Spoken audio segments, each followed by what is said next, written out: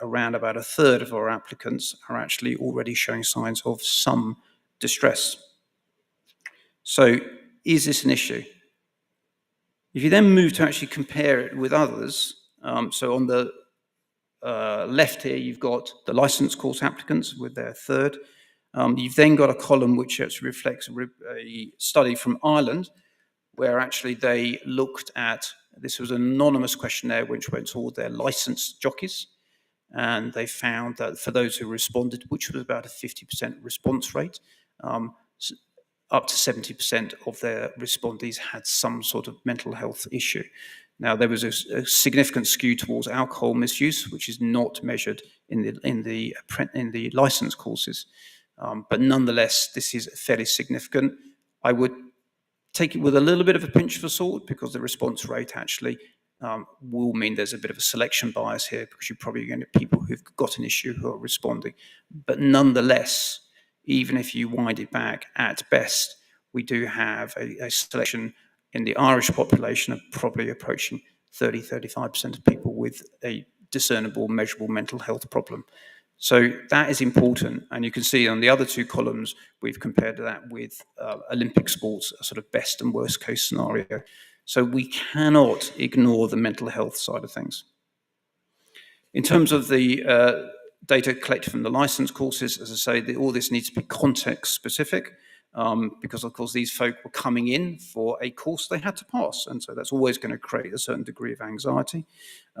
In the license course, it was not screening for alcohol-related problems. And I guess the questions really are we actually recruiting in people who are better mental health than actually the current participants, or rather more concerning, does the sport actually cause mental health problems?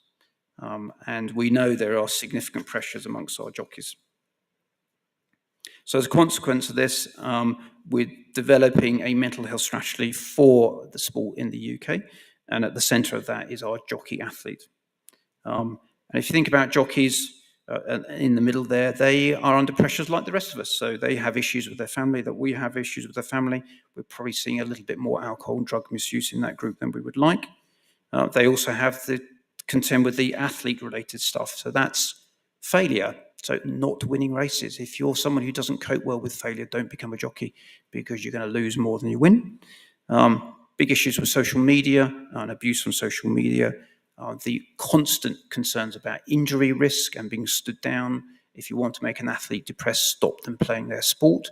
So that's really important. And the issues going into retirement as well. Okay, so retirement, really big challenging time for athletes. They lose a lot of their identity as they go into retirement. Then, of course, we never got the more specific racing side of things. So concerns about employment, autonomy, power relationships, weights, of course, as we know, have a big effect on people's mood, and the relentless timetable. So jockeys are exposed to considerable pressure.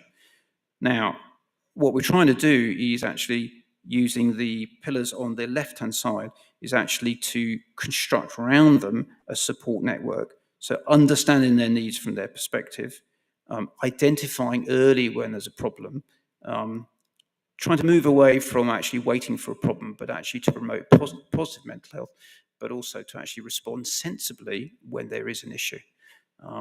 And certainly the strategy is developing over time around the jockey. Their primary levels of support, like the rest of us, are people we meet, so families, friends, and other jockeys. And we're trying to construct around that an industry which actually is mindful of well-being, in order that actually we don't inadvertently add to the burdens of this group. So one of the things we've done, for instance, is talking to the stewarding staff about how they run inquiries, to do it in a way which is less burdensome. We've taught the stewards how to break bad news as well, because one of the challenges is often if you get a positive drugs test, you learn about it on a race course on a race day, and how that is delivered to you is a really important thing. So there's a sort of broad strategy which is developing over time. So coming back to our four corners, pleased to say that the FA, which was previously in the middle of this chart, has now been replaced by the jockey. So we're trying to be more jockey-centric and actually factoring all these aspects of the four corners. And then the other thing, which I'm really hoping will happen at some point, is that little elephant in the room will eventually leave the room, if we can actually come up with a strategy which is going to tackle weights in the long term. Thanks very much for your time.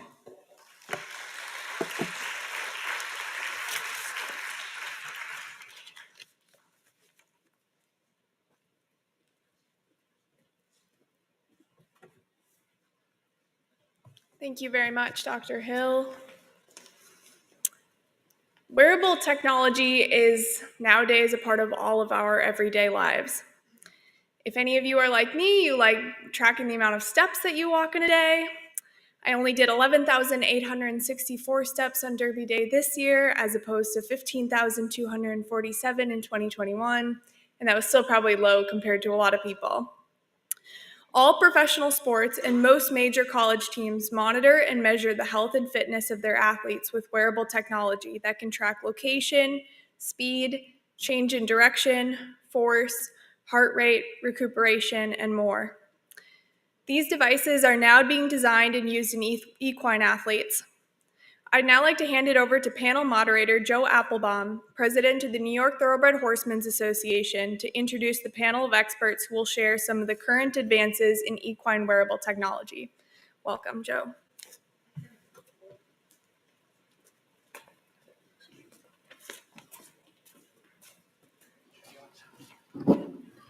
I think Anise stole my opening line. Can I get a quick show of hands? How many people here use an Oura Ring or a Fitbit or Strava? Strava's for biking, or Whoop for monitor your sleep, right? So people in internet land, there's probably a dozen people put up their hands. So the wearable technologies are becoming widespread amongst humans, and we have some experts here to talk about how we're going to deploy them in equine athletes over the next, hopefully, few years. So let me do a quick introduction. To my immediate left is Will Duff Gordon. He's the CEO of Total Performance Data. They're a leader in in-race sectional timing. How'd I do? Perfect, Joe. Okay. The man in the middle probably needs no introduction to this audience. Dr. Scott Palmer is the Equine Medical Director for the state of New York. He's well known for his research with equine athletes. And Valentin, I'm going to hopefully not mess up your last name, Rapin? Yeah. Okay, Valentin Rapin is the co-founder of Arianeo, a French company that has a product called Equimeter, which is widespread worldwide and rolling out here in the States. So what we'd like to do, and I'm going to start with Will, and we'll go from here. If you can give a brief explanation of what your product is, what it does, what you're measuring, and I guess some brief technical specs about how quickly it does that. Cool, thanks, Joe. And very good to be here, and thanks to the organizers of this event, Jamie and Matt and Kirsten. Normally they're the very, very talented yearlings looking out here, the potential superstars, which we're going to try and match up to, Joe, aren't we? Probably badly. So I set up TPD as a former racehorse owner. I used to work in financial technology in the city, and we're marrying kind of two things I knew a bit about, data and horses. Racing as a chance to sort of put devices on horses and have an unlimited use for that content, which gives racing a chance to kind of maybe overtake human sports where athletes will wear devices in training, but perhaps not in matches, or perhaps that data might not be shared with broadcasters in real time, whereas the content on the horse, the poor old horse can't vote against what he's carrying within reason, as long as it's light and safe. And so, yeah, we set out to work with Equibase from about 2017 onwards. We were also working in the UK to see if we could the Internet of Things could come to racing, and we could capture data that would help lift the lid on the mighty thoroughbred. That's what I kind of try and do. In the States, we were set a pretty tough challenge of adding value to official timing, workouts, affordable graphics, and enhanced charts. And then we also wanted to create in-race wagering. So kind of like there's a huge set of challenges against all of those things. So it's effectively a GPS solution with accelerometers. We also now work with hybrid beams in order to help with the official timing. One of the big challenges in the racing here is the run-ups. If I could define the technological challenge in American racing in 2 words, it would be run-ups, but I think we've dealt with that now. So, yeah, we're I guess, making great progress against all of those items using a GPS system and then very low latency transmission of data over radio frequencies. Can you explain what that means for the audience, low latency transmission? Probably not. I'll try. So you transmitting the data in real time for the benefit of in-race wagering, for to put on the TV screen for the timing. So different ways you can transmit the data. Some use mobile networks, some use Wi-Fi. We use radio, but the idea being to kind of like have real-time data on what the horse is doing. Is that cool? Yes, latency, just substitute in American real time. Speed. Yeah. Okay, Valentine. Arianeo and Equimeter is a little different. Can you talk about what you're doing, what kind of data you're collecting, who your clients are, and what it looks like? Sure. So we created the company in 2014, and so we are specialized in the development of a new technology to collect and analyze some health and performance data on the racehorse during training. And so our flagship product is the Equimeter. It's being used by more than 400 trainers and vets all around the world. And so it's a simple device that you will attach to the girth. We have some electrode that will allow us to gather the heart rate signal of the horse while exercising. So we will be able to look at the intensity of the effort has reached during his exercise, how he handles his exercise, and the quality of the recovery and the fitness data. On the top of this, we have developed some very special electrode that allow us as well to export the electrocardiogram of the horse at full speed during the entire exercise. So after each training, you can also download the electrocardiogram to investigate if there is any type of heart rate abnormalities, such as arrhythmias, atrial fibrillation, all those type of things. Then we have a GPS for all the speed, distance, mapping, sectional data, like basically all the clocking information. We also have some movement sensor on the device to gather some locomotion data, such as the stride length, stride frequency. We do also have some symmetry and regularity indicator that we use for the warm-up phases. And in the device, we also have an RFID reader that will make the scenario of use very easy. Basically, you just have to click on one button, you read the horse microchip. Like this, you never need to worry about which horse is wearing what device at what time. Then you will gather your data during the training. Then all the data will be then displayed on a mobile app or on a web analytic platform. Then you will have different functionalities, such as like the training's playback to analyze all the key parameters about the training that you've just done. Comparison of different training, evolution of the data over the time. Then we also have a very strong analytic tool into which one you can select a lot of different filters, such as like every 2 years old, breathing at Kidland on the dirt. You will get all the average data from a different horse or for one horse. And you have like more than 200 different indicators that you can put into this tab. Okay, so I just want a little sum up and then a follow-up question. We can collect all sorts of data now that previously was difficult to collect: heart rate, stride length, EKG, amongst others. That's not even the full thing. Okay, how much of that are you collecting? Just the easiest thing is, how many beats per second are we collecting it? So basically, it will depend on the different sensors. But Yeah. With the heart rate, we would collect like 250 hertz. So Right. it would mean like 250 data per second. Right. For the locomotion data, we will go to 120. And for the GPS we are using for training, we are just using 1 hertz. Okay. Will, any thoughts on your kind of technical scale? Well, we've got 500,000 horse performances, or getting close to, so it's a very big set of data now.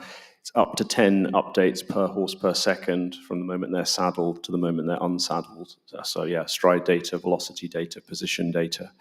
So yeah, there's a lot you can do with that set of content. And this is important. I heard the jockeys talk about weight.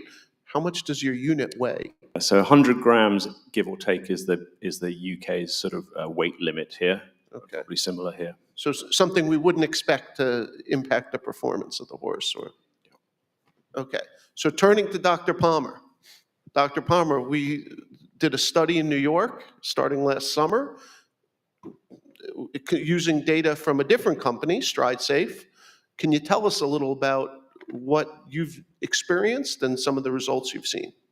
Can I have a slide? Absolutely. Any calisthenics in this?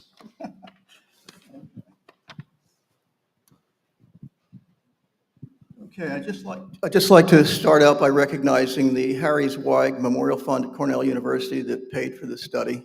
And this is a fund that's been very helpful over the years. We've funded a lot of research at Cornell with the Zweig funding, and the information that we gather from these research projects is used to develop evidence-based interventions that we've used in New York to reduce fatalities significantly over the last 12 years. So basically, all of the success we've had thus far has been based upon subjective data gathered by veterinarians examining horses for the most part.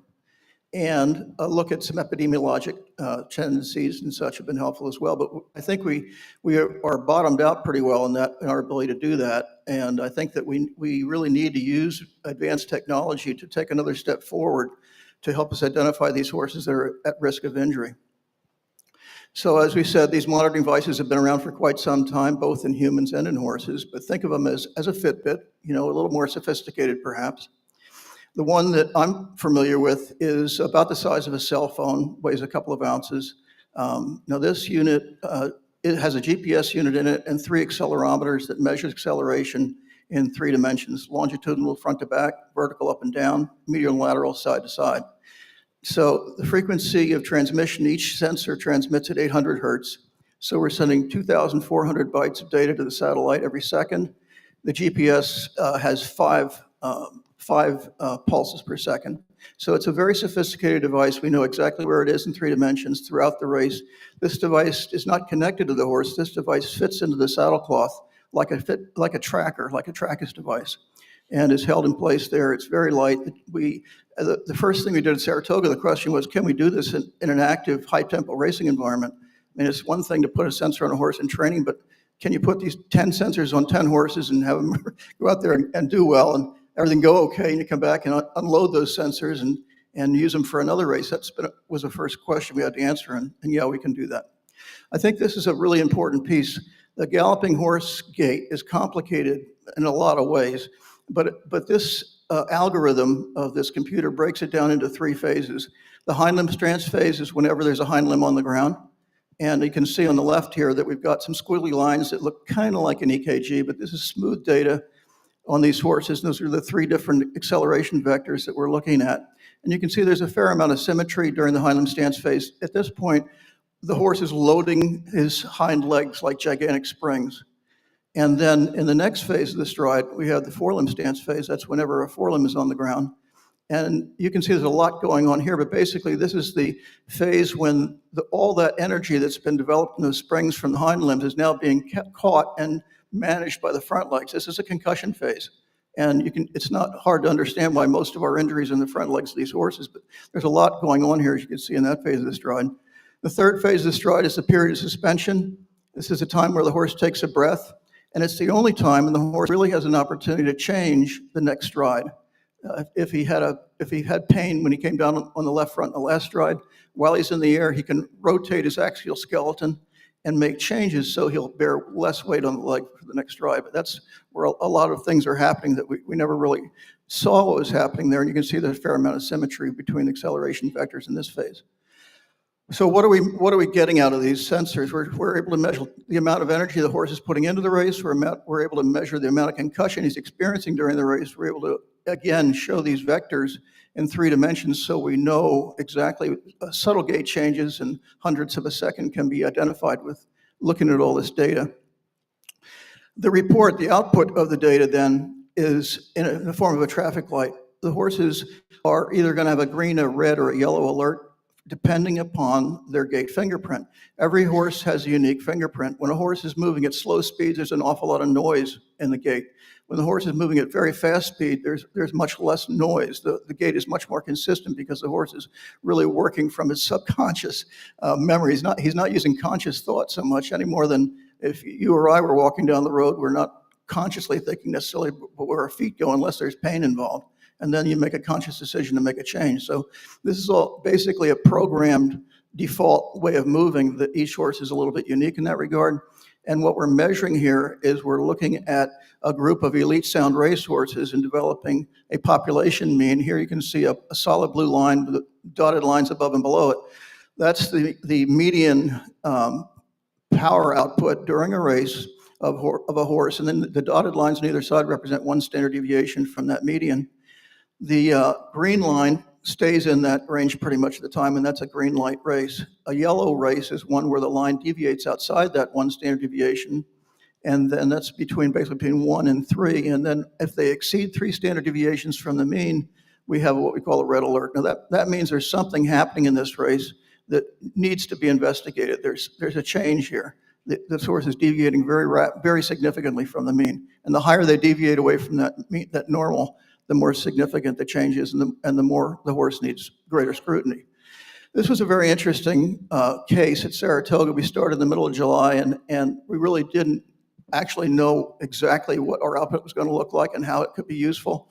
This was a horse that, in the total power on the left and the total vibration on the right, the pink line is the recorded horse in this race. The dotted lines and the blue line is the population mean from other horses that we had at Saratoga.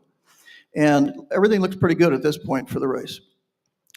These charts show a different story. These are the individual vector analysis accelerations, and the dorsoventral means that you can see this horse was well below the population mean throughout the race, and particularly so between 50 and 60 seconds into the race.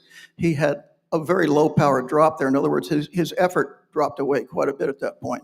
In the second chart, where you see longitudinal vectors, you can see the horse accelerated pretty well throughout the race until, again, about 55 seconds into the race, there was a rapid phase of deceleration at that point. And if you look at the medial lateral chart, you'll see 2 very big negative peaks here where the horse was shifting his weight significantly out of balance, in particular around 55 to 60 seconds into the race. When I got this data, I didn't know exactly what it meant, and I called the trainer up. I got this data the following day. I called the trainer and asked him if I'd come take a look at the horse because I was concerned about him. And the trainer said, "Sure, come on over." I showed him these charts, and he said to me, I said, "Could you fill me in a little bit about how this horse came out of the race?" He said, "Well, I guess you don't know what happened." And I said, "No, I really don't know what happened." He said, "Well, this horse finished the race great. The jockey hopped off and the trainer was there in the unsaddling area. Everybody was happy. Finished second place in a maiden special weight, 2-year-olds in Saratoga. And the horse was tagged to go back to the test barn because it finished second. And when it walked a quarter of a mile from the unsaddling area back to the test barn, when it got back to the test barn, it was fine. During the cool-out period in the test barn, it became lame. And it became so lame it had to be shipped back to the stable for evaluation, at which point they examined the horse, radiographed it, and found the horse had developed an acute sagittal fracture of the third carpal bone. And we could actually see that happen with the sensors. Keep in mind that nobody else saw anything. The jockey didn't feel anything. The trainer, everybody was thrilled about the way this horse performed. But the sensor picked up this medial lateral weight shift, deceleration, and the lack of impulsion. So it was a very dramatic example for me that we were measuring something here that was important. So here's an example of the elite sound racehorse tracings of those acceleration curves during a race compared with the horse that broke its carpal bone. And you can see there's some pretty dramatic changes there. Now, how do you measure those changes? That's a computer algorithm that sorts that out. So the real question was, though, beyond the anecdotal information was, does this identify lameness? It certainly identifies gait asymmetry, but what meaning does it have? What does this all mean, and can we use it? And does it have value? So basically what we did a prospective study at Saratoga from July 25th through Labor Day. We had 7 high-speed exercise outcome variables that we followed for 4 months after the end of that meet.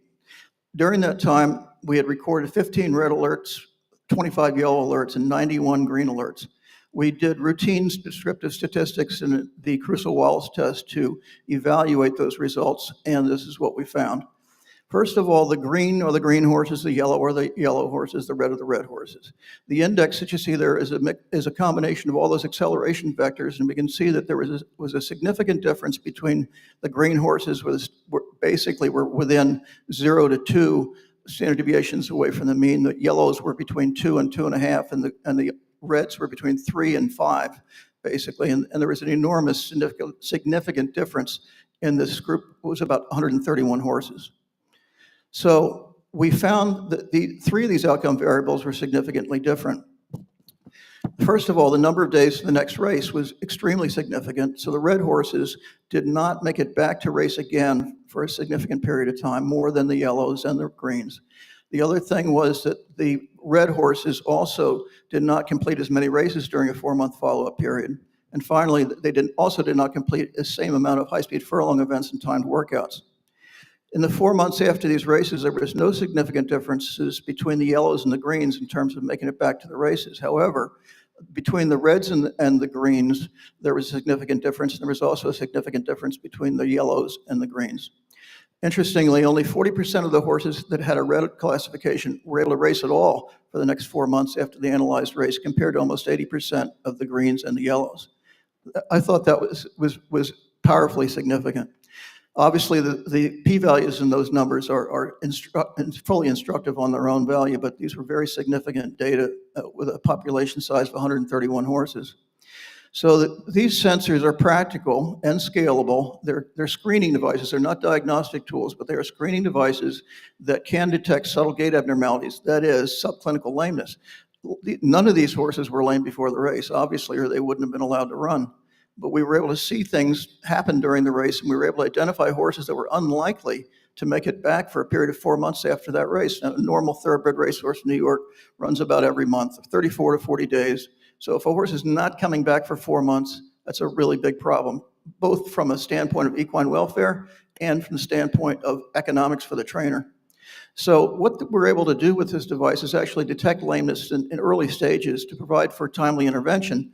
Typically speaking, the regulatory veterinarian in the racetrack does not get involved with a horse unless it fails a pre-race examination.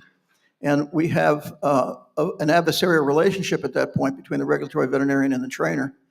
This device allows us to identify unsoundness very early in the process, where we can actually work with the trainer and say, look, your horse is not lame today, but the warning signs are very clear. You need to get this horse evaluated by a veterinarian. He needs to have a good diagnostic workup, because something's going on here that's preventing him from competing and being up to his normal potential.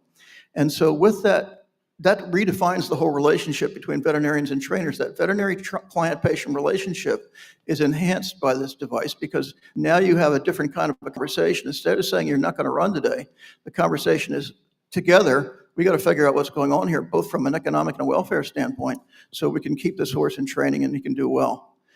The next steps then, we came back to Belmont, Fall Meet, and Aqueduct, and in Saratoga, we were only able to measure all of the horses in one race a day, because that was a starting point. We wanted to walk before we started running. And when we got down to Belmont, we did every horse in every race, and we're able to get that data. Did the same thing at Aqueduct. Because we had now repeated measure opportunities, we have individual horse fingerprints as well as population fingerprints. And we've refined the algorithm quite a bit. So using guided artificial intelligence and automated reporting protocols, we can get this information back to trainers almost in a real-time situation. And we are right now collecting the prospective data. It'll be, our last horse recorded was the end of April. So by the end of August, we'll have all the data and the outcome variables. We're going to redo the whole study again through the academic analysis at Cornell. And I'm confident we're going to have some interesting numbers, because at this point, we've got about 6,500 recordings and about 2,500 horses. So that's an enormous population to look at. I just want to quickly show you this idea that we have a population mean that we can make reference to. This is an individual horse mean. This horse raced 5 times, and you can see that there are 4 races up here that are kind of clustered together. There's a lot of noise, particularly in the medial to lateral forces. But notice the bright red line on the bottom was the last of the 5 races in October, and this horse was significantly different than in all of his other races. So I'm just pointing out to you that we have repeated measures with the opportunity to measure a horse against himself and use his individual fingerprint as our baseline, and it gives us a very powerful tool to pick up changes. I just wanted to acknowledge NYRA and NYTHA, the New York Thoroughbred Horseman Association, who helped collect data and provided the opportunity to do this study. And again, Husni Mohammed is an epidemiologist at Cornell that helped analyze the data. So I wanted to let you know that this was, to my knowledge, one of the first independent reviews of this technology in a real-time racing environment. And I'm excited to share that with you. Thank you, Dr. Palm. So I think Dr. Palmer just said a really important thing that I'm going to circle back to is independent review, right? And that goes to data validation. So I want to ask Valentin and Will, we now know we can collect the data. Dr. Palmer's giving us very kind of exciting and interesting results from that data that it seems worthwhile, especially in equine welfare. The question really, though, is how much data do we need to make sure it's worthwhile and we can draw reasonable conclusions? Earlier, Dr. Parkin talked about something that was underpowered, and I think that's important. Will, you just talked that you have 500,000 data points, or is that races? Or is that horse performances. Horse performance. Yeah, I mean, you want to have every horse in every race providing the same information so that you've got a consistent set of performance data to judge every horse against when you're evaluating who's going to run well, badly, or from the safety angle. So the task we were set was to make the sort of the wearable sensors scalable. So it could be in every horse, in every racetrack. Trackers came before us, very good technology, but was kind of hamstrung by the kind of cost of that system. And it was a dozen installations. We've now got to 20 in the US, 80 worldwide, and it'll be well over 100 by the end of the year. But the sort of flip side to that is we're not going with a kind of a blank check here to sort of go for the most accurate, most gold-plated system out there. You're looking for a technology that is attainable so you have that trade-off between can every horse produce the same information to help with the welfare and the wagering, but not such that only a few race courses can adopt it. So that's been the kind of the journey we've been on. That's quite difficult to marry those two things. Yes, scalability being the key word there. Valentin, so actually before, Dr. Palmer, in New York, we have about 19,000 starts per year. That's individual starts. How many workouts, high-speed workouts, generally do we have? Well, the high-speed workouts are over 40,000, between 40 and 50,000 a year. So double, almost 2.5 times the number of race. I think Equibase published something like 600,000 or 700,000 workout times a year. Right. And we know from much of your past research, Dr. Palmer, that it's the accumulation of high-speed performance, either in workouts or races, that's important, not just one or the other. Right? Either a lot of it or not enough of it. Exactly. So Valentin, you focus mostly on workouts. So talk to us, what is a valid data set to you? How big does that need to be for you and your team to be comfortable making conclusions? I would say it depends on what you would like to investigate. If you would like to investigate like the electrocardiogram of the horse during a workout, only one monitoring could be enough to identify something wrong. Then after, have the vet to have a closer look to investigate it. After us today, we use about 100,000 workout to define some threshold that would help us to identify some horse like, getting out of the standard very easily.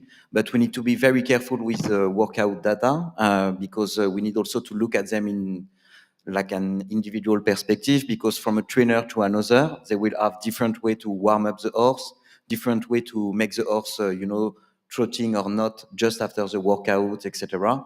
From a track to another, also the data will be impacted by the quality of the ground, condition of the track, etc.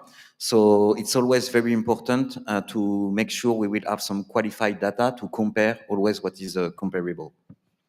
Great. There's some slide. Do you want to talk through that slide quickly? That's.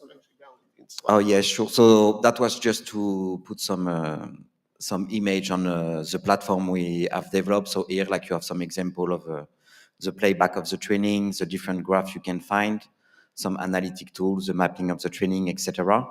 And also something we wanted to tell you today, like it's us, we are very enthusiastic about some research program. We have a lot of research and vet using our product today to investigate new things. So we have conducted ourselves a lot of validation studies, mainly for the electrocardiogram and investigation of the different arrhythmias, etc. So we are also able to provide all the raw data from our device to investigate like a new type of areas, like new things. Fantastic. So we have all this data.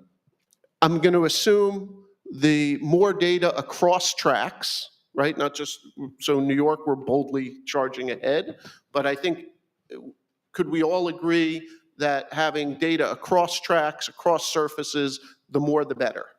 Absolutely. Okay. So let me give everyone a perspective for a second. Will mentioned Trackus before. Trackus has been at many of our tracks for many years. Looking at New York, we had our 2019 data had 4.5 million rows of data from 1 year of Trackus.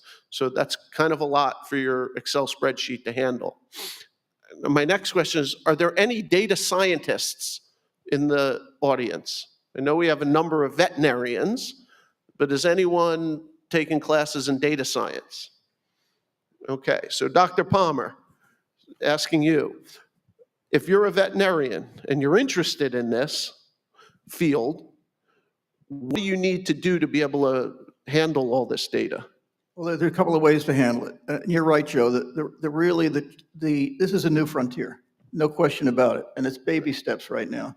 And I can tell you that I was trained at the University of Pennsylvania in 1976, same era as Dr. Bramlage. We're kind of old compared to a lot of young people in the industry right now. But back in those days, I mean, I'm not sure I could have even spelled epidemiology. You know, I think that you have to have training in epidemiology. You have to have training in statistics, and to work with a data set, to work with an experiment, even in the one we just did at Belmont and Aqueduct, to take 6,500 recordings, lines of data, and then there's millions of bytes in there. But when you're looking at that, you absolutely have to have a basically, I like to call them data wranglers. These are people that know how to work with large databases and have the computer power to do that. And a lot of this involves using artificial intelligence, which is kind of a catchphrase this day. But the most valuable way to do that is you don't just throw all the data in a computer and expect to get an answer out. You have to teach the computer or guide the computer to tell them, what the important things are, because a lot of covariables are going on in there. You need to strip that all down. From the TPD perspective, the last few years have been about acquiring the data, getting onto as many race courses as possible, having a big enough data set.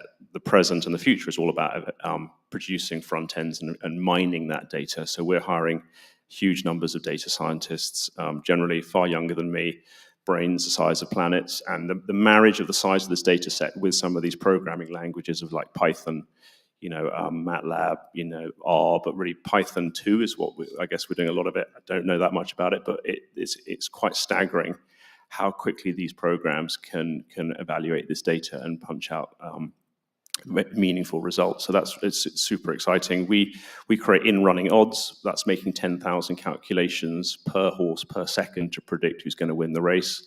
We can refine that model the whole time. So it's an exciting marriage of sort of computer science and programming with huge data sets, machine learning, neural networks, all those buzzwords that people use probably and don't really mean them.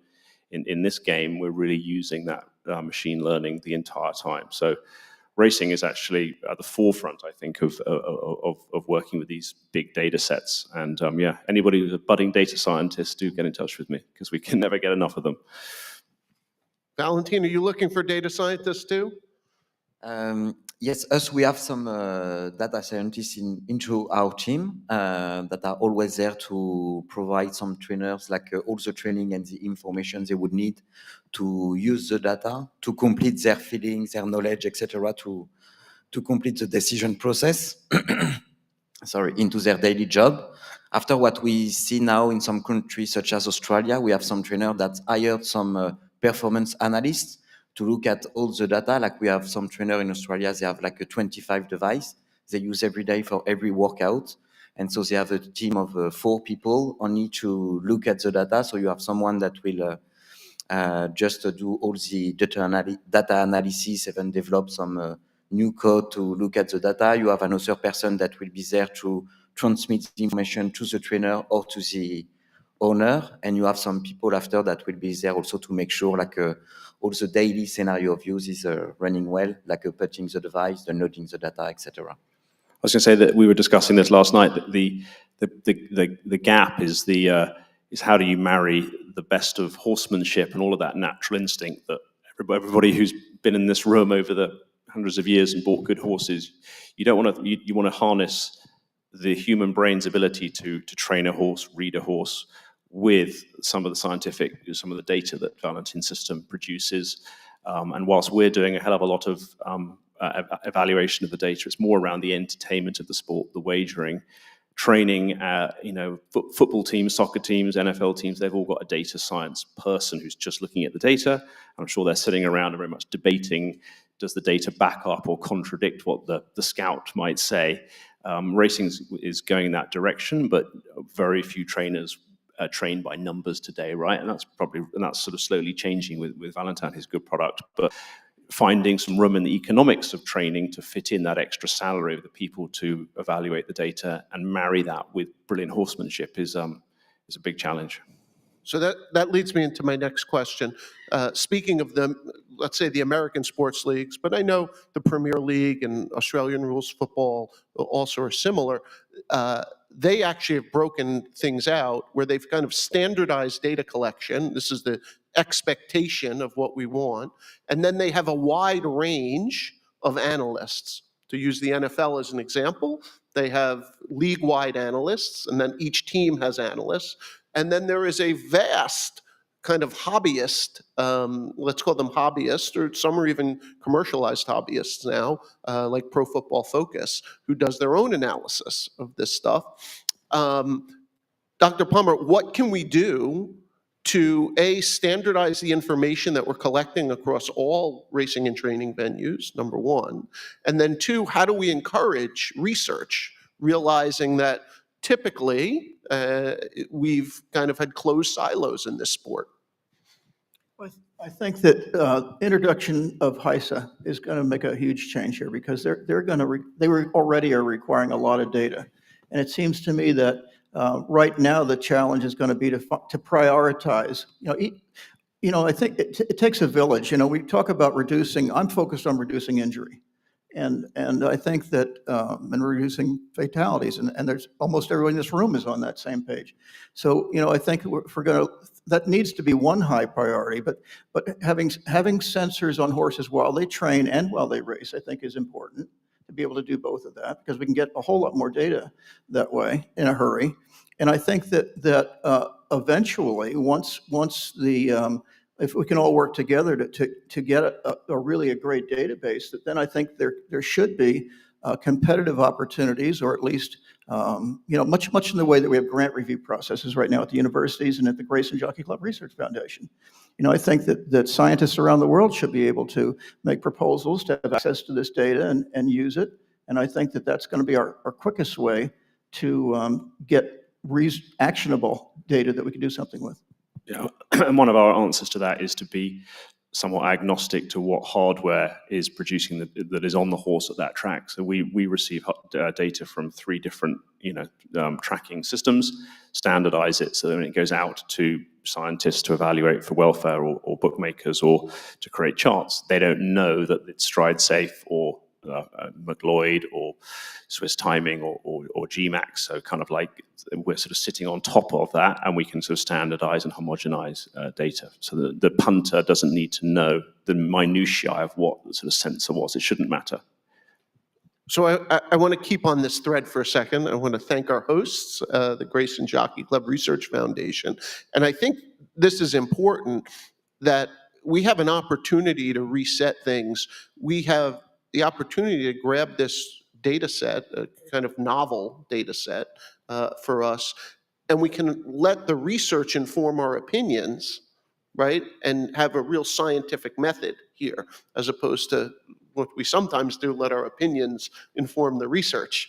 So could you talk a little about how we could go about encouraging academics, both within our sport and without our sport? And maybe there's ways we can find those people. I think it's really important to do that, and it's going to be a challenge. Right now, it's a challenge just finding enough veterinarians to fill the regulatory role, and to find veterinarians that'll work at the racetrack. So that's our starting point. That's a pretty low bar. And now we've got to attract and incentivize people to do training in data management or marry these groups together in a way that we can be productive.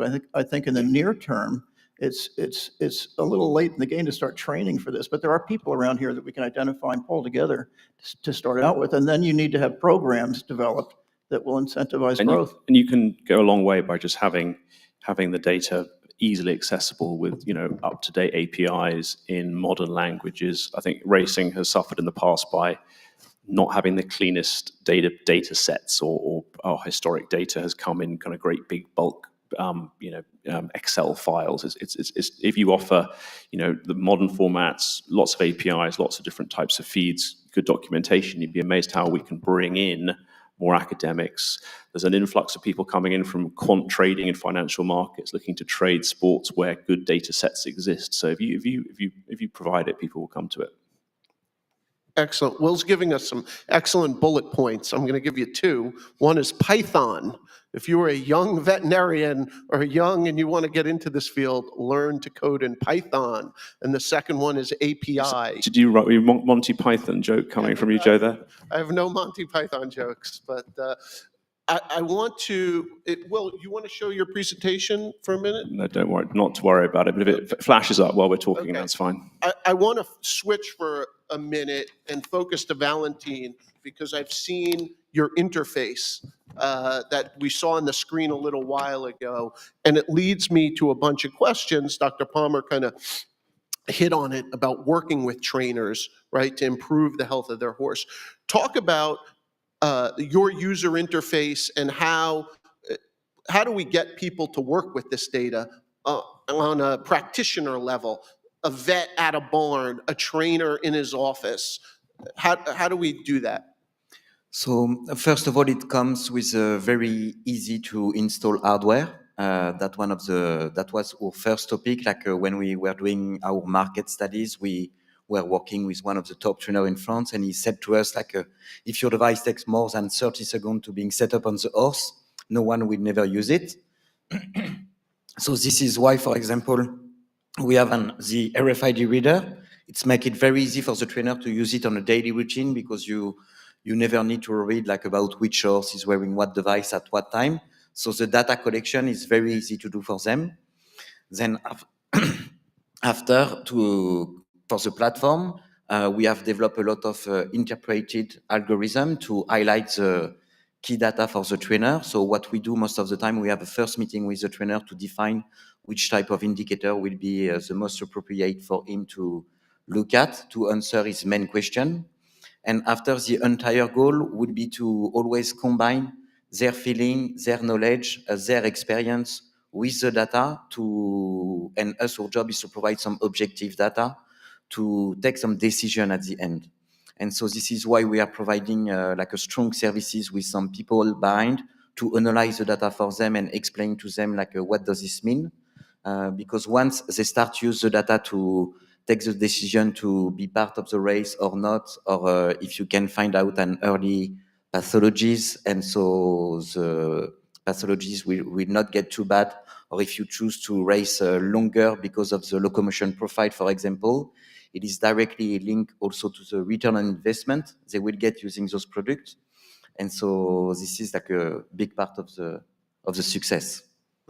Dr. Palmer, I know you pushed for the kind of, let's call it simplified red, yellow, and green system, but part of that is to make that understandable, right, for maybe non-technical users.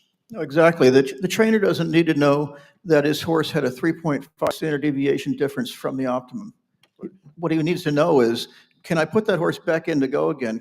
I've got a good chance of racing him right back, or is there something going on? I need to sort it out. I need to get a veterinarian to look at the horse. And it's part of that veterinary client-patient relationship that this is a tool that gets you into the process really early. But by the same token, though, I work from the numbers. I don't work from the colors. I work from the numbers of standard deviations, and that's where the research is done. So you have to have those numbers at one level to use the data most appropriately. But I think communicating it to a trainer, I have a letter that basically I created that says, you know, your horse was just recorded. He's got a red alert. This is what this means. This is what it does not mean. And this is what you need to do. And I think that's actionable intelligence right now. So Will, in England or in Europe, often they scoff at time, right? And you have probably a lot of experience overcoming or attempting to overcome that bias. Can you talk to us a little about some of the things you've done or more analytic-minded people in Europe have done to... when we that great question, Time is for Prison, Yes. that came out from a champion trainer in the UK back in the day.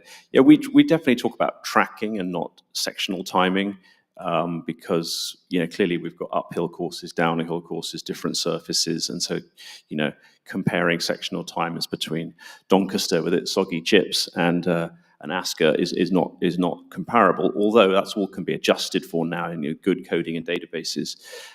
So yeah, we think of it as tracking. It's a much wider data set. There's the safety angle, the betting angle. We think we're in the entertainment business. On the left-hand side there, you've kind of got the enhanced chart, so try and offer much richer per half furlong data, stride length, stride frequency per half furlong.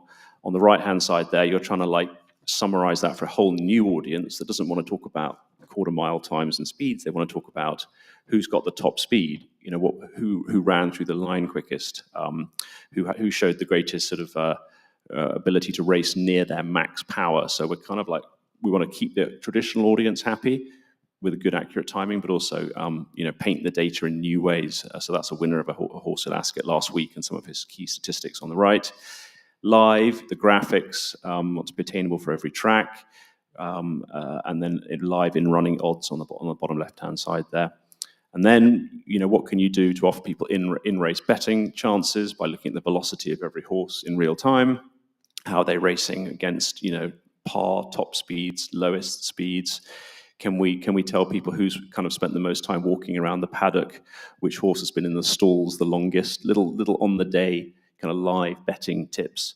And then finally, after a race, rather than just talking about who won the race, can you draw speed charts? This is a particularly interesting one from Ascot last week, where a horse called the Riddler careered across the track, blocking the run of every single horse he was up against. And the stewards can't yet use that information, but they hopefully will soon. And you can see that horse in blue, how much its velocity was cut off by that. That creates huge talking points. We had hundreds of thousands of pieces of people engaging with that. That's a much better way of telling the story rather than running the replay 700 times, which is what the TV companies have done to date. That's excellent. That last slide was excellent because I remember watching that race and watching him cut off a number of horses. So seeing it in that format is really validating. And then there's new types of bet. Some would say they're quite frivolous. They are a little bit frivolous, but a new audience that's going to come in, that's going to bet on NFL, it's going to bet on basketball and hockey. They want to maybe bet on who's going to reach the top speed, who's going to do the fastest final furlong, as well as in-race wagering. So yeah, we're spread across a whole number of fronts, and the question is, can we adapt our huge data set for a welfare point of view? Can it spit out some of the kinds of things that Dr. Palmer's talking about, as well as bringing more people into racing to engage with it? So I'm going to get back to that in a second. I just want to ask Dr. Palmer, so you've actually dealt with New York NYRA-based trainers with this data, going to them and saying, hey, your horse may have a problem. What's the response been? Well, it's been kind of interesting. When I was reviewing the Saratoga results, I was tracking those horses in a progressive fashion, looking at what they were doing, and I would see a horse win a stake at Saratoga and then drop off the radar screen, and I didn't know what happened to him. So I'd call the trainer, who is now in Florida, and I'd say, by the way, I just want you to know, you won a great stake in Saratoga. I kind of thought this horse might go with you to Florida, but I haven't seen anything, recorded workouts, what's going on. I mean, the recording we have looks like he might have had a problem in that race. And there's a long silence on the phone for about 20 or 30 seconds. And then he says, how did you know that? He said, he's at WinStar right now. He's recovering from surgery. So the trainers they were initially very frightened of this technology because the word was out that if we got a red alert, Palmer's going to scratch your horse. And so after 5,000 horses, I said, how many have I scratched? None. That's not what we're doing here. This is an educational deal. And so I think the trainers are fairly consistently very, very supportive of it. They're very interested in the information you can give them. It's like a great piece of insight that they would not ordinarily have. there's rumors running rampant on the backside that aren't true. Shocking, just simply shocking. So Valentin, you work a lot with the trainers in the morning.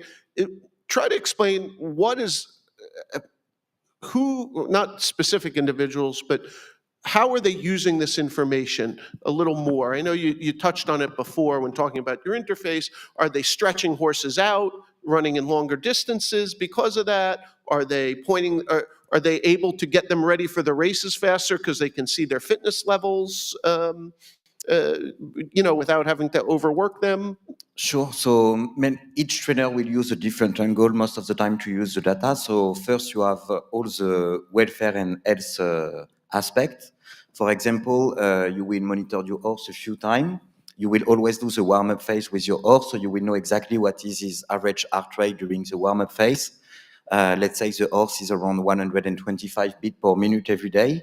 If one day you see the heart rate going up to 140, 150, it will probably mean there is something wrong that needs to be investigated, maybe a pain or something else. So you can contact your vet directly, or your vet can also have access to the data by distance to monitor those parameters for you. Then after you will have another very easy way to use the data. Let's say you will monitor your last workout before a race. You will know exactly what was the peak speed data, how the horse handled his maximum speed, for how long time. You will know exactly how many times the horse has spent into anaerobic zone, what was the level of the recovery, fitness data. Then you will have the locomotion profile as well during the workout. You will go to the race. If the race is going well, you are happy with how the horse ended the race. For the next previous work before the next race, you would be able to know 100% if the horse is back into the same good condition. I think I can help pay Valentin a compliment. It's really in the strike rate.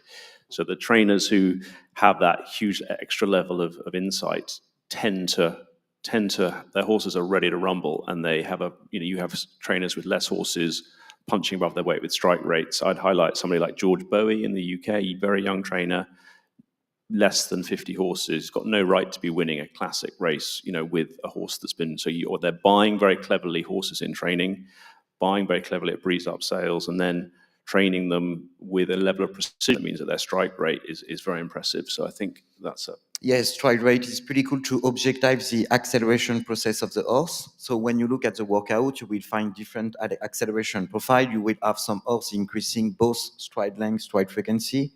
You will have some horse increasing only their stride length, or you will have some horse decreasing the stride frequency, increasing the stride length, for example.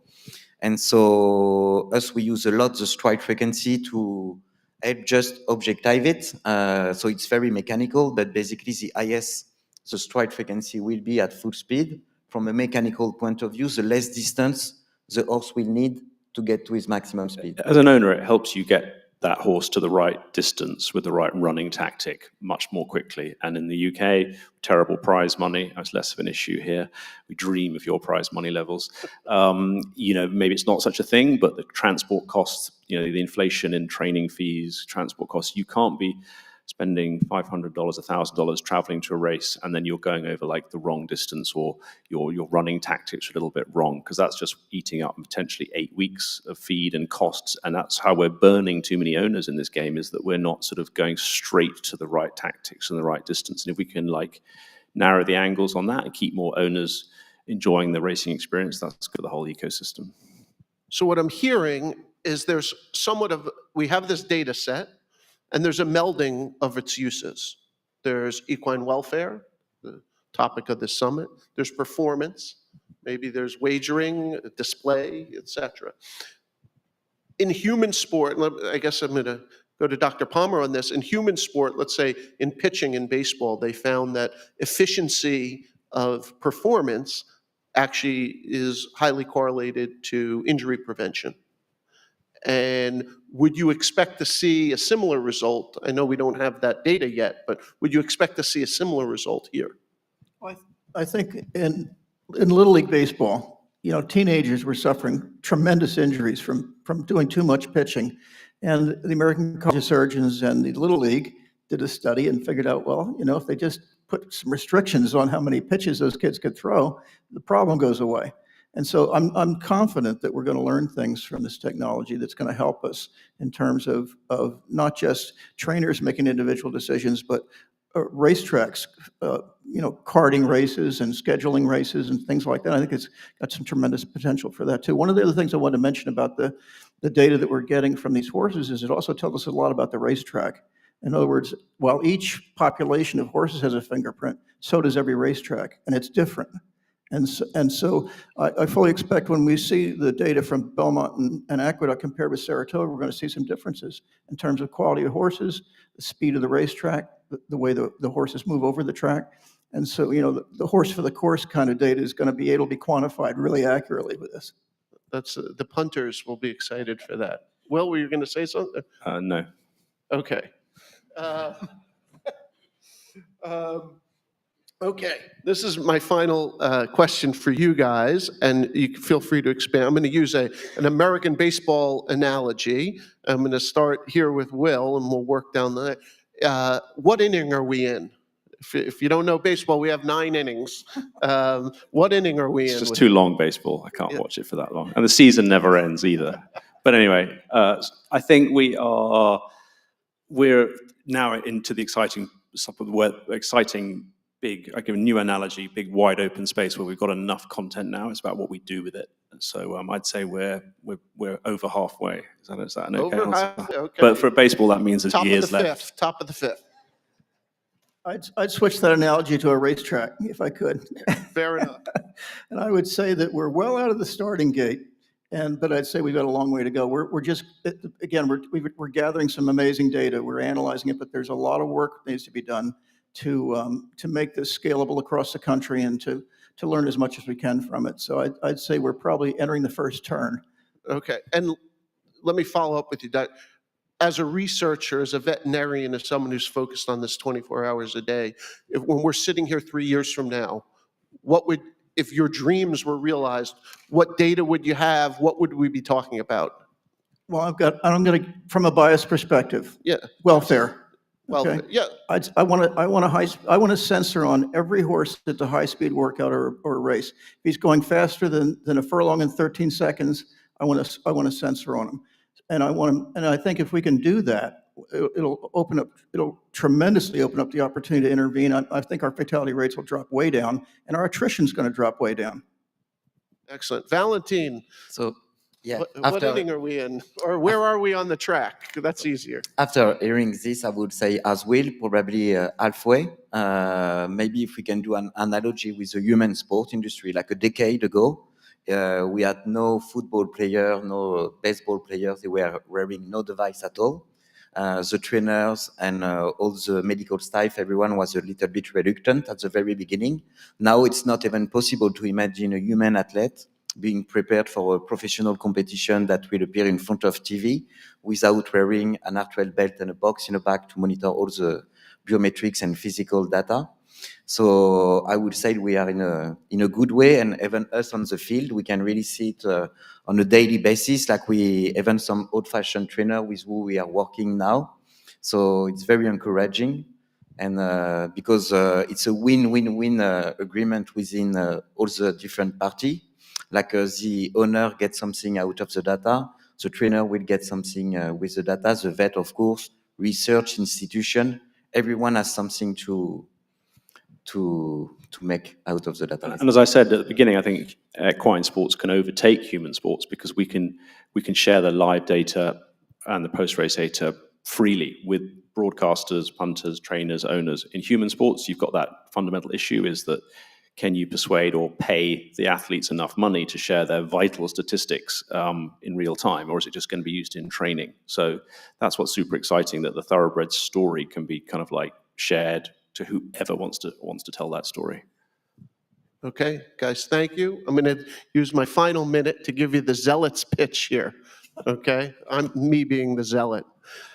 There's not a human football player or soccer player at a professional level who's not using a catapult vest. At F1, the drivers all use gloves that track their heart rate and perspiration. Weightlifters are using push bands to understand their load. The human sport's about 10 years ahead of us on this. And as Will just pointed out, they have things like players' unions and privacy concerns. Not that we don't have things like privacy concerns and equity issues, making sure all trainers get access to this. And what are the security provisions on this data, and who owns the data, and all that needs to be knocked out amongst us. But we're 10 years behind, but we can catch up, and we should catch up. It's not just for the benefit of the betting public, but it's really for the benefit of these horses. It gives us tools and opens us up to people we've never been exposed to before who can truly help us. We're kind of a closed community. We're a small community in the sporting world, but this data and the sort of analysis that goes with it could really alter the trajectory of the sport.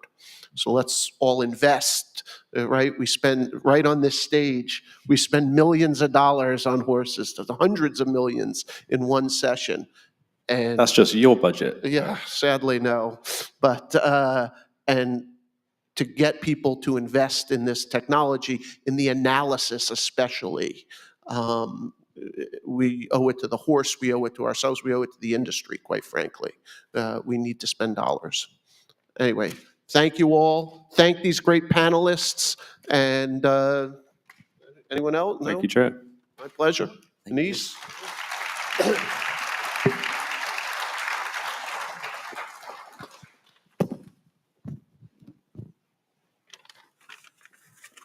Much, Joe, Will, Dr. Palmer, and Valentine.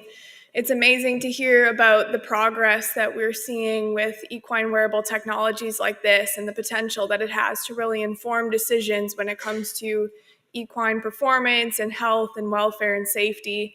And so with that, this is a great pause point, and we are going to break for lunch for an hour. And so I will see you all back at 1 o'clock, where we will resume the afternoon sessions.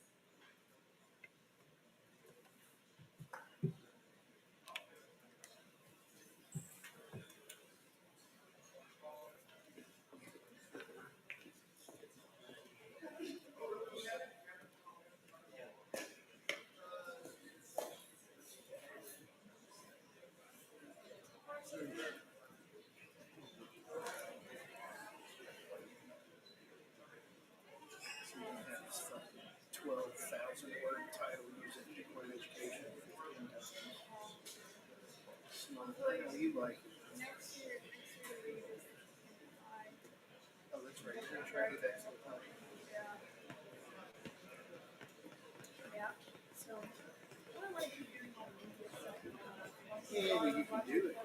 It's probably harder to do when you do kids. The guys at ABR and those things are just contract work, right? Yeah. No, and that's perfect. I mean, it's like a lot of people do it, like having that balance. This is great.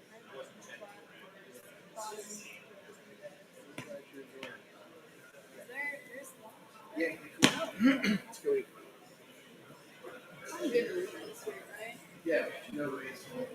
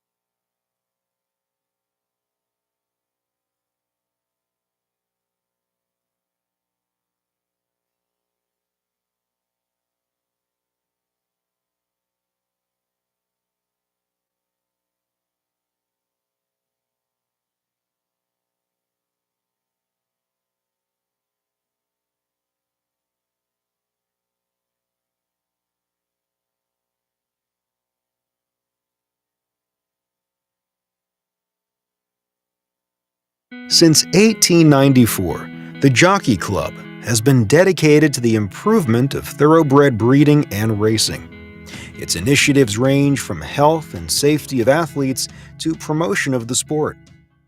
Blood Horse, owned by the Jockey Club and Toba, serves owners and breeders with the largest reaching news media platforms and has proudly covered the thoroughbred industry for more than 100 years.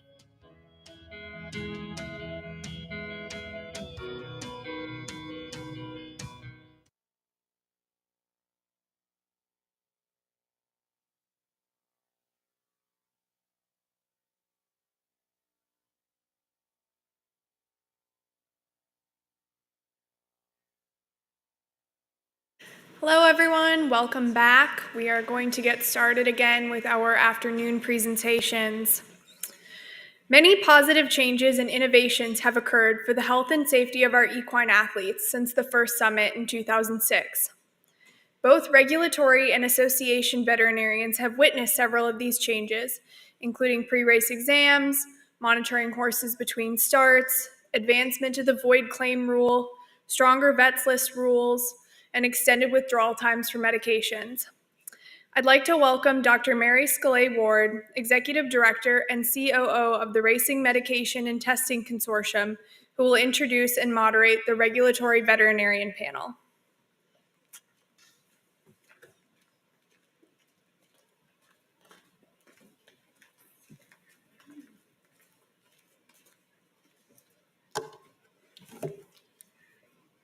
Okay, let me do this.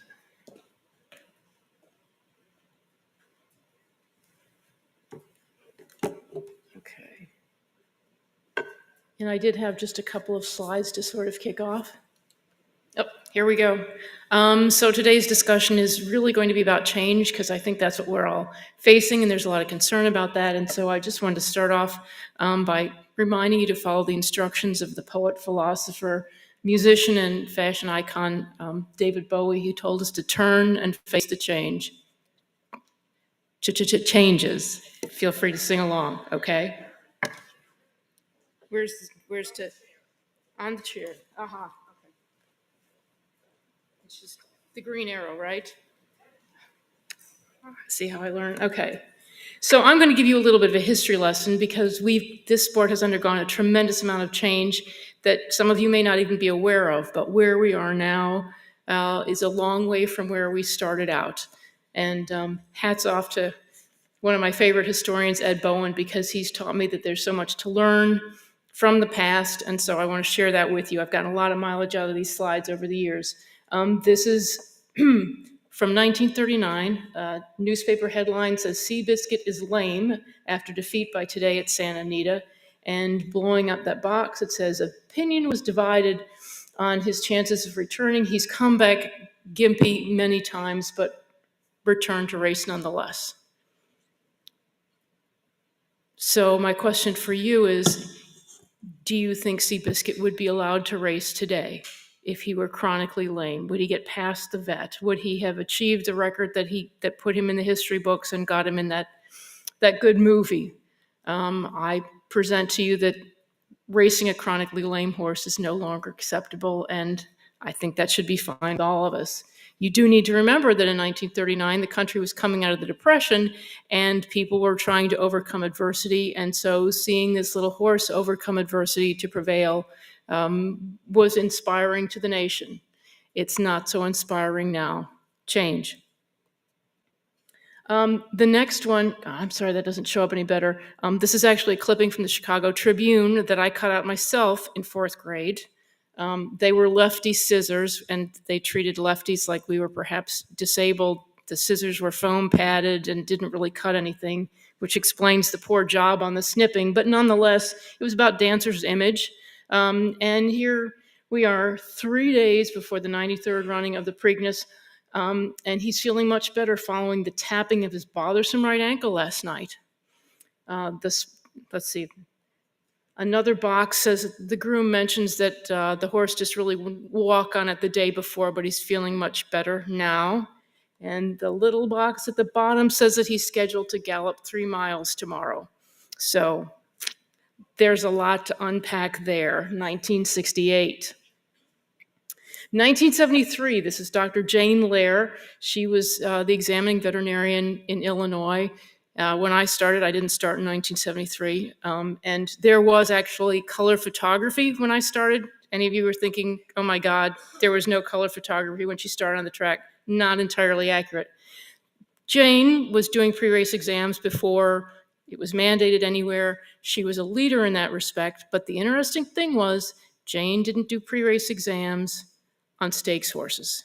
And when you'd ask her why, she'd say, well, they paid to run their horses. You'd say, what? And she said, well, they've already affirmed by putting their money up that they expect the horse to put in a credible performance. So they've already vouched for their horse, so I don't need to check that horse.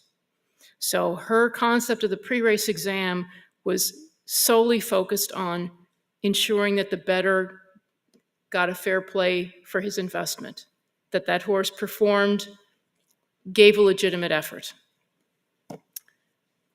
And then here we are in 1989, and yes, I was working at the track then, and this is a horse that I remember.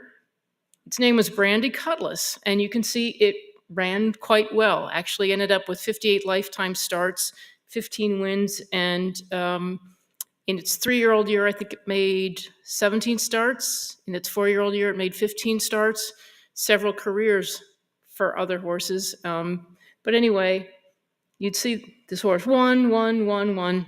Obviously a very successful racehorse at his level. Each time he ran, he limped back to the winner's circle. And I would call the state vet from the phone in the winner's circle, and I'd say, Swede, Brandy Cutlass lame right front. And he'd say, Mary, did he win? Knowing full well that he won, because we did have TV back in those days. And I'd say yes, and he said, then what more do you want from the horse? He may have been lame, but he beat all those other horses. He doesn't need to be on the vet's list. And every time the horse ran, I'd call him and say, Swede, he's lame right front. This isn't right. The vet's list when he's lame and he runs second. Hopefully you understand that that is no longer a credible approach to protecting our racehorses, but that's the history that we come from, and that's the change that you may not be aware of. And so with that, I'm going to introduce our panel who are going to talk about more contemporary changes. Some of them don't even know what a rotary phone is, but that's okay. They're changes that they've seen. Dr. Will Farmer is Equine Medical Director for Churchill Downs Incorporated. The racetracks under his purview are obviously Churchill Downs, Fairgrounds, Presque Isle Downs, and Colonial Downs. Lots of downs. Okay. Next, we have Dr. Jackie Bradley. She's the commissioned veterinarian at Prairie Meadows in Altoona, Iowa. And all the way on the end, we have Dr. Lynn Hovda, who is the chief veterinarian for the Minnesota Racing Commission. So we're going to do a couple of quick questions to introduce you to them and their experience, and then we'll down to the changes.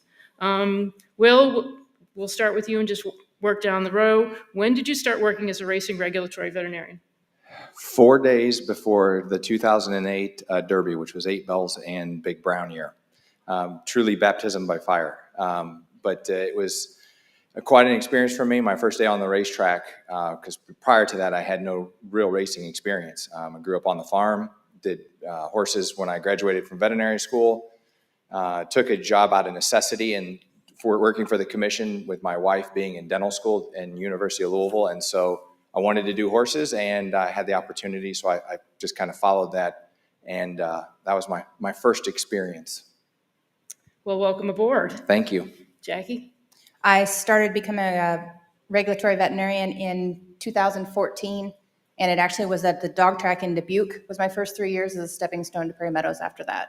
Okay. And you have an interesting backstory since Will gave. Let's hear yours, because I think that should be something a lot of our racetrack operators will be interested in. In 1999, when I graduated from high school, I was walking through our local horse fair, and a gentleman pulled me over to the table and said, you need to sign up for this program. And it was the Iowa Quarter Horse Racing Association, and they had a Racing for the Future program that allowed high school students to shadow the trainers and to learn how the entire backside worked through that program, I also got sent to Lone Star and did the same thing down there. And it kind of jump-started my career into racing. The following year, I helped with the program. And then later that year, I started working in the test barn, where I worked for 9 years as a pea catcher. And then I went out into mixed animal practice, and then finally was called back, like I said, to the Greyhounds as the stepping stone back to Prairie Meadows. And once I started back there, I knew I was home. Dr. Hovda? Well, I'm of your vintage, you probably know what a dial-up telephone is. So it's been at least 20 years that I've been the chief commissioned veterinarian. I actually started my career working for walking huts when I was in veterinary school. Went on to do an internship and a residency, large animal medicine.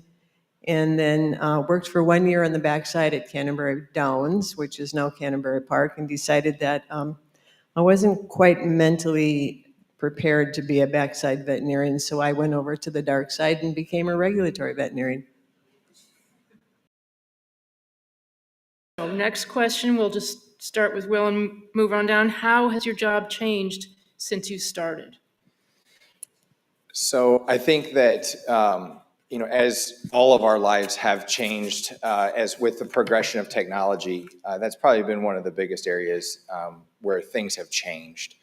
When I first started with the Kentucky Racing Commission back in 2008, I started right at the beginning of change. They had started to implement using the Encompass system, which is a internet-based database that is now universally used across the United States for pre-race exams. And to see that become incorporated into our daily position of doing our exams prior to 2008, pre-race exams were certainly done in Kentucky. However, the emphasis was more of, are they upright? Are they walking around the stall okay? The hands-on, the trotting portion of that was not emphasized as much as it was 2008 and then, obviously through today. So I think those are some of it just is continually advanced as technology has moved forward, obviously with increased regulation, some of the medication regulation and some of our other welfare issues to advance how we do our job forward. So when I started, we did have Encompass, and we were already doing the full physical exams in the mornings. So the biggest change that we've had has kind of been recently in the last 2 or 3 years on evaluating the risk factors in the mornings before the horses actually even hit the track, so we know which ones are on our radar. I think perhaps the biggest change for me personally and professionally was when we added a standard bred track in Minnesota, because, well, I know a lot about quarter horses and a lot about thoroughbreds. I really didn't know very much about standard breds, so I had to take a deep dive into standard breds and spend some time at a few other tracks, so I came up to speed on them. Okay, thank you.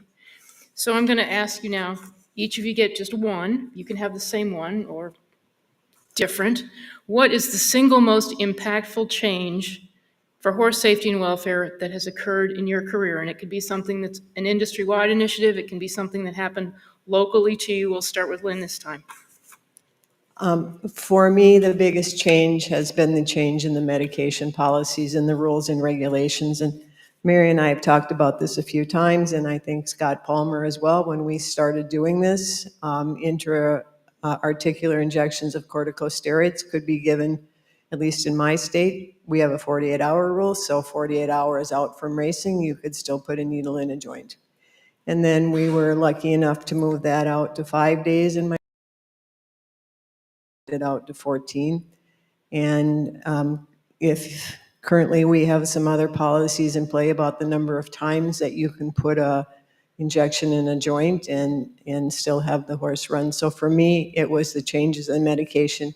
And that also includes the changes in the thought process of phenylbutazone and the other NSAIDs that are used, because it really pushed me over the edge when I would hear people who I know knew better stand up and say, well, it's just like giving an aspirin. Mine would be the fact of the change from should they be racing, or can they be racing, to should they be racing. The same concept that you were discussing, to where they won, so we should allow them to run again. And I think that's the big shift that I'm seeing on our backside right now, is the should they be racing. I think in addition to what both Jackie and Lynn have said regarding some of the changes we have, one for me that I have been was in both before the rule was implemented here in Kentucky and then have seen the effects of afterwards and its use when I was during some time in California was the voided claim rule. I think that the voided claim rule has really made leaps and bounds because it has changed the approach to entering a horse in a claiming race. We have de-incentivized the idea of I'll make it someone else's problem. And while it is certainly not a foolproof system or a rule without controversy, I do think the overall intent, the overall arching effects that it has had on our overall population, because many of our races, the vast majority of our races are claiming races, the effect is profound. And I guess I just interject at this point, sort of a shout out to the regulatory veterinarians. That is probably one of the toughest, most pressured jobs to do, is examine the horses for the voided claims. I don't know anybody who enjoys that, and they do a professional and consistent job. And so just props to them, because it's not something anybody looks forward to doing. I've had them on both sides. I've had the losing and the winning, and both arguing, the opposite thing. So yeah, you do tend to get caught in a crossfire between that. I think many states have gone to, trying to make that as, I don't want to say a private decision, but to try to keep those parties away from being able to try to influence the veterinarian, because you need some quiet time to be able to look at the horse, be able to do your exam thoroughly. But it's a very difficult place to be. But at the end of the day, as regulatory veterinarian, my sole concern is the welfare of the horse. And if there's something there that I can identify and document, and there's a concern, I can act on that. Actually, I'm just going to second Will on that one. And the veterinarian in our test barn who's doing these is doing a wonderful job. And I laughed at her the other day. I said, well, we need to get you a support group. And she said, you are my support group. Fair enough. And I'm just going to throw in a plug for the Equine Injury Database. Got a special place in my heart for that. But many of you don't know, in 2007, when Barbara was injured, many of us at different racetracks were getting questions about how often does this injury occur, how many horses recover from this, and none of us had an answer. None of us had an answer. And it certainly made us look like we weren't very good stewards of our horses if we didn't know what was happening to them and whether or not they were recovering from the injuries. So every time Tim talks, I just kind of swell with pride, because he has done remarkable stuff with the data that these guys make sure gets put in the system on a daily basis. Okay. So now, Will, I'm going to ask you to put your smaller racetrack hat on, and for all three of you, in no particular order, have there been challenges in regulating a sport that is not a signature industry in your state? And conversely, have there been situations where it's been easier to implement change because it's not a signature industry in your state? Yeah, so to kind of just explain with Mary, obviously I have a vast variety of racetracks that I'm involved with through Churchill Incorporated. And so definitely have all levels. And there are unique challenges with each of those. In certain states, we have very, very strong horseman groups, and they tend to be very boisterous and very powerful when it comes to deciding some of how commissions act or how they move. And so that, from my standpoint, on a regulatory standpoint, is very, very challenging. To be creative, to work with the structures that are already in place, to be able to bring in some house rules where we can, to try to improve the safety and welfare in a jurisdiction that may not always seem to come as strong on welfare and safety. And then on the converse of that, another jurisdiction where I think overall, because it is a smaller jurisdiction, we have actually made some changes that were well embraced and have actually then been picked up by the Racing Commission to become state regulation. So I think that that's a huge win when we're able to start at the ground level at the racetrack, and then the commission is able to see the effectiveness of that and then incorporate that into their rules. Our biggest challenge that I see at the smaller tracks is actually the monetary constraint of not being able to have some of like the PET scan and the bigger equipment that would be very nice that the larger tracks have. And yes, on the converse side, it is easier to implement some of the decisions that need to be made because we don't have all of the insight. And I'd say you make a really good point, because the criteria for soundness and safety and welfare can't or shouldn't be lowered at these racetracks, but the resources and the accessibility to the level of medicine that might be needed to maintain horse health can be hugely problematic. Correct. So that's an ongoing challenge that I see. Some of our practitioners don't even have a digital radiograph. They're still hand developing their films. Lynn? I've been actually thinking about this as we're sitting here. I think for me, it's probably one of the easiest things to do is get our rules changed so that we can update them on a yearly basis. And being at a smaller track where you know the people in the HBPA, or you know the people in the MHRI, and you can sit down with them face to face and negotiate, makes getting a lot of the rule changes, whether they're house rules or they're actually written into your rule book, a lot easier. And I'm just going to say for us as well, even though our veterinary school is just 20 minutes away from us, it's a lifetime away in terms of what we can do for diagnostics, and that's a major problem. Okay. Next question. What changes would you like to see? I'm gonna go first, Jack. Oh, I remember. The biggest thing that I would like to see changed is better communication for our exams through Encompass.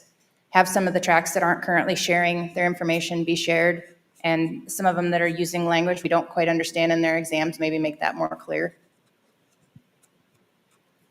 I think to kind of expand on that, we have seen the Encompass, which is now Track Manager, that we are using for our data collection, is an amazing tool that we are able to communicate us. And I'll use Kentucky for a good example, because we have horses that ship Indiana, Ohio, Illinois, West Virginia, New York on a routine basis. And so to be able to share that vital information regarding exam findings, regulatory exam findings on a horse, is, from a welfare standpoint, incredibly helpful. And it's a very efficient way to do that. I think that over the years, the participation, the buy-in, and just the overall process of doing those exams have become much more standardized. We've through the RMTC with their RegVet conference that's been held annually for the last several years. There's always been a focus on how to collaborate and to harmonize our exams, so that as a group of regulatory veterinarians, we can be most consistent, because I think that is a really important thing for us to be able to share that information effectively and efficiently amongst jurisdictions, just to kind of expand on your thoughts. I would agree. Okay. And I do think your point about a common language, a common shorthand is really, really important. I still sometimes see things where it just says K's and A's, which stands for knees and ankles. And I would be really worried if a horse didn't have knees or ankles. I'm not sure how to interpret a finding that just says K's and A's. And so it may have substantial meaning to the person that wrote it, but it is not of value if nobody else understands what K's and A's means. So we've got some work to do there for sure. And also, just to continue to expand on it, because I'm a huge proponent of it.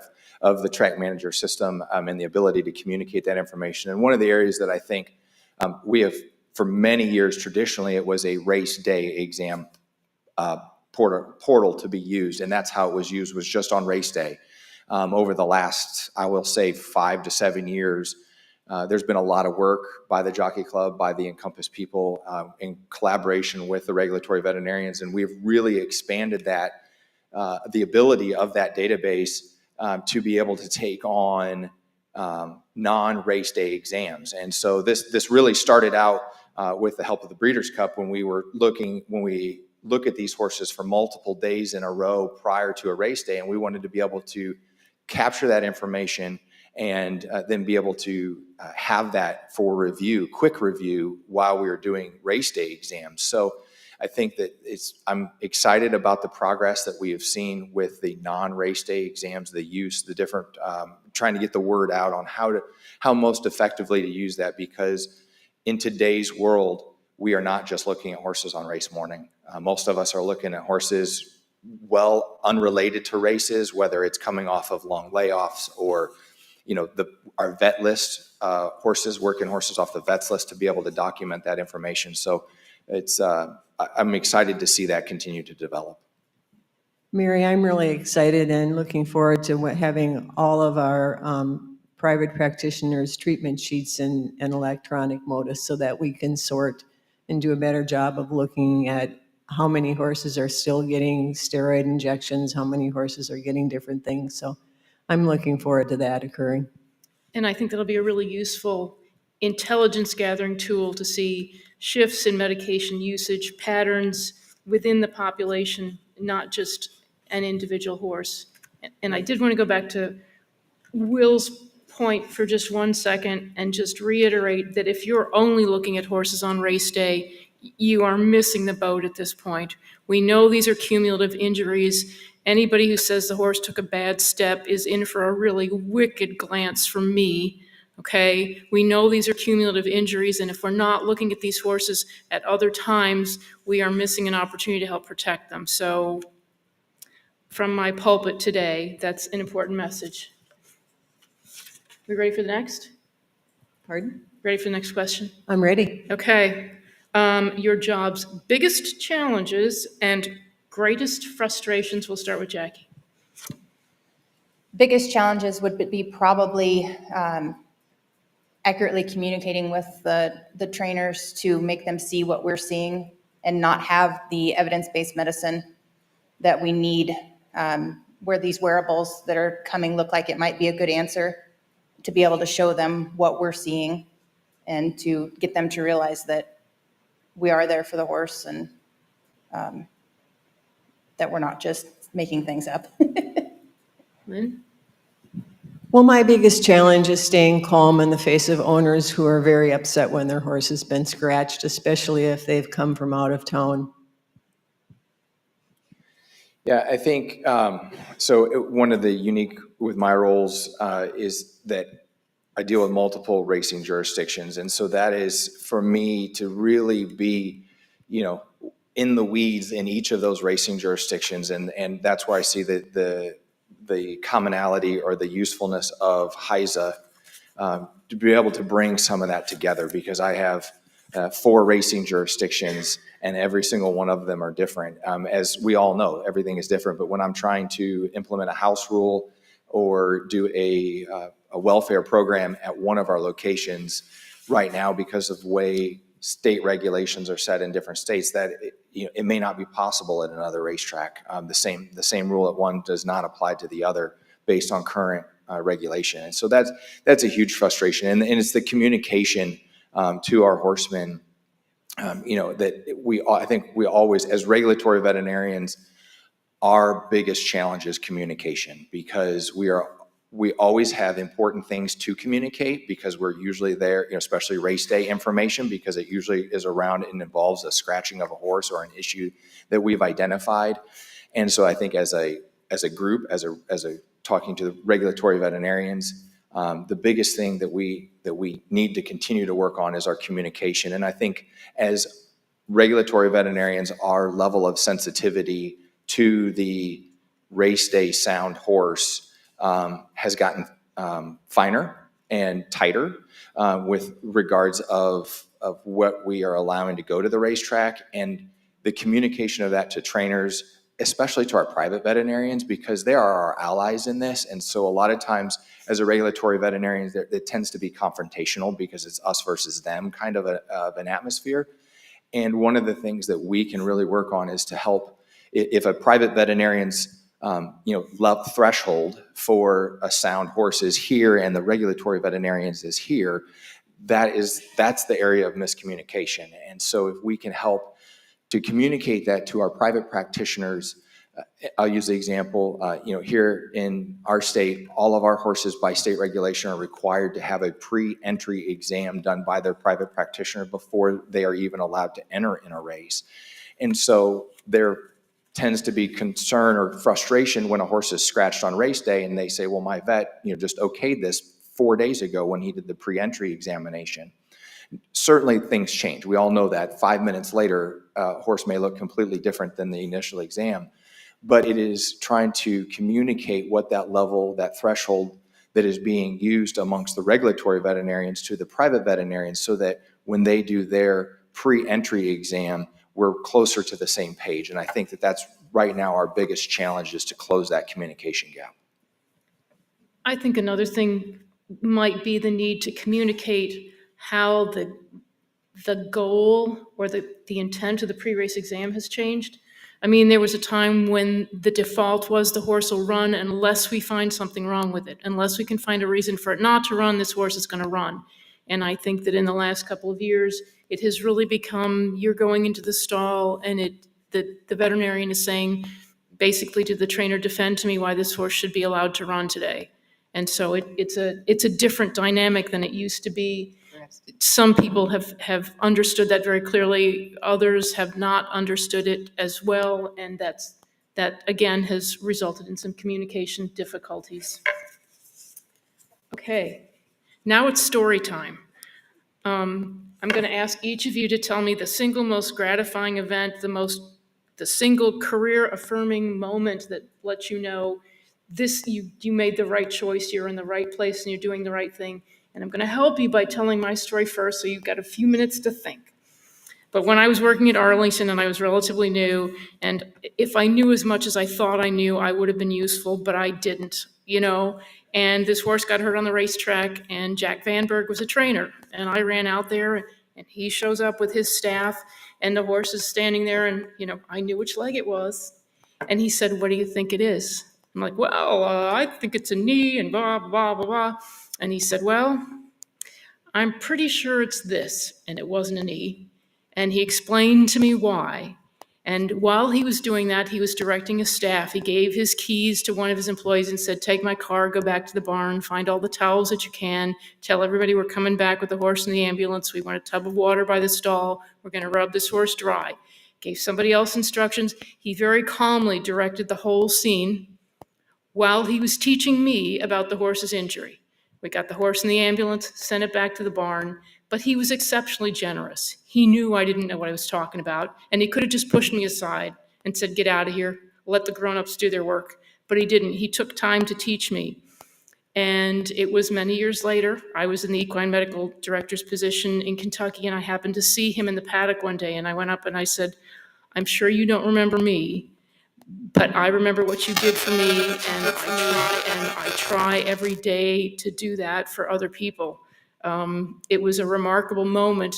It was an extreme display of generosity at a time when most people are really anxious and tensions are high and emotions are crazy. And through all of that, he found the time to teach me and make me a better veterinarian, and he didn't owe me any of that, but he did. So to me, that was a tremendous moment. Will, you're up. Perfect. So mine was, again, I think probably for most of us, it's going to be early on in our careers. Otherwise, we wouldn't still be doing this if we didn't have that aha moment or that confirmation. Fairly early on within the first year, it was probably my very first meet at Churchill Downs. It was my very first scratch that I had, was a horse that had gotten cast in the stall and had a laceration. And the trainer was adamant that it was just a skin laceration, and gave me, as trainers tend to do, they're going to campaign for their horse. He felt that the horse was not injured enough to not race that day. And I stood my ground, and when we came back and followed up, had conversations, well, sure enough, this horse had probably at the same time caused a hairline fracture. And so, because the horse never really recovered and ended up doing diagnostics and found a hairline fracture. And so, that for me was like, I stuck to my guns. It was hard in the moment, especially those first, it's still hard. It's not something that we look forward to scratching a horse, no matter whether it's a $5,000 claimer or Mary and I have been involved in scratching horses out of the Kentucky Derby. It's not a fun thing to do at any point in time, but when you stick to your guns and at the end you find out that absolutely that was the right decision and I was able to protect that horse, that was all I needed for me. That really sealed the deal for me, and I was like, this is where I am. My personality is such that I'm not a real fiery person. I can handle the stressful situations fairly well, and so being in that type of environment, that sealed it for me. I don't know that there's an exact single moment, but there's just multiple ones where we saw something in the morning and were able to take the horse out of the race and later found out that there actually was something there, and it just validated what we found. And there's been others where we've looked back at our vets list and 90% of the horses that we've put on there have not come back to racing 6 months later. So it's that kind of stuff that validates that we're actually doing something and helping these horses. And so I just have to ask you, does that experience help you with subsequent interactions with those trainers? It increases your credibility because you did know that, you intervened and you protected the horse, and so the next time you say, I'm not so sure we're in a good spot here. Usually. Sometimes they'll come back and they'll thank us later. It happens. Not often enough, though. Right. And we have had the backside vets come up and say, yeah, you made the right call. We found this on the horse, and definitely shouldn't have been racing that day. Well, I, similar to Mary, have a story, I guess because we've been around so long. I was still working on the gate, working behind the starting gate, and I don't remember the exact month, but it was hot, really hot, and I'm pretty sure that at that time we didn't really think about canceling racing unless we were all pretty close to a death experience. So it was a very hot day, and I had a horse that fell down just past the finish line, which at Canterbury Park is right in front of the grandstands. It's the worst place in the world to have a horse fall down. And the crowd was still, everybody was just quiet, looking, watching, and then a million people all appeared on the track and we sort of shooed them all off. Everybody go, we'll take care of this. And I had two of the best gate crew I could ever ask for sit on that horse's neck while I got it treated, and we waited and waited and waited, and I got the horse ambulance out there and had it backed up perfectly, and I had the crew get off their neck, and he stood up and got on the ambulance, and everybody in the grandstand clapped, and I thought, this is it, I belong here. Can I add one thing? Yes, you may. So I think as many, to everyone's point about there are those times where you feel validated, there are so many times too that keep me striving to do better when you do okay a horse to go to the racetrack and it does suffer an injury, and there's constant self-reflection in that, because what did I miss? And so there's this continual drive to learn and improve my own skills, my own techniques, because at the end of the day, it's very frustrating to me when we do the best that we can and there is still an injury happens. And so again, I always question that. And so with as many times as much as we like to have those aha moments and reaffirmations, I also think what drives me a lot are those times of self-reflection to figure out how to make myself better, because as a regulatory veterinarian, I want to do the best I can for the horse every day. And those are the nights that you don't sleep. Exactly. And there can be lots of them. Lots. Yep. Okay. What was the best advice you've ever been given about doing your job?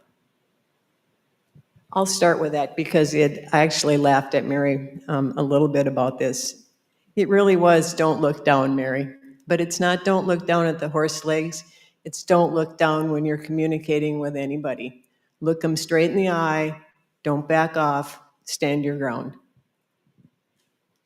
Mine was learn to be the veteran quarterback and have a bigger field of vision and not just focus on one thing, but look at the whole picture. You might miss things if you're focused. Yeah, and I think it is stick to your guns, because usually, and I had a veterinarian who had told me that, when you've got a strong feeling, stick with it.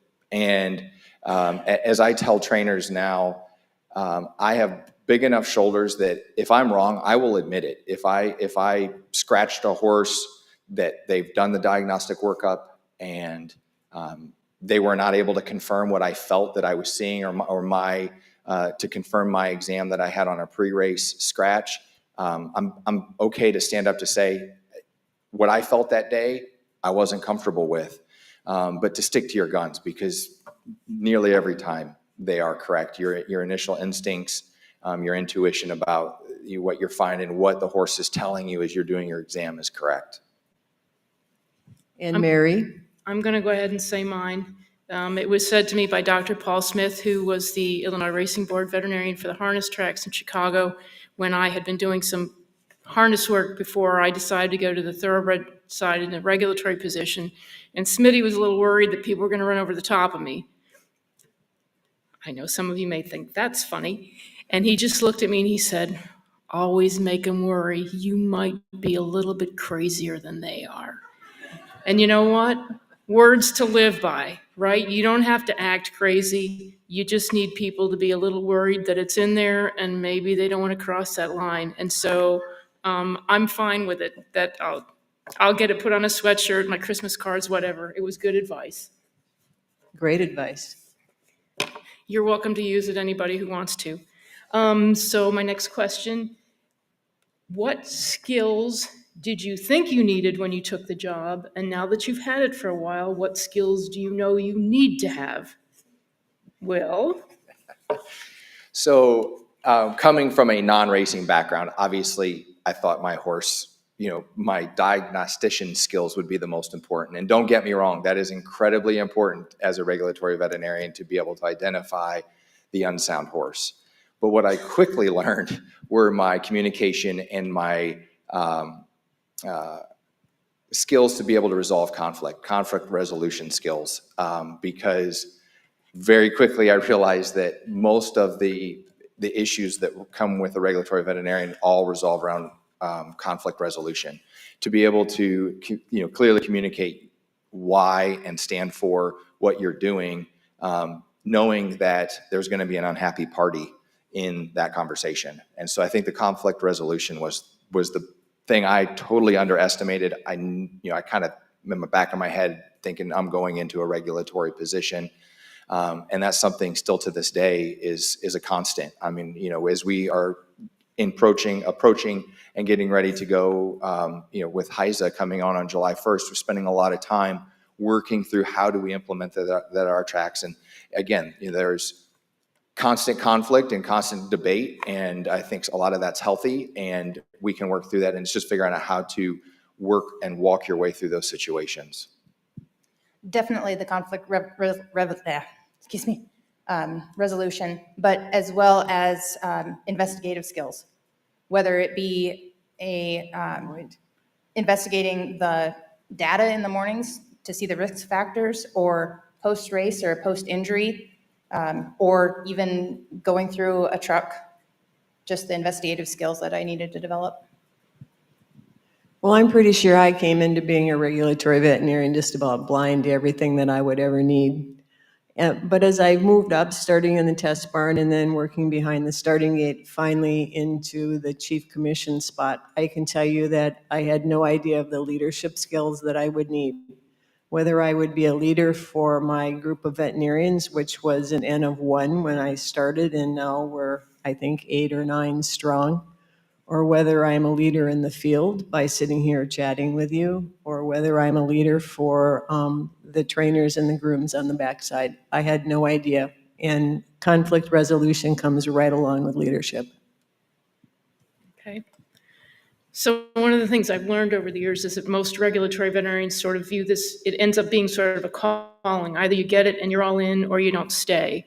So what would you say to a veterinary student who is contemplating regulatory medicine? What does it do for you?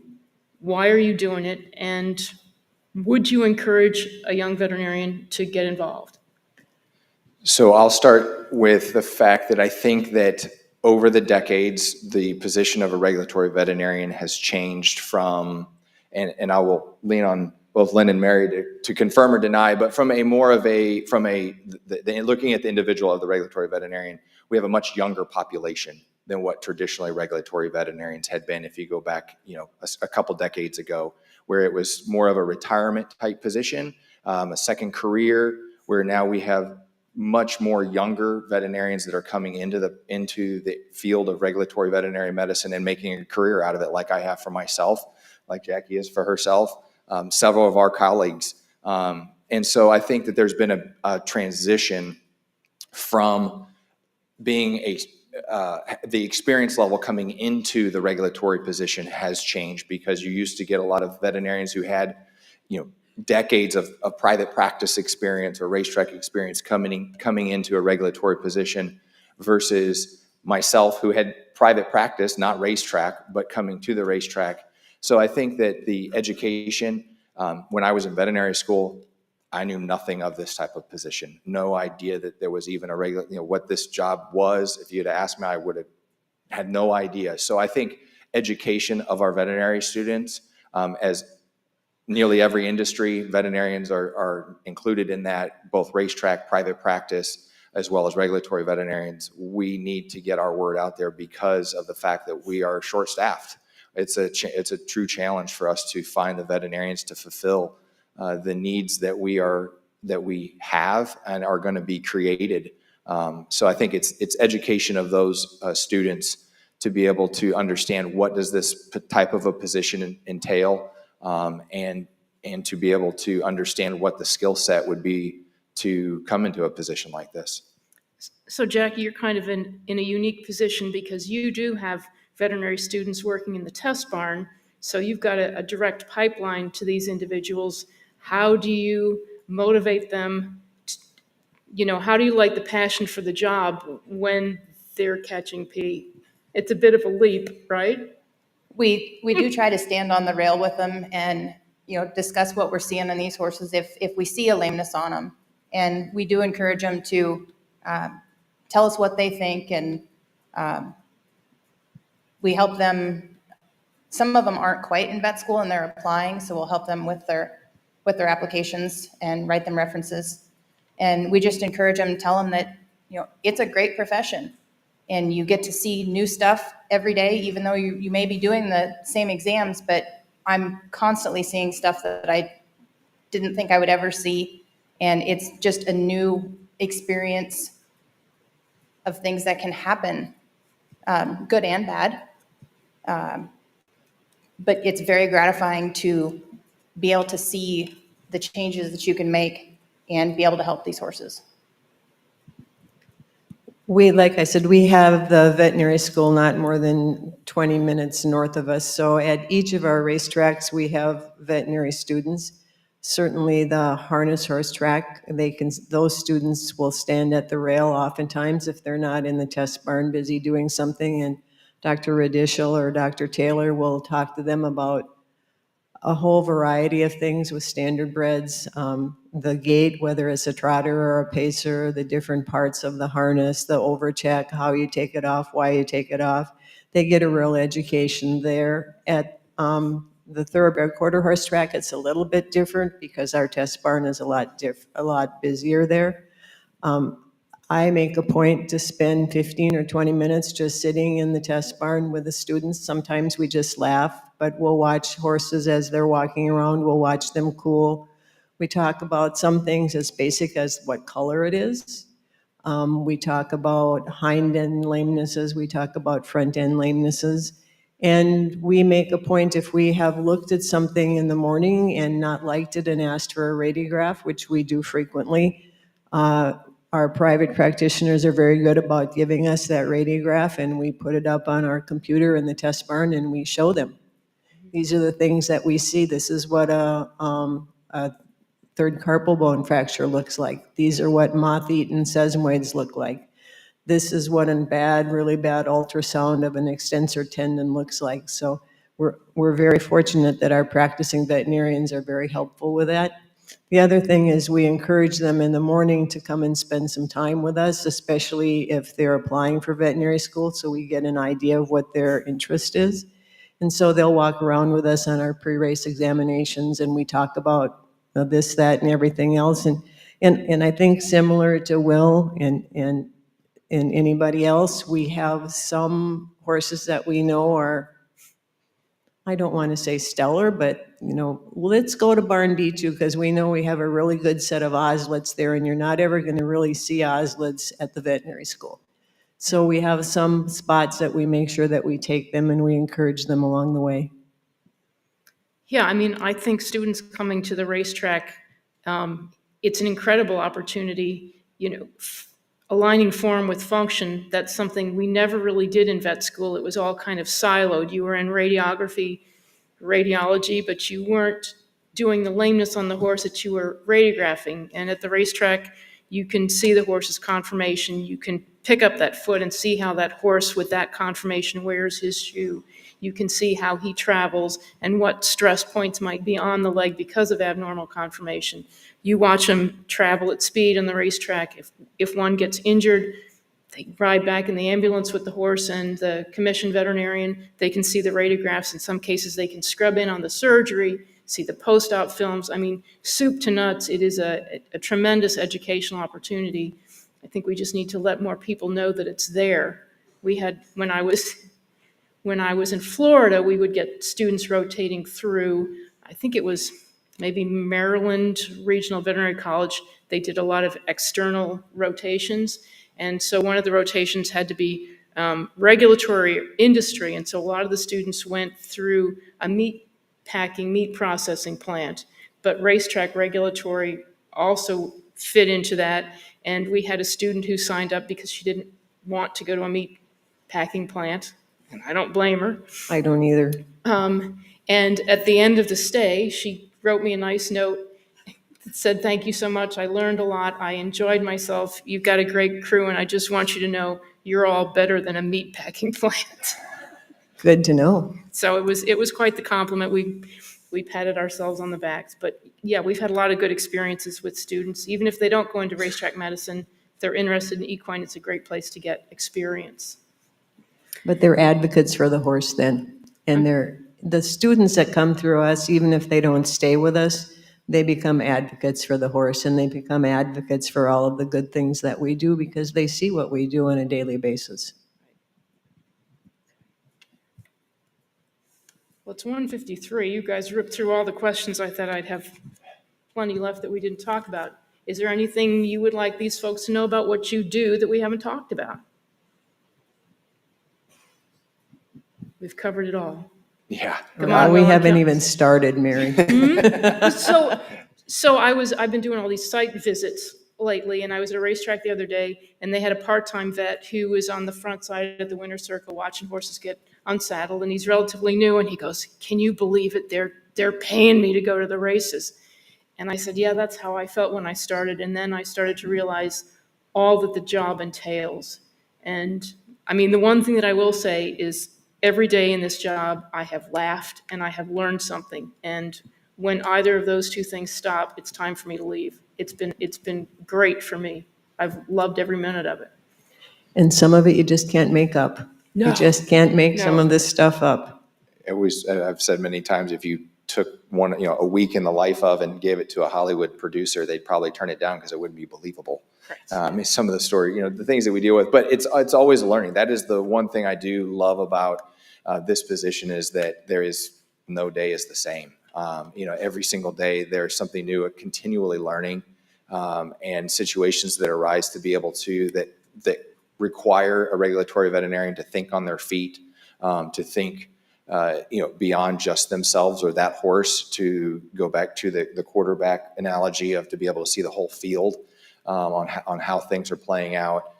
It just gives you a really different perspective. And I speak for nearly every regulatory veterinarian when I say, when we watch a horse race, it's very, very different than how anybody else watches a horse race. Because very seldom can I tell you who won a race. I'm looking for the bobbles, the awkward steps, the checks, those types of things that are occurring during a race that happen very fast. And I can tell you who did that during a race at different points in the race and where how that they come happened. back. But I couldn't tell you who won the race necessarily, just because I'm so focused on other things. And it's a unique perspective, I think. It's definitely changed even how I look at other horse events. I go to a horse show now and I don't watch horses on the rail the same as I used to. I'm constantly evaluating them like I am at the racetrack. So it makes every aspect of being around horses a little different. Yeah, I'm not a person you'd want to go to a horse show with either. I'm the same way. It's like, I don't like that one. Maybe that one doesn't need to be there. Exactly.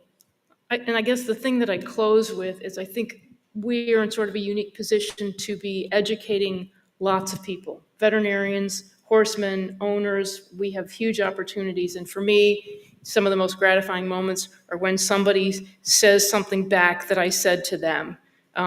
We did a Reg Vet CE not too long ago, and James Given, who's with the BHA in equine safety and welfare, I got to go over to the Grand National this year, watch the big horses jump the big fences, and it was amazing. But I was with them on some pre-race exams, and he was looking at a horse, and it was not jogging well. And he said, "Now, what was it you said at the meeting? What about talking you?" I said, "I shouldn't have to talk myself into letting a horse race." And he goes, "That's it." And he looked at the trainer and he goes, "We're not going to go today." And I thought, I made a difference not only for that horse, but for that veterinarian and how he looks at horses, not just that one, but everyone. So I am very gratified when I hear somebody take something that I said and continue to carry it forward. It means a lot. So with that, I think we've burned up our hour in a constructive manner. Thank you all very much. Enjoy the rest of your day.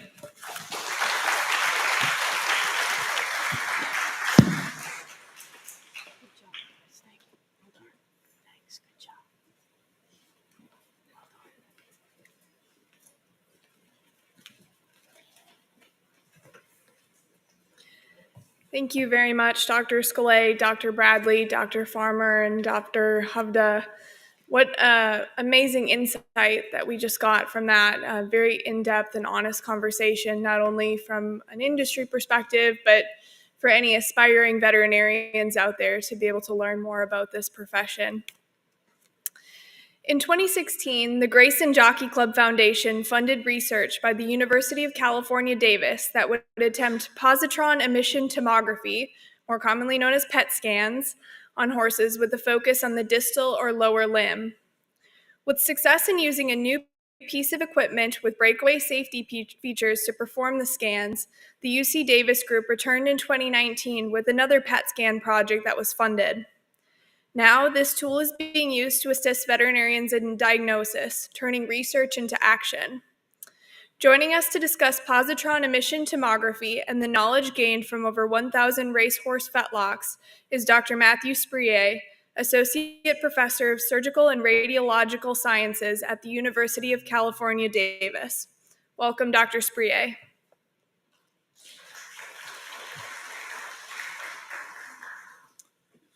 Thank you very much, and thank you for the organization to have me here. I'm very excited to present to you today a lot of things we have done in the last 2.5 years, and even more exciting, discuss with everybody where this could take us in the next few years. So in the last 2.5 years, I have indeed looked at over 1,000 pets on racehorse fetlocks, and I've learned a lot. So how did it start? We did the first PET scan on a horse in 2015. And at the time, we used that scanner that you see here on the slides. That was not designed to image equine fetlock, but human brain. So it worked actually pretty well to image the horse fetlock. But as you see here, we had to have the horse under general anesthesia. So what did we get at the time? So PET, in a nutshell, is a 3D bone scan. So similar as for a bone scan, we inject a radio tracer, but then the image we obtain is a 3-dimensional image. As you see here on this slide, with on the left a normal fetlock with using that bone tracer homogeneous red background, and the one on the right is a racehorse with a couple issues. one in the palmar aspect of the condyle and one in the sesamoid bone that lights up at sites of increased bone remodeling. I would actually encourage you to look at the images on the upper screen that are much brighter than the first screen here. And so this is what we obtained as the initial scans. And we can look at it in a different way. I showed you the 3D rendering with that little video, but we can also focus on specific lesion looking in the different planes here. And what I want to show on this slide is a comparison with the scintigraphy. So we are able to image in different planes. We have a higher spatial resolution. So here is a good example of, this is a scintigraphy from the same horse, and we can tell that the condyles are abnormal, but from the PET, we get much more information on the specific localization, and we identify something in the sesamoid bone that we had missed in the palmar condyle. So as part of this original study, we got to sacrifice one of the horses to look at exactly what it looks like on gross pathology, micro-CT, and histology. And this is a good illustration of how obvious that abnormality is on the PET scan, being this bright yellow and the red. But what we show here is that on the cross section, there's no defect yet. And that's what's very important to understand about bone scan. We're talking about functional imaging. So we're not looking at changes in the size and shape of structure, but we're looking at changes happening at the molecular level with increased concentration of the tracer in a specific area. So what we see here is that we're looking at a bone bruise. On the micro-CT, we see increased porosity, and the histology shows neovascularization and osteoblastic activity. But what it shows here is that we can find some very early changes. So this was all very exciting, but anesthetizing horses at a racetrack is not practical. And so we brainstormed about that, and with Long Mile Veterinary Imaging, the company that had the initial scanner, we brainstormed with them to come up with something that would be more convenient to image horses. And this is the scanner that we designed. So the detectors are similar to the one in the brain scanner you saw before, but the ring is oriented horizontally and opens freely to be able to image the horse standing. So we had that scanner built at the end of 2019, thanks to some funding from the Stronach Group and Southern California Equine Foundation, and the Grayson Jockey Club funded the study to validate the scanner. And so we validated the scanner in Davis and took the scanner to Santa Anita in December 2019. So this is the first horse image at Santa Anita. And here is a short video showing how that works. So this is a scintigraphy room at Santa Anita. Bring the horse in, the horse is sedated, and the scanner opens up, and we can drive the scanner to the horse. So very easy and simple to position that around the horse fetlock. And then once you're centered here, you just close the ring at the back of the fetlock. And imaging acquisition takes 2 to 4 minutes per fetlock. So in 10 minutes, we can do 2 fetlocks, and we've been able to do all 4 fetlocks in under 20 minutes. So we have to inject a radio tracer half an hour prior to the scan, and because of radiation safety rules, the horse has to stay in the hospital for 3 to 5 hours after the scan. But the half-life being faster than with bone scan, we can release horses the same day, when for a bone scan, typically you have to keep them for a day after. So where do we stand today? So there are now 5 of these scanners. The first one at Santa Anita has imaged close to 500 study, over 300 horses, as we had, as you will see, many horses have been imaged multiple times. Then we have another scanner that we use at Golden Gate Fields. This is the most exciting one for me, because this is a scanner that we have in Davis, but we take the scanner to the racetrack. So the way we do it is right here. You can see that we load the scanner in the back of a horse trailer. So this is just like a 2-horse trailer. We load the scanner in here. And so this is to show you right back here in the fog of San Francisco, where you can see Golden Gate. It's just like coming out of the racetrack. We have this fantastic view on the Golden Gate Bridge. So this is showing the PET scanner next to the Golden Gate Bridge. New Bolton Center also has a scanner since June 2020, and more recently, Rood and Riddle in March of this year, and World Equestrian Center in Ocala also have a scanner. So these are the 5 current scanners. And what is even more exciting is that in a year from now, this number will have doubled, as there are 5 other scanners that will be installed in the next year. So what have we learned? When we started at Santa Anita, the question is, what are we going to see? Are they all just going to light up in the Palmar condyle, and that's what we're going to get? So this is a busy slide showing like 8 different horses. But what I want to show here is the diversity of things we saw. We indeed saw a lot of uptake in the Palmar condyle in many cases, but we also have some horses that do not show any abnormal uptake. And we have some horses showing some uptake in the sesamoid bone, some uptake in P1. So quite a range of findings that we have here. So we had quite a few different studies going on to look through all of that. The initial study at Santa Anita was funded by the Grayson Jockey Club Research Foundation. And one of the goals of that study was compare with scintigraphy. Here is an example of a scintigraphy, which is an abnormal scintigraphy where we see some increased uptake in the Palmar condyle, but then when we bring up the PET scan, indeed we confirm the increased uptake in the Palmar condyle, but we also see some focal uptake right here, which is uptake in the sesamoid bone, and that was a big finding. We know that scintigraphy does pretty well with looking at the Palmar condyle, but the sesamoid bones being smaller, the lesion being not as large, much more difficult to recognize on scintigraphy, much more obvious on PET. Another example, another like abnormal scintigraphy, definitely quite some increased uptake in the fetlocks here on scintigraphy. But when you look at the PET, you have a much better definition of everything that's going on.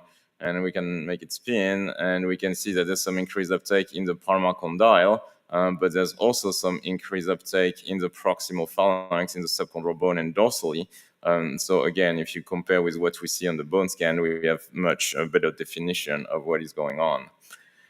We also did some comparison with MRI, and a couple example here, a case of severe palmarochondral disease or POD. And so these are pretty well characterized on MRI. And here is a good example. We have a pretty severe POD in the lateral palmar condyle, and very good correlation here between the PET and the MRI.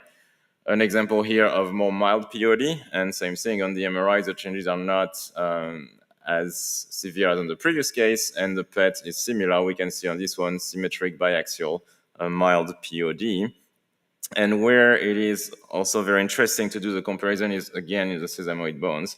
On MRI here, very abnormal sesamoid bones with like decreased signal intensity on that T1 sequence, so diffusely sclerotic sesamoid bone.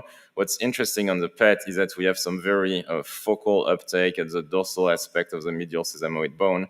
And what's quite interesting is that this finding on MRI is actually fairly common. It's probably 25 or 30% of the horses that will have this kind of pattern. And also note on this case how both sesamoid look similar on MRI when the PET finds something more focal, more localized in this area, and we'll get back to that kind of lesions soon.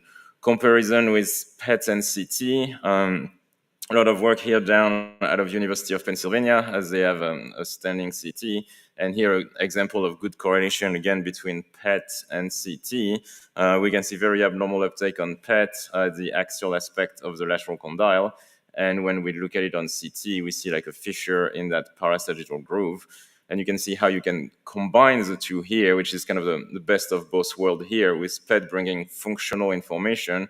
We know there's something very active in that parasagittal groove, and the CT brings the structural information. We see that there's a crack in that condyle, and knowing that this is something active, this is definitely going to be a case at high risk for further displacement of a fracture.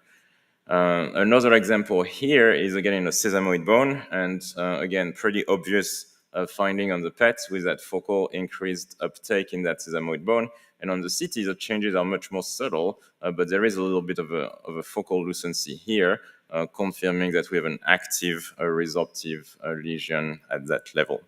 So this was for comparative imaging. Another great advantage of PET is that we are able to do some quantification.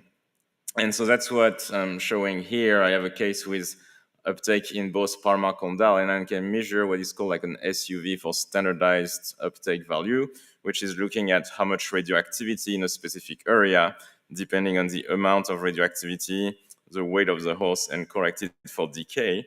So this is something that really help assess like the severity of the uptake. And so this has been particularly helpful to grade these lesions. And what I'm showing on these slides are all the front fetlock we did in the first year at Santa Anita. And I'm using different grades, 1, 2, 3. And I'm using a ratio of the uptake in the area of interest in the lesion versus the background. And so grade 1 would be less than double background, grade 2 between 2 and 3 times background, and grade 3 more than 3 times background. So I can localize a lesion and then give it a grade of severity. And this is what we found in all the clinical cases in the first year at Santa Anita. So not surprisingly, the palmar condyle are the most common, with the medial palmar condyle above 50% and the lateral palmar condyle a bit less frequent. And then the sesamoid bone, and again, the medial sesamoid bone more common than the lateral sesamoid bone. And then some dorsal uptake in the cannon bone, and dorsal P1 with P1 subchondral bone a little less common. So this is all the findings we had in the front fetlock.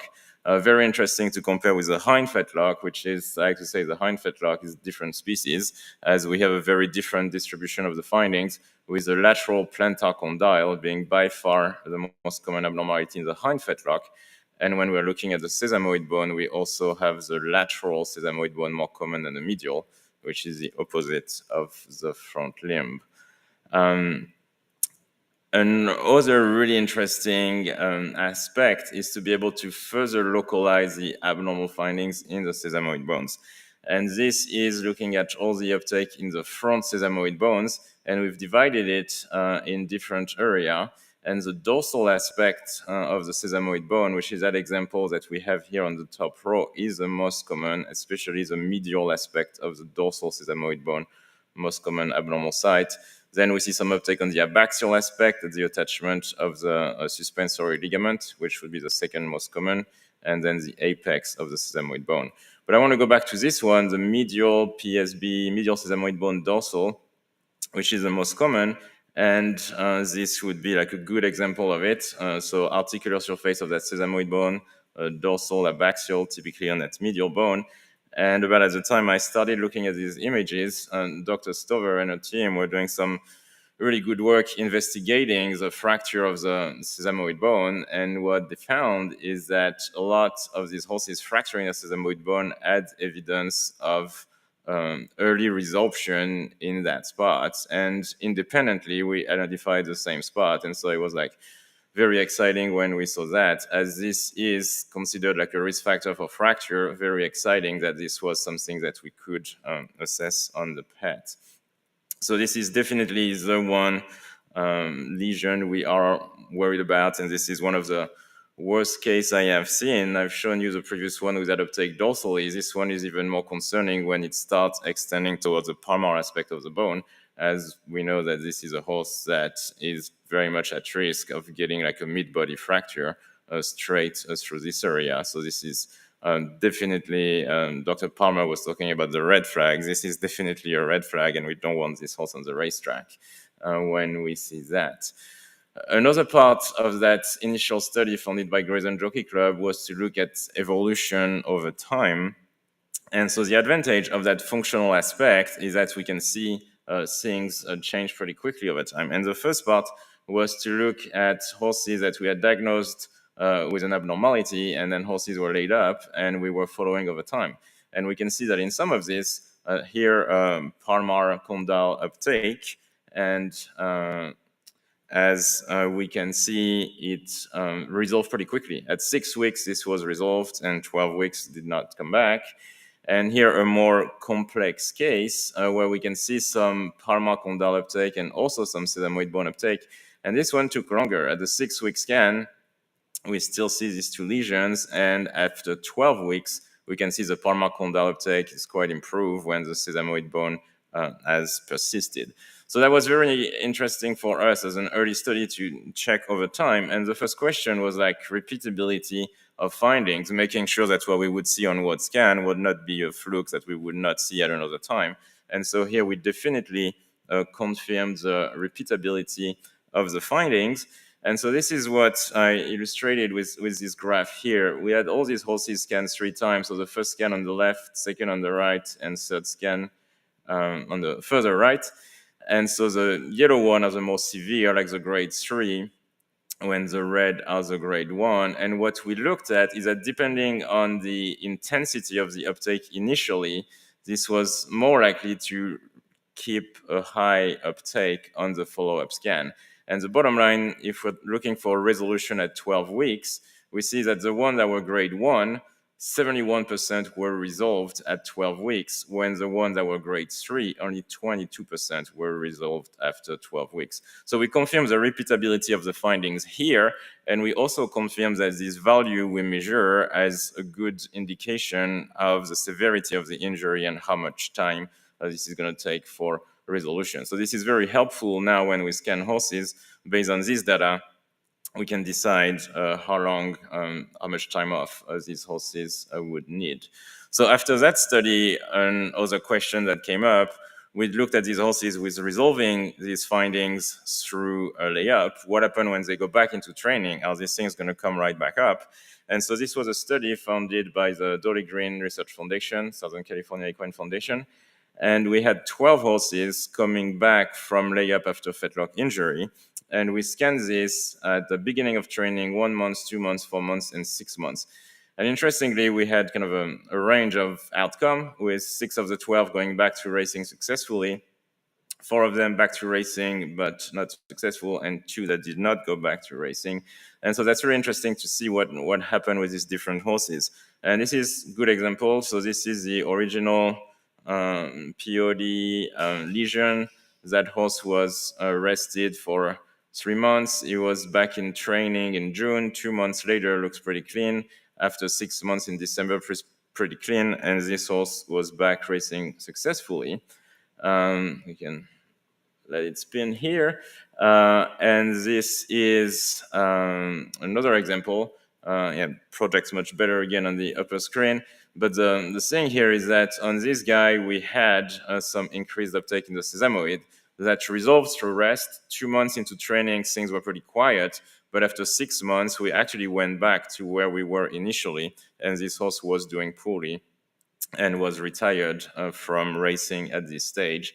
So showing how we can objectively assess these findings pretty well with following up on these cases. This is another example that is quite interesting, because this was a 2-year-old initially with that sesamoid lesion that we are really worried about. And so this one got quite some time off. We gave him initially 3 months and decided there was still some uptake, so he got more time off until March, when everything was cleaned. Went back and was clean still after 1 month in training here. Further follow-up down the road, we had that horse back racing successfully, and that sesamoid bone remained quiet through additional follow-up scans. So this was a good example too, that we found that quite concerning lesion initially, with enough time off early on and with monitoring this lesion. This is grade 1 winning horses that has been doing like pretty well with some good follow-up and careful monitoring. Another really interesting study we completed last year was looking at normal horses. All these horses I've shown you till now were horses with a known issue, but we were like, what is normal? What would a normal PET scan would look like?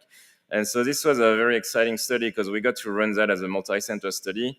This was funded by Dolly Green Research Foundation for the 2 California sites, so Santa Anita and Golden Gate. And we had an East Coast site with horses from the Fairhill Training Center being scanned at New Bolton Center. And so in each of these sites, we randomly selected 24 horses. So ahead of the weekend of racing, we would select second race horse finishing in the 3rd position. We kept only horses in the top 50% of the field. And so these guys were invited to participate in the study. And we got pretty good participation. About 1 in 2 kind of agreed to be part of the study. We had one of the track vet like look at the horse after the race, making sure he wasn't lame. If the horse was lame after the race, he was disqualified from the study. So we had 72 horses within 1 week after a race, successful race defined as top 50% of the field without lameness that we got to scan. We scanned all 4 fetlock on these horses, and yeah, we could do that in 15 to 30 minutes per horse. So the max we did were 11 horses in 1 day, so we can have pretty high throughput. And this is one example here on this slide. So some of these horses had really no abnormal findings. And so that was the first observation. And what we were hoping to see is that the PET findings were less frequent and less severe in these horses randomly selected compared with the normal horses. And so this is back to the graph I showed you earlier with these clinical horses at Santa Anita, and this is for the normal population at Santa Anita. What's very interesting is that the distribution is similar, and again, we see more palmar condyle and medial more common than natural, but overall, we see very few grade 3. So the distribution is the same, but we don't have the most severe changes than we could see in the clinical population. So this is a good reference of what we can consider normal and not worried too much. What was interesting too was the comparison between the different track. And so there were some comments about that like earlier in the day. And so the Golden Gate horses had the fewer sites of uptake. And so the Golden Gate population, Golden Gate has a tapetum track, synthetic track, and we purposefully selected only horses that were training and racing on tapetum. So we excluded tough horses, as there is some tough races at Golden Gate too, but we only included horses only training and racing on tapetum. The horses from Santa Anita included both dirt and turf horses, and we see a little bit more abnormalities, especially in the medial palmar condyle, a little bit some more severe grade. But again, things remain much less severe than in the clinical population. The Fairhill group, a bit more heterogeneous population here, as Fairhill has different training track, and also compared with the California horses who are training and racing on the same track. These guys go and race at different sites, and it's interesting that these horses potentially exposed to different surfaces indeed did show a bit more sites of uptake. So interesting to look at this comparison between the different track. Another interesting finding is how much real abnormal findings did we see, and we had a few, and this is one example here. So we had 3 out of the 72 horses, which makes about 4%, that had findings that were concerning enough that they had to get a significant amount of time off. This one actually did get a transcondylar screw for identification of this uptake in the parasagittal groove. So 4% of these normal horses had findings that required some significant changes, including surgery in one of them. In 15 horses, there were some uptake that recommendations were made to the trainer to back off a bit on the training. So that's what we saw in that population. Another interesting small project we did here, but looking at normal versus clinical horses. This is from end of 2021 at Golden Gate. At the time, they had one 2-year-old that had a bilateral sesamoid fracture. He was a lightly raised horse with no clinical findings prior to that.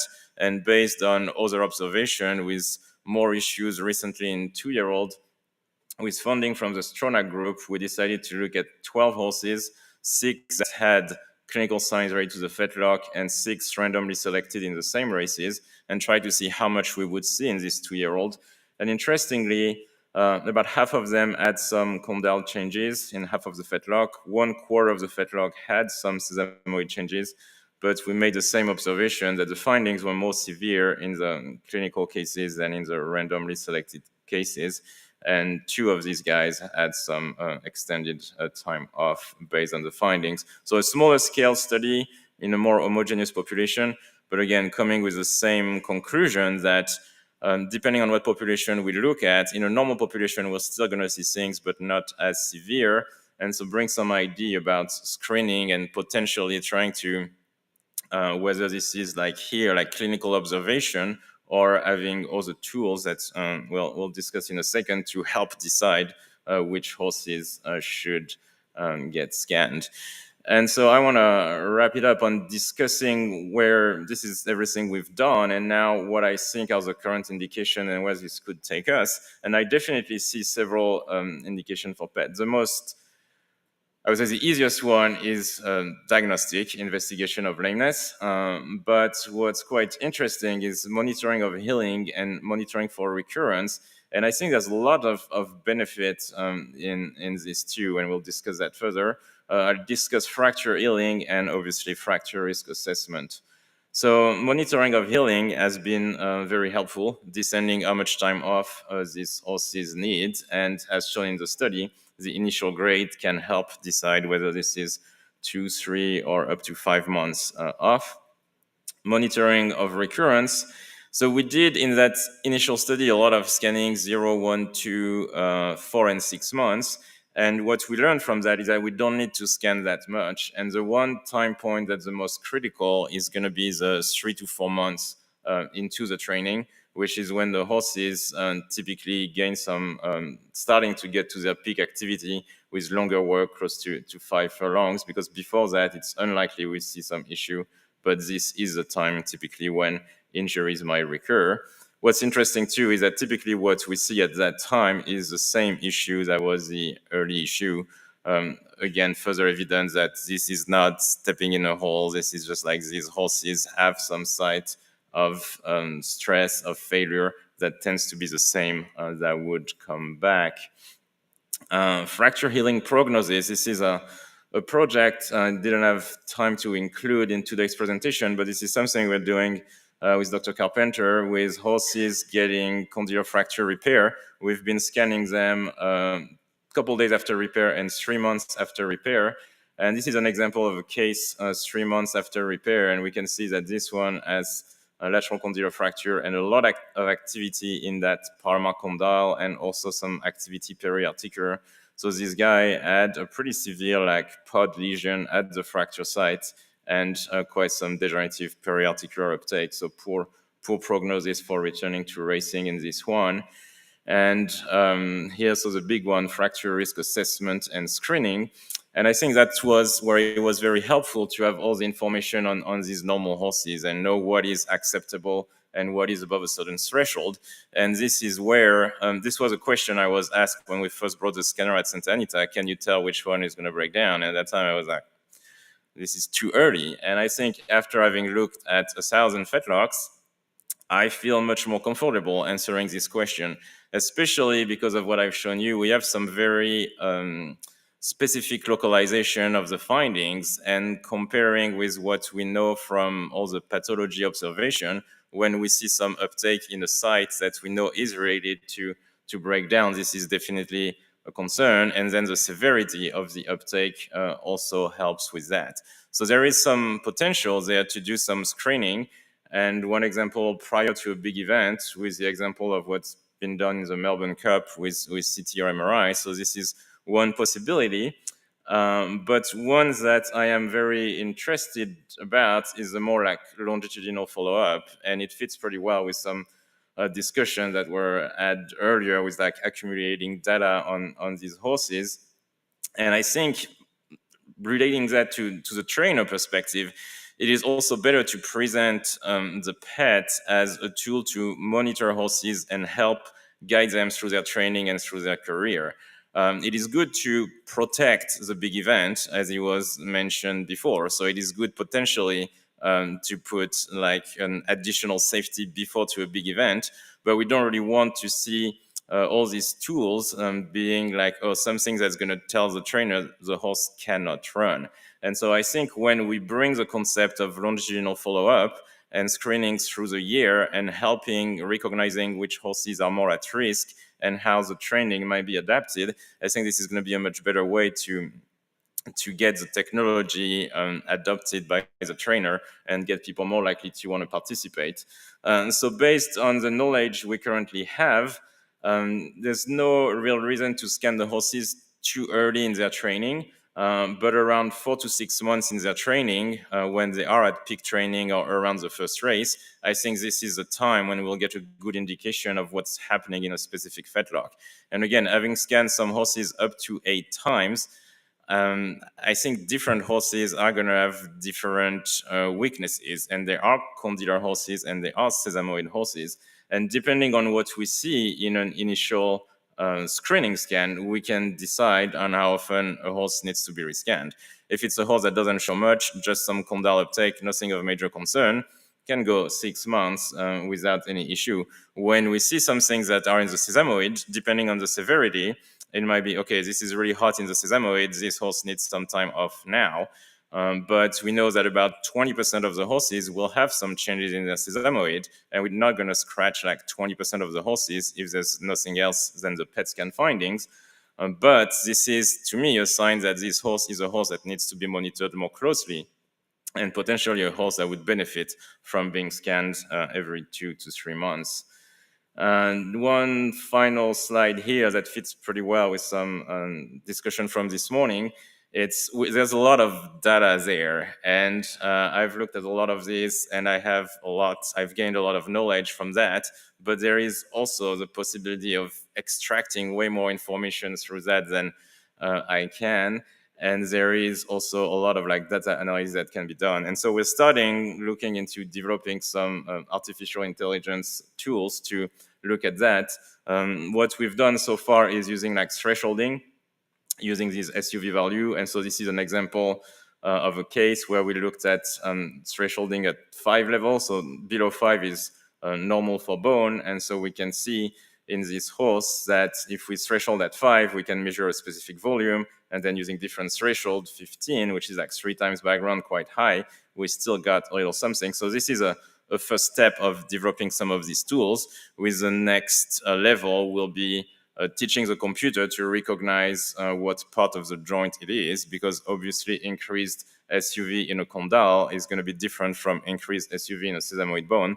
But so these are some tools that will become available and that will help categorize what we have on this PET scan. And as a radiologist, I love looking at these, and I think it's still important to have human eyes looking at that. But if I could have help from a computer to like go through the scan and pull like some of this information, that would definitely help in terms of data analysis, data processing, and scanning more cases. So this is it. I just have a lot of acknowledgement I want to go through, because this has been a lot of work, and this has been a real teamwork. It's been fascinating working with Brain Biosciences, Long Malvet Imaging. I met them almost 8 years ago now, and they were working on the human brain. And I was like, what about we look at horses' limb? And they were like, sure. And now they definitely are quite involved with that, with having developed like a specific system. And huge thank you for all the funding that came through. Center for Equine Health at UC Davis, I was the first supporter of that, and a lot of support from the Grayson Jockey Club, the Stronach Group, Dolly Green Research Foundation, Oak Tree Research Foundation, Pennsylvania Horse Racing Association, all the technical staff that has been involved in Davis, at New Bolton Center, Southern California Equine, and all the racetrack veterinarians and trainers that have brought cases to support all of that. There's no time for questions here, but this is my email and Twitter if you want to reach out to me. Thank you very much.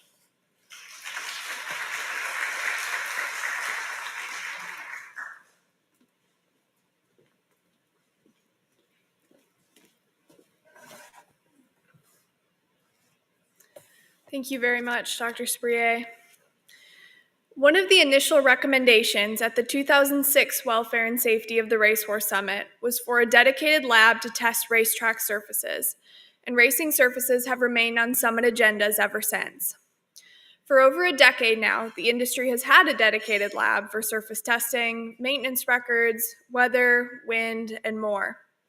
The doctor joining us momentarily has been an advocate of the Racing Surfaces Testing Laboratory since its inception and will update us on the advances in this field. I'd like to welcome Dr. Wayne McElraith, founding director of the Orthopedic Research Center at Colorado State University.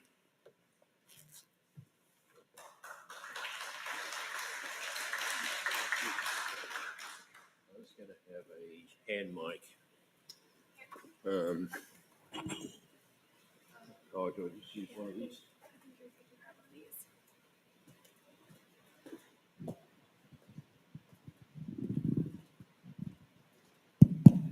Okay, thank you. Thanks for the invitation.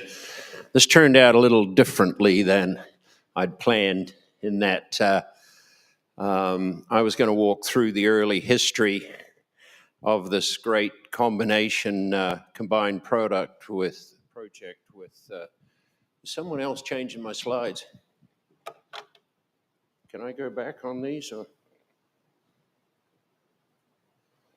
I'll just show that picture of me. Can we go back a slide? Or have I got control of that? Yeah, thanks. And so I was going to do half the talk, and Mick Peterson was going to do the other half. He unfortunately has got laid down with COVID, and so I've had to do some quite a lot of slides to put back in that are out of my comfort zone. But anyway, it's been a really good experience having to do this talk on my own, because I can recognize everything that Mick's done. He's been the leader in this, in the racetrack surface testing lab. I got in a strange position of being vice chair of the lab, and I started him off in this business. And he's often said to me, I don't know whether I want to thank you for getting me involved in this business or hate you. And you'll have some examples of that. But anyway, just to set the stage with what we are talking about and why this program, which has been heavily supported by the Jockey Club and other groups, is trying to get on top of consistency in the racetrack. So we're going to go through a little bit of history, and then it's really been exciting for me to get mixed slides and work through them with what's happened more recently. Anyway, prevention of musculoskeletal injury in the racehorse remains an ideal goal for all of us. We certainly make improvements, but we haven't solved all the issues, never will, but we keep trying, we keep decreasing, as Tim Parkin showed earlier this morning, we keep decreasing the incidence of problems. The severe physical demands are placed on the musculoskeletal system of thoroughbred racehorses using the high speeds reached because of the high speeds reached during racing and training. And racing surface is commonly implicated as a risk factor. And of course, as you know, we have various surfaces. We have dirt, we have synthetics came along, turf, and various speeds with which these horses race on them. The interesting thing is that Mick and I started doing this exercise before synthetics came, and of course they became an important part of what we were looking at research-wise. So just briefly, there's multiple factors involved in musculoskeletal injury, and of course we all know that, and we work on all these areas, or we've done work on all these areas. But the important one, of course, today that we're talking about is racetrack surface. And this is how this whole project started in 1995. Mick Peterson was a professor, a mechanical engineer at Colorado State University. He knew nothing about horses. And myself, an equine orthopedic surgeon, I knew nothing about engineering, but had a desire to take racetrack surface out of the musculoskeletal injury equation. Now we still haven't done that, but and now looking back, and it was 1995, but I've been doing surgery at Equine Medical Center, which used to be across the road from Los Alamitos. There's other buildings got in the way since then, since 1983. And this person on the right in the picture, Blaine Schwanevelt, still holds the record for number of stakes wins in the Hall of Fame, a great racing quarter horse trainer. But every time I was doing surgery, Blaine would wander in and talk about goddamn racetrack. And so I was sort of wondering, okay, they'd always blame the racetrack. And sometimes these trainers would eliminate or not consider the other factors that were involved. Was that horse sound, et cetera, et cetera. So when Mick came to me interested in looking at racetrack surface, it was like, yes, that'd be great. We could maybe certify a racetrack. Well, that was a little bit difficult to do, but I put out a timeline, or we've put out a timeline as to how we worked through this. He started getting to know what we dealt with as far as the disease process goes and what musculoskeletal injury constituted. So I've got these divided up into time periods, and we're going to go through each of those. Initially, Mick came over to see us at the Orthopedic Research Center in the vet teaching hospital. He was interested in the work that Chris Kauchak was doing. This was Chris Kauchak's PhD work with Bob Norden and myself, and Sue James was also a bioengineer involved with it. And of course, this is well published, this work, but basically the top two pictures are taken from the Colorado Thoroughbred Racetrack Injury Database. We had a post-mortem program that was a lot smaller than the Davis one, but we were necropsying all the horses that suffered catastrophic musculoskeletal injury. And that picture on the top left is the opposite fetlock to the one that had the catastrophic injury. And of course, you can see the associated pathology. And the right-hand picture shows the micro damage that Chris defined in his PhD work. And then, of course, we see this all the time with in a clinical arena where we see change in the radiographs, and then we've got more sophisticated imaging now, but arthroscopic surgery reveals that we've got subchondral bone disease.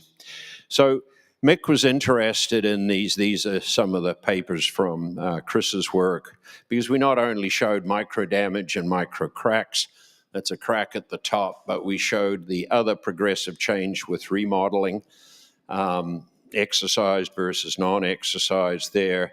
We showed osteocyte loss and necrosis of the bone.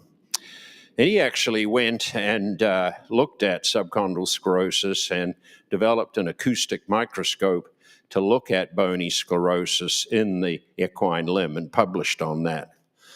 Our first paper in looking at racetrack surface was a paper that he had two of his grad students, Raoul Reiser and Becky Woodward. Raoul went away to the University of Wyoming for a while and then came back and has been an important part in our person involved in our orthopedic research program. This paper clarified the challenges associated with modeling the ground in the horse-ground interaction. And at this point, there was no reliable data available to describe the mechanical properties of racing surfaces. In this particular paper, although my name's on it, I would have had a lot of trouble defending it scientifically because it was all equations and diagrams on spring loading of the bone. Then the next step was the development of the Arono biomechanical surface tester, and that acronym came from Mick at that time was in Maine at the University of Maine. He'd left CSU, and this was where we kept our relationship, and we started with funding from various groups in Southern California, started looking at, well, first of all, develop the biomechanical surface tester. And to do that, he used his experience in mechanics and the design of acoustics and vibrations from submarines. But also we were involved with work at CSU. We did studies on high-speed treadmill, the high-speed treadmill that we had, videos at Santa Anita of the horse, and then accelerometer. That should be accelerometer data from Dr. David Nunemaker, who's already been mentioned today by Dr. Bramlage. but it was very useful data to help build up a model to try and match the kinetics and the kinematics of the loaded lead forelimb. And that's where we also, our clinical experience was useful there on how to load and track like a horse. And so this is some of the early cinematography as well as diagrams to go with the phases of gait and the interaction with the racetrack that led to the design of the tester. Excuse me. The first version of the biomechanical hoof tester was used in California. This picture on the right's at Santa Anita. There's a diagram in the middle on how the construction was, and this was when we first reported the development of that tester. And the important part of it was how it went into the ground at the angle or close to the angle and went through the stance phase as a horse would, or a horse's hoof does. So we sort of likened it to looking at the racetrack surface from the perspective of the hoof. Excuse me. So this went to, once we built that machine, then it was sort of a quest for a more consistent racetrack. Because this paper here, which was published in 2008, it accumulated, there was a lot of data collected in Southern California that we used.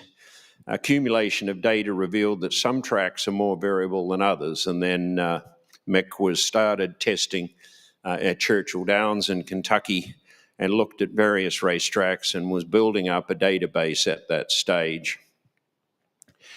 And the important thing here is that we noticed very quickly, or he noticed very quickly, was the effect of track maintenance on mechanical properties of a dirt racetrack. It was interesting, excuse me, it was interesting that, I hope I've got COVID, but the first study that was reported on racetrack surface was out of Minnesota, Canterbury Downs, in the early years, and they showed that the location of injuries was where all the water trucks came into the track. And, differences in quality, that's pretty obvious. But the thing that was really interesting as we accumulated data was how variable the surface was in various parts of the racetrack and between days. And that was when we initially, Mick recognized that, and we started on looking at climate and day-to-day temperature as well as water content, both being really critical factors in the track. So our approach was really, as I've said earlier, these were two major statements taken from a paper that was it was the first time that the veterinary community or the equine veterinary community had a presentation from Mick. This was at the American College of Veterinary Surgeons meeting in 2005, how we characterized the surface looking at the way the hoof sees it. And then there was further objective assessment of the track. The next thing that he developed was Doppler radar to look at the base. And so and this became really important when the synthetic tracks came along, because they had a very specific base, or if they were put incorrectly, they did. And the Doppler radar would allow us to identify any divots that might be in that base. Now, we did a number of other studies. I still get a bit of a chuckle that I've got a paper in Thermochemica Acta, which obviously is not a journal that any of us here would read, including me, but it was an interesting use of the tester. This was probably the first classic use of the tester to demonstrate a problem and to solve a problem. What happened is when synthetic racetracks come to Southern California, it was a lot different than where they were developed in England. And at Del Mar, you'd have a very nice track in the morning when it was cool. And then in the afternoon, as things warmed up and the wax melted, that the times were really, really slow. And at about the time that we started doing work, now I'm using the royal we, but I did go down there and help with part of the project. Mick had two PhD students working on this. The Pacific Classic, which is a 1.25 mile race, went off in 2 minutes and 8 seconds, which is really slow, obviously.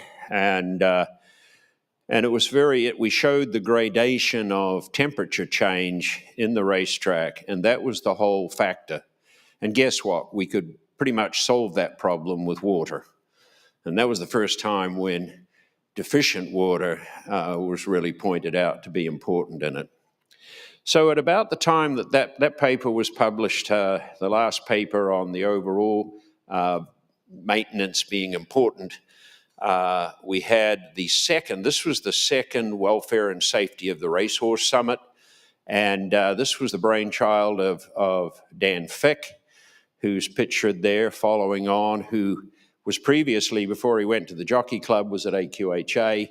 And he was the one that sort of set up or led the Welfare and Safety Summit in 2008, where we had these workshops. And so recommendations were made.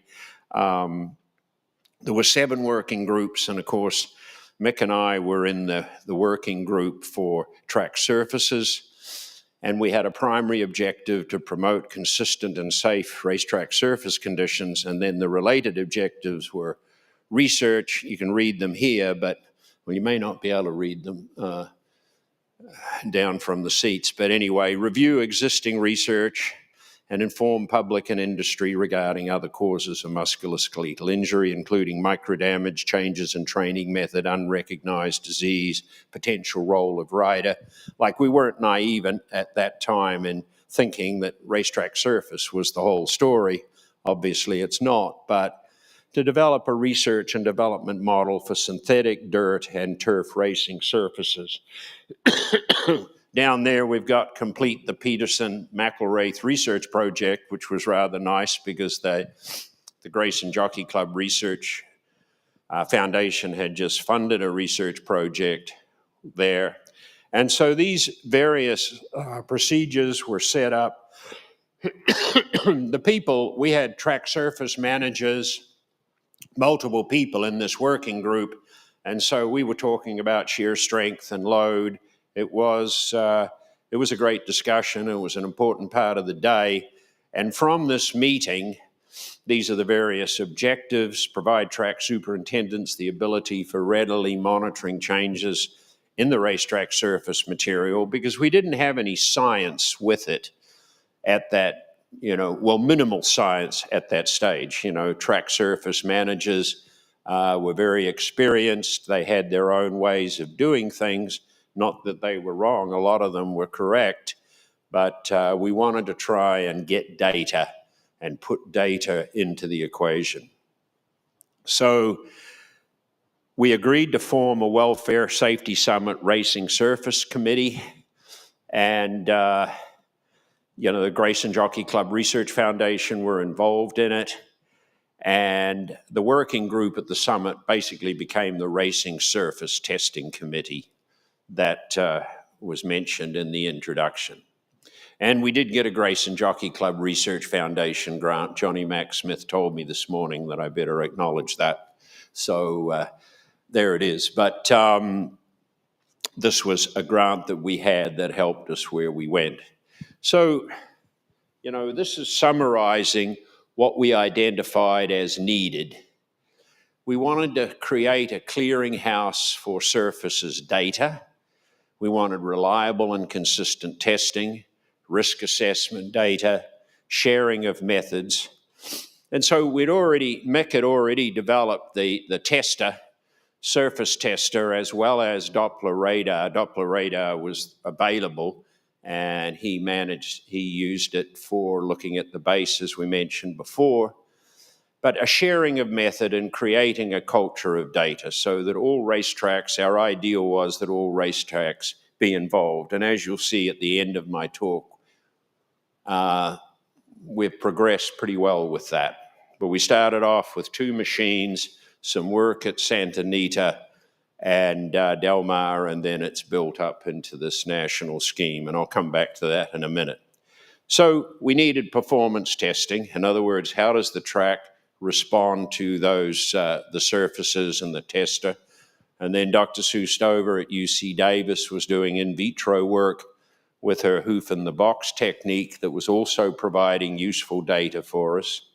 Composition testing, what's in that, and we've gradually built up that to a really sophisticated lab that's here in Lexington now, as far as looking at components that are critical to how the track behaves. And of course, there's specific ones for synthetics, there's specific ones for dirt.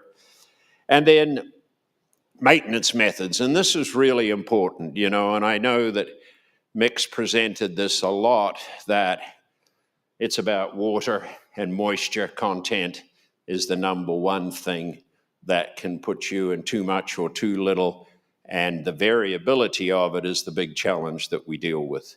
But the idea was to create a culture of data, which is now, looking a long way down the road, we have accomplished.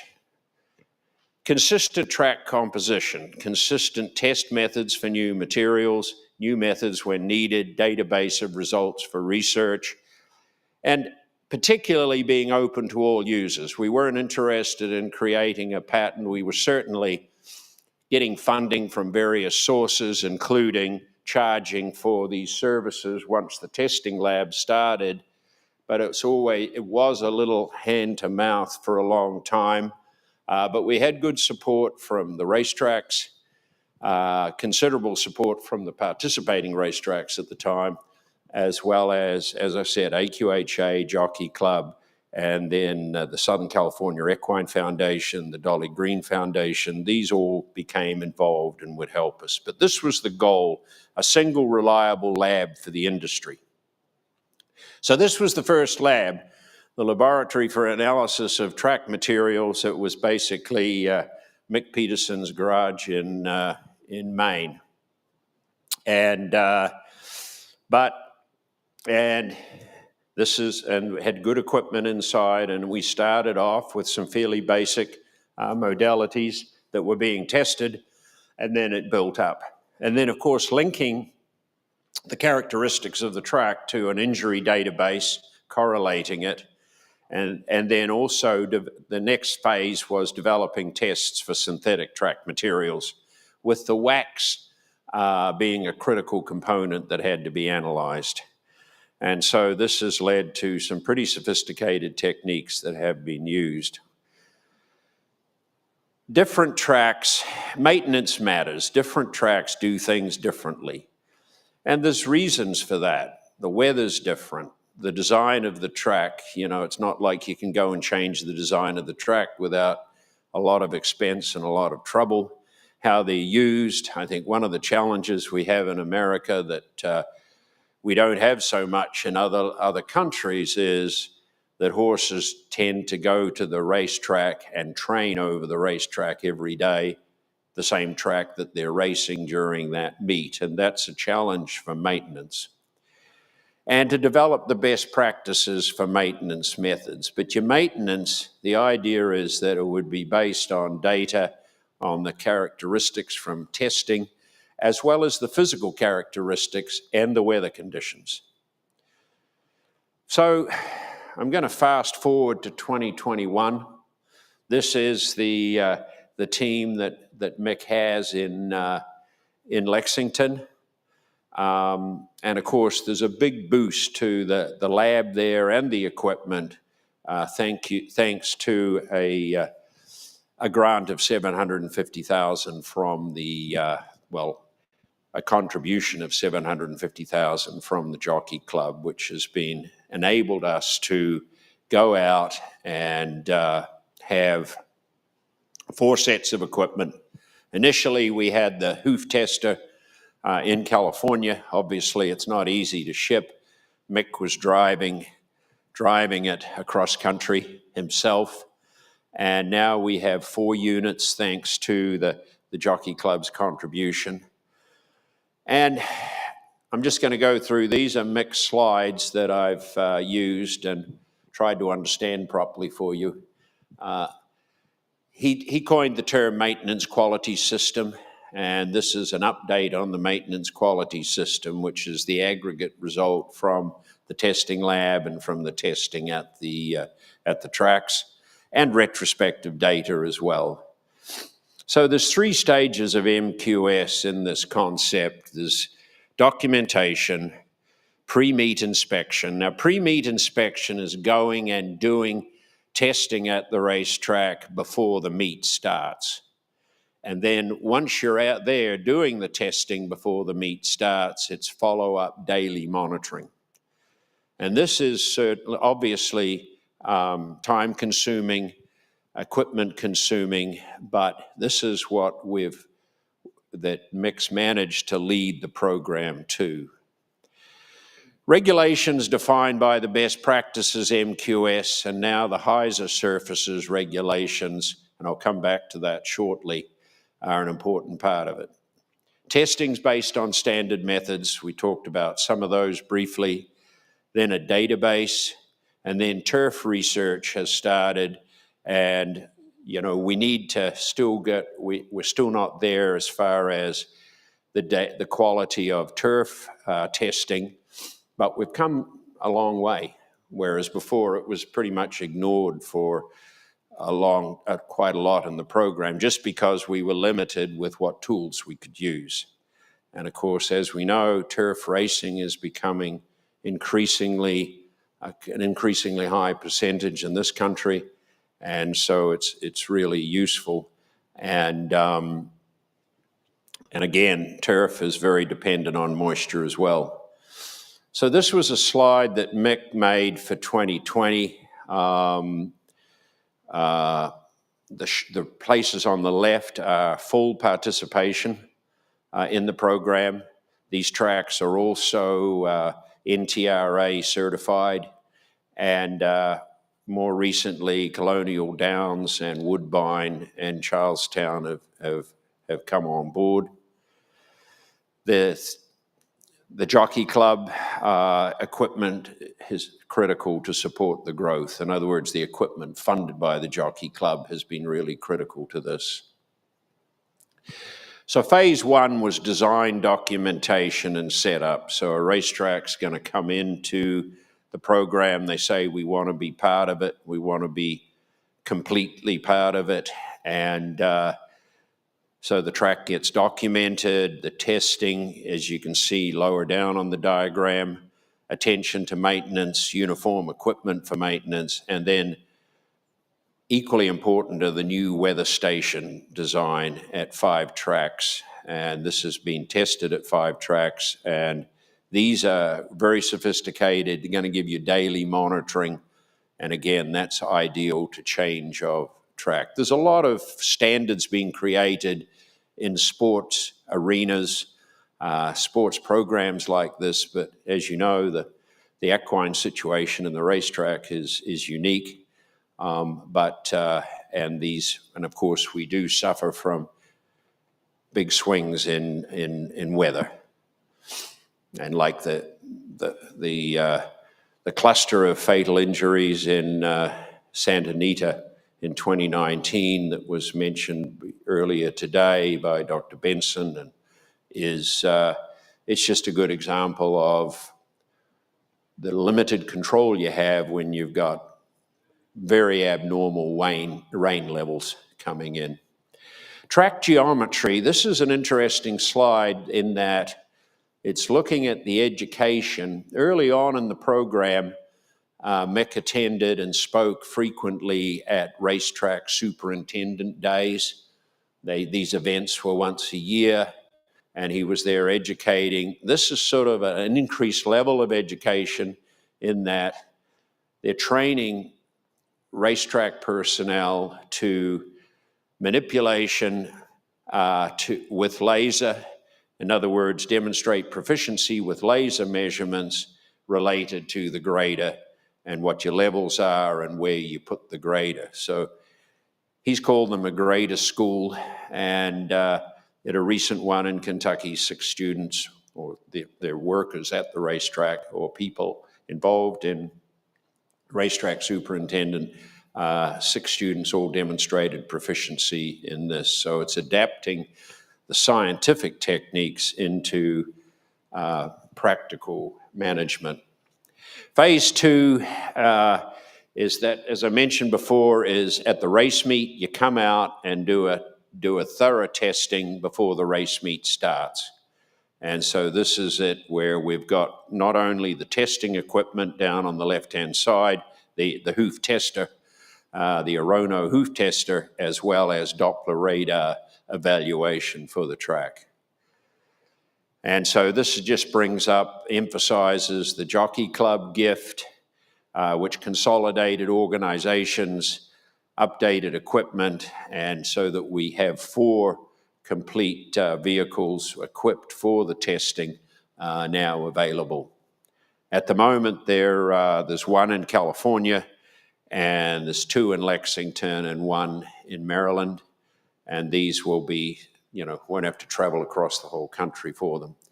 The NTRA have also gave a really good gift to the University of Kentucky for research space and calibration of equipment, all part of the hoof testing laboratory. And of course, Mick moved from Maine to Lexington quite some time ago, and is part of the faculty there. New equipment usage, this is just some data on site testing, for instance, at Breeders' Cup last year, 10 days, Fairgrounds. This is 21 data, Oaklawn Park, Pennsylvania, Laurel, and locations available for both East and West Coast equipment. And so in January here, there was machine calibration and load cell calibration. So the support has been really critical, and with being able to transport that testing capability to the track. So this just is a diagram looking at the equipment usage. It's not a diagram, but a summary of it. And then phase 3 is the daily tracking and the measurements. And so these are just pictures taken out with daily tracking. And then on the right-hand bottom slide is sort of use of testing, the testing equipment that they're currently using for turf. And so we are, as I said before, the program is expanding its abilities in turf. So last but not least, how does this relate to HISA? And these are slides that Mick gave me. What's been really good here is that Dr. Sue Stover, who's chair of the safety committee with HISA, has been proactive in fitting the standards and what we're doing, what we have been doing into HISA protocols. So basically, before this was a draft, but Mick told me today that this is now in effect. Everybody's settled on the current version of surfaces regulations. Racetracks shall have data collection protocols in place, SOP reviewed annually, and a practices document. And all racetrack have designs, records, tests, and daily data collection. And these are just some more details that Mick gave me on the surface test methods and surface material test methods. They must be documented and consistent with testing standards, and I'll talk about those in a minute, from internationally recognized standards organizations. ASTM International, we've been involved with, but for the more agricultural-oriented tests and standards, the American Society of Agriculture and Biological Engineers, I found out from Mick, are being more cooperative and interested. And when possible, unpublished standards methods are consistent, but these are documented by the Racing Surfaces Testing Laboratory. I'll show you a list of the ones where we've got approved standards shortly, but in the meantime, there's a lot of consistency, there's a lot of knowledge and experience being developed in the testing laboratory. So pre-meet inspection, in other words, we've talked about this before, and daily measurements. It's going to be the same with HISA as far as the racetrack conforming to that pre-race and pre-meet inspection, and then daily measurements during the meet. And I think what's really critical is, material testing regularly for composition, weather conditions being monitored at very close intervals, and moisture content is critical. There's still further things to do. There's quite a bit of work going into the development of sensor-based moisture measurements, so that the ideal will get there, hopefully get there, is monitoring moisture real time and then putting the appropriate amount of water into the track. So these are the standards, ASTM standards for equestrian surfaces that have been approved. And you can read them here, but you'll notice that a lot of these have risen out of our research. Again, Mick's leading the research, functional properties of equine surfaces, wax binder removal from synthetic tracks, how easily it is removed, triaxial shear strength and cohesion of equine sports surfaces, standard test method for gas chromatography analysis of petroleum waxes used in equestrian synthetic surfaces, and standard test methods for measurements of transition temperatures, which I mentioned before, which we showed at Del Mar rather graphically, how much melting of the wax changed the ability of the track to support the hoof. And also, part of it that's also really important is the differences between the different products as well.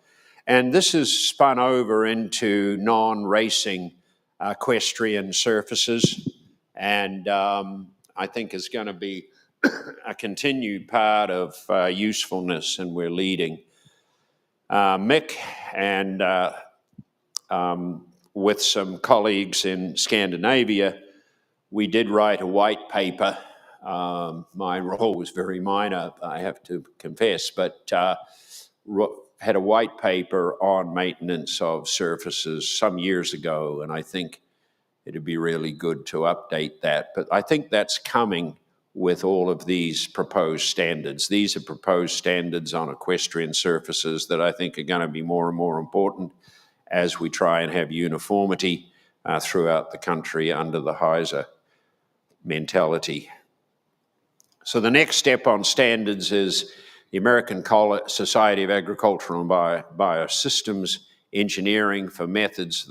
This is for the penetrometer, for turf and dirt, cushion depth, as well as documenting the equipment used.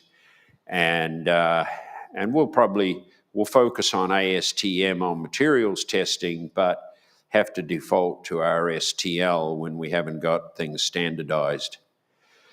So now, I mentioned we've talked about the importance of data, and working with the Jockey Club have been working on a new data system, and this is just one slide of the new database interface that's going to be available, as I understand it, soon.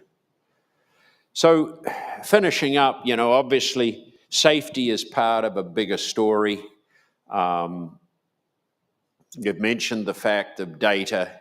The equine injury database, of course, as Dr. Parkin has championed for quite some time, is critical to relate that back to the machines. You can see that there's a number of components to building up that database, and particularly a number of components that are critical for consistency of surface.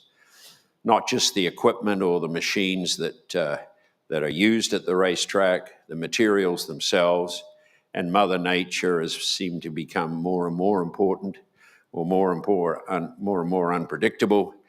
Manpower, the methods, and the jockey injury database is also critical. Safety in horses or decreased musculoskeletal injury in horses is certainly correlated with safety for jockeys as well. So surfaces are one factor in the risk to the horse, but the risk to the horse, as we said, is a risk to the rider. And so I think this is an important part of getting more data and making the tracks as consistent as we can. I think these groups have been critical. It's been a real team effort. It's been a huge team effort led by Mick, as I alluded to before. There's been a lot of doing it on a shoestring in the early phases, and it's paid off now. The investment from other support, particularly the support of the Jockey Club, is really allowing this whole dream to come to fruition. Thank you.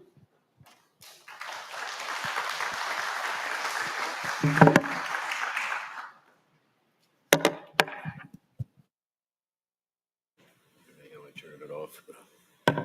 You probably know.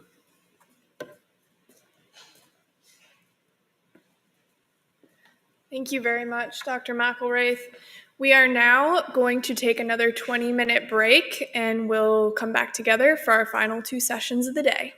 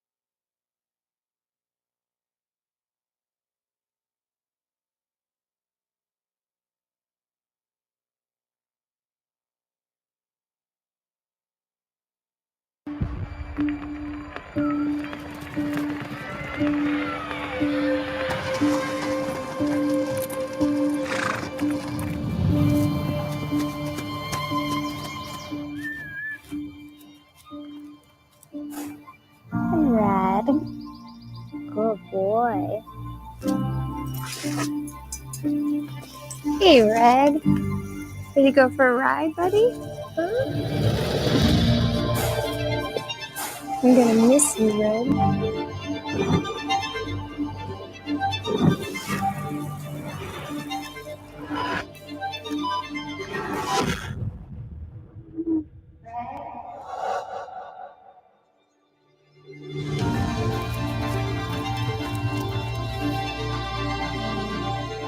Missed you, boy.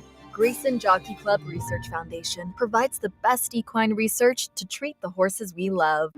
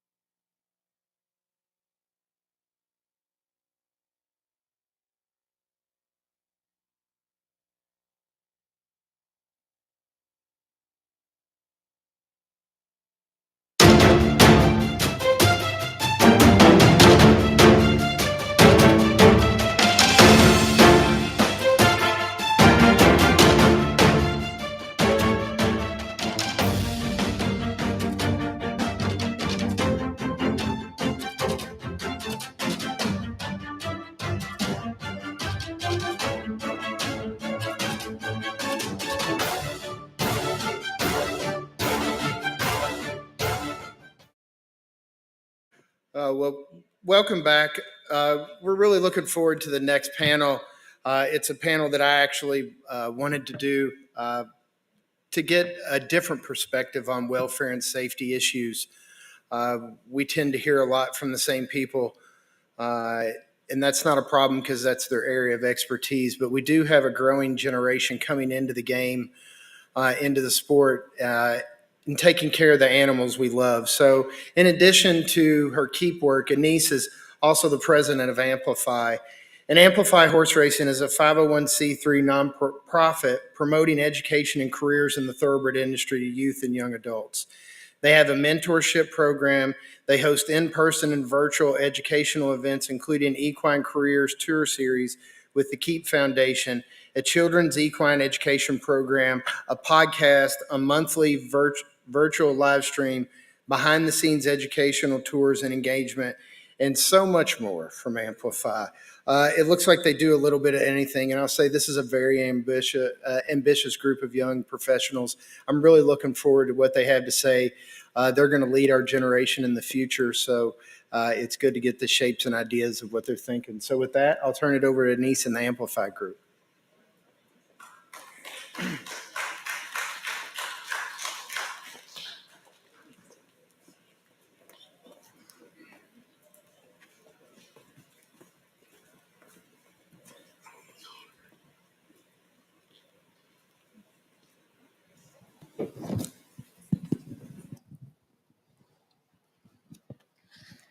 Thank you so much, Jamie, and thank you to everyone for giving us this opportunity today to lend this perspective on what youth and young adults who are coming into the industry are thinking about welfare and safety of the racehorse. And so just kind of reiterating what Jamie had mentioned, Amplify seeks to promote education and careers in the industry, but we, at the core of what we do, we want to educate. And a lot of the questions that we receive at or through our virtual events or in-person programming really center around the topics that we're talking about today, which is welfare and safety of the racehorse. And so we want to be able to address those concerns of young people and give them the confidence that this industry is maintaining healthy, safe horses. And then at the same time, through this presentation, we hope to deliver to the industry some perspective on what those young people coming in, the questions that they do have, and our advice on how to address that. So in introducing our panelists, I just have to reinforce and say that I'm so proud to have this amazing group here today. And because not only are they current leaders, we have future leaders. And I think that they all have such amazing insight to be able to lend the industry through their internship experiences and jobs and the careers that they've built for themselves so far, but also through their engagement with peers, because I think that does a lot to help inform us and inform our decisions and in the way that we proceed with improving perceptions of the industry going forward. So without further ado, I'd like to welcome Miss Haley Amos, who is Manager of Communications and Social Media for the Breeders' Cup, Hallie Hardy on the end, Executive Director of Horse Country, Farron Peterson, jockey and veterinarian. She actually rode a race at Churchill today and got here for this panel, so 5 stars for the hustle. We have Eric Resendez, who is a student at BCTC Equine and former Amplify Horse Racing mentee, and Deja Robinson, pre-vet student and Ed Brown scholar. So I want to start, you all have such unique experiences that you bring to the table through your positions and your studies. So I really want to start with sharing some anecdotal evidence on either questions or concerns that you have all had presented to you, or engagement with your peers that has kind of stood out to you. And Haley, I'm going to start with you because social media is really at the forefront of everyone's minds right now when it comes to information sharing. And also that is a place where many young people express concerns or they advocate on behalf of something or they air grievances. So I'd love to hear from you. What are some of the most common questions and concerns that you've had to address through social media about the industry? Yeah, so oftentimes, in particular for the Breeders' Cup, a lot of questions we receive are questions regarding what sort of safety and procedure precautions we take in advance of the Breeders' Cup races. And that's always a fun question because Breeders' Cup's number one priority is the safety of the thoroughbred athlete. And so leading up to the Breeders' Cup, we do multiple rounds of out of competition testing, and we prior to that we also do a blood test work prior to the final race of the Breeders' Cup. And then once the race takes place, then we'll test all 4 of the horses that finish in the top 4. Additionally, we have equine safety that people might not be aware of, and that takes place 24-hour surveillance watch on Tuesdays prior to the Breeders' Cup. So all of these things that we do are things that maybe not everyone gets to understand. And social media is a great resource because you're able to interact and share that information with people. We've got a team on our social media that we're out there 2 weeks prior to the Breeders' Cup, and we are sharing everything that takes place. And I think transparency and authenticity is really important on social. So ensuring that people are aware of all of the different things that go into preparation for something and to get that horse in the starting gate. Farron, you had a very unique and busy vet school experience, and that's when you were starting to get involved in the thoroughbred industry, initially exercise riding and then becoming a jockey. So what were some of the reactions from your fellow students as you got involved in the industry, and how did you address that? Yeah, so I was a veterinary student at UC Davis, and halfway through, I started riding races. And I think it was helpful that I had 2 years to just work with my colleagues, and they could see my dedication to veterinary medicine. And every school break, I would be off traveling, doing thoroughbred internships, and all of a sudden they see now I'm riding races. And I had several different colleagues approach me on my own time and just say, how is it that you feel okay with, riding racehorses? Isn't that harmful to the animals? And isn't that against your ethics? So to be able to have those personal relationships and that they have the comfort and respect for me to be able to have those conversations.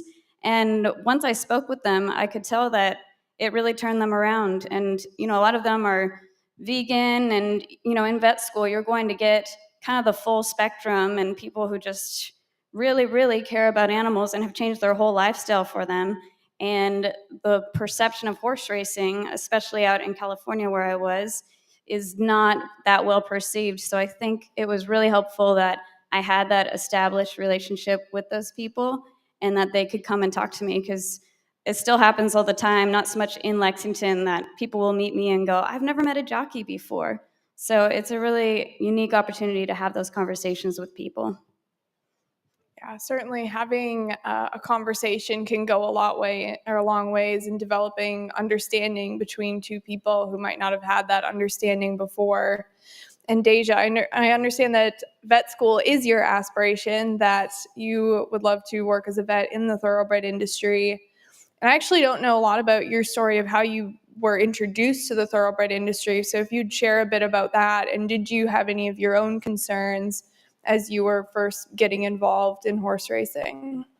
Yes, so being from Georgia and also coming from primarily a sport horse background, I knew little to nothing about racing. I would hear about it, but I really wasn't exposed to it until I transferred to the University of Kentucky. In 2019, I was able to come out and actually see what the racetrack was like. So I had many questions. The first question was, how in the world do they monitor all of these horses? And I didn't really know what a regulatory vet did. I had more of an understanding of like a private or would be like an attendant vet did, but I had no idea about the regulatory side until I did some of my internships with the KHRC and the Stronach Group.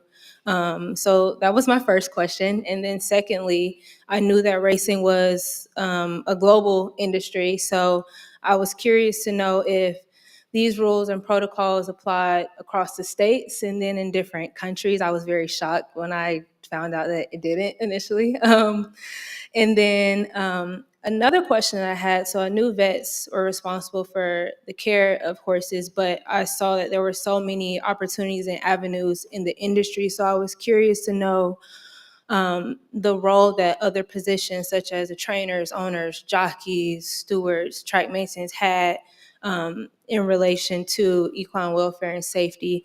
And I grew to learn that it all relates and that everybody's responsible for ensuring that these horses are taken care of.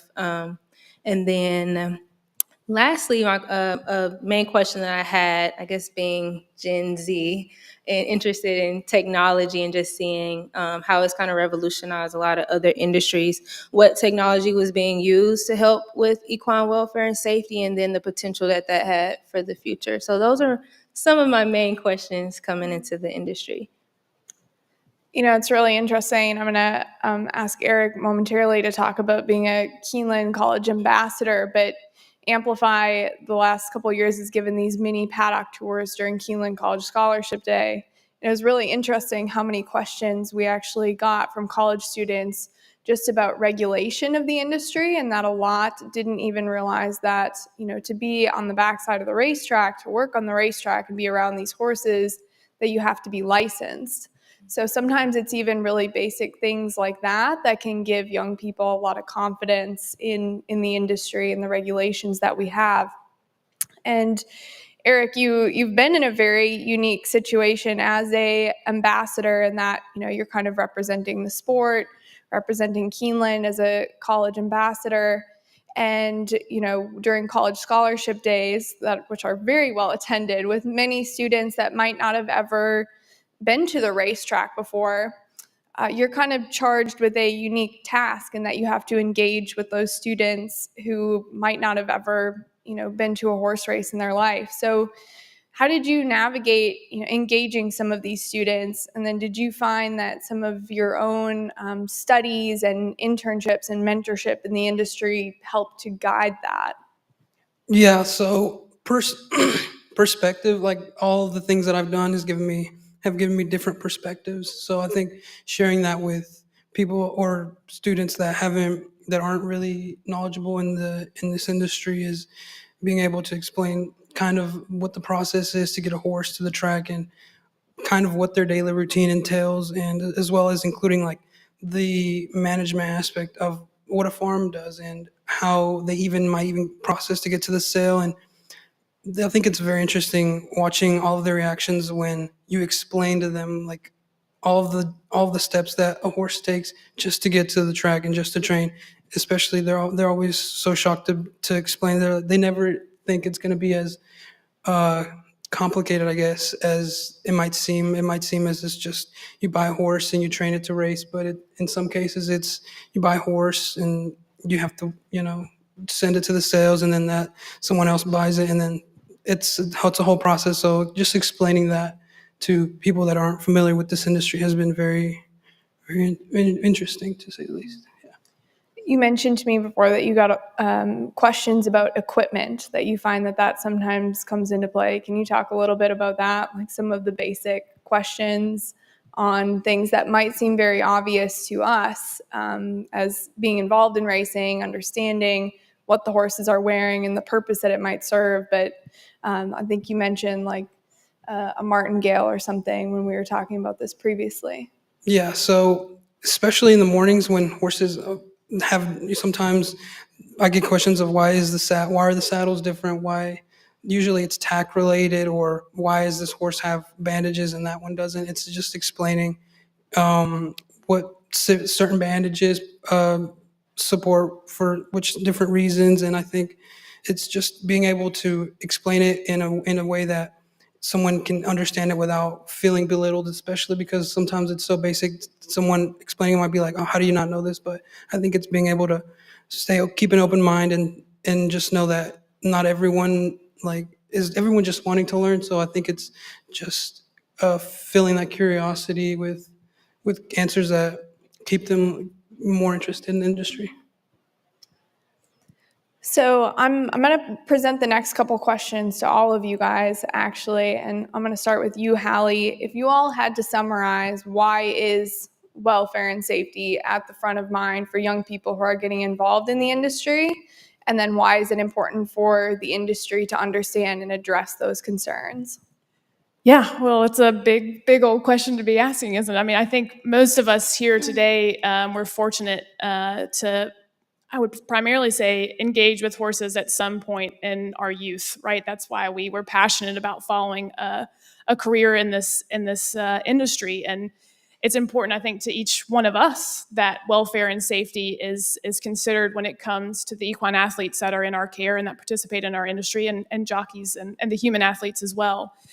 So if you know it's important to you, you have to imagine it's important to young people, and it is something that we should proactively be addressing. You know, I can very much identify with Eric there that a lot of our horse country guests, you know, don't necessarily walk in on a tour and have this deep negative perception of horse racing. They actually know very little, which can be just as negative as having a poor perception of racing. So to be able to proactively engage and show how we care for these animals goes such an incredibly far way, long way. And so I think, you know, if you can imagine yourself caring about why a horse breaks down on the racetrack and how we handle that and how we try to prevent that, then we should be sharing that information and information from events like this with the younger generations as well, so they know, and be proactive in how we share that information.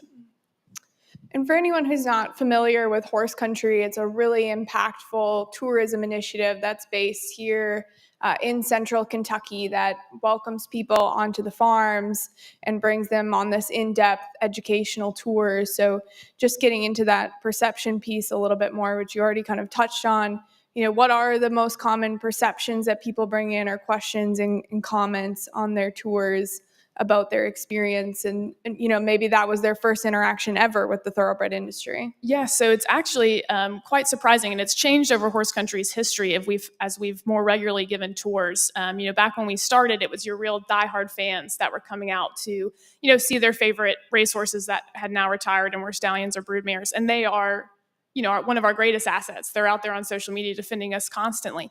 But what we found, we do actually, as part of your checking out to book your tour, we do ask questions. And one of the questions is, how often do you interact in an equine-related activity? And I think it's close to 70% either answer never or occasionally.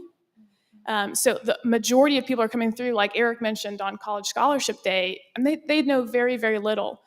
So it's not necessarily that they have these tough questions that they're asking. And I should qualify as well, our target demographics are not necessarily young people, but we do get lots of kids and families through. We hosted a number of FFA groups, both recently for their state convention that was here in Lexington. Their national convention is in Louisville here soon. A lot of those groups come through.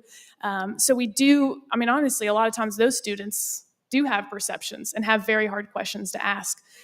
So our farms being able to not only just say, this is what we do, but directly show it and let the students and young people and our guests interact with it. And we're lucky to have several aftercare members, so New Vocations, the Secretariat Center, the Equine Adoption Center, as well as our 2 vet clinics here offer tours. So to be able to really show that whole life cycle from day one to day end of how we take care of our horses. And again, it's just this proactive thing. We're answering questions before a guest even knows to ask them.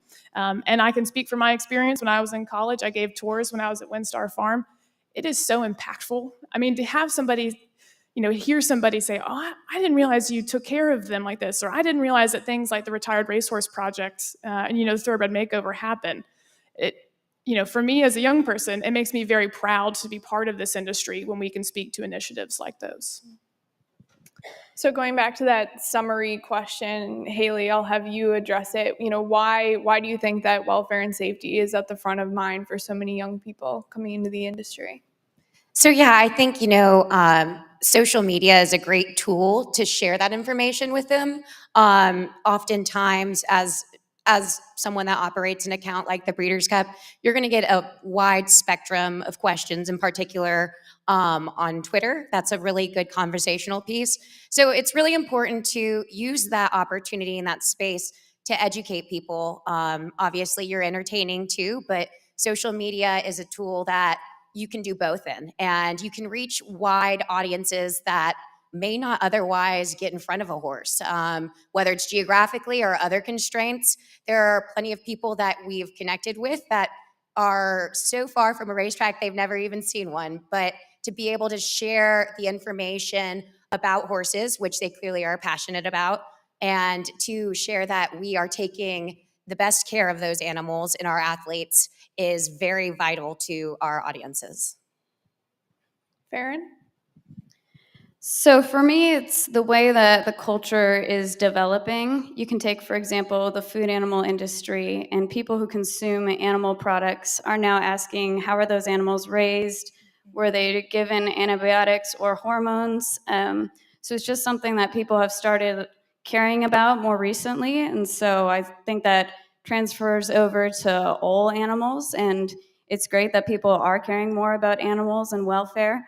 So I think it's our challenge to figure out, they are top athletes training at a high level. They need to be cared for and treated. We need to meet their needs, but how can we also keep our public happy and engaged? Because we want young people being involved, and I'm involved in horse racing. I love horses, and I think they receive great care. So how can we portray that to people who are seeing the other side that the media portrays? But that's the kind of questions people are starting to ask, and so they want answers from us. And Eric and Deja, I think you guys, as students, probably have the best insight into this, as you're still having a lot of these conversations with your peers, or maybe, getting more questions that Farron, Haley, and Hallie would, being out of school. So, Eric, what are your thoughts on that? Yeah, so it's kind of hard to.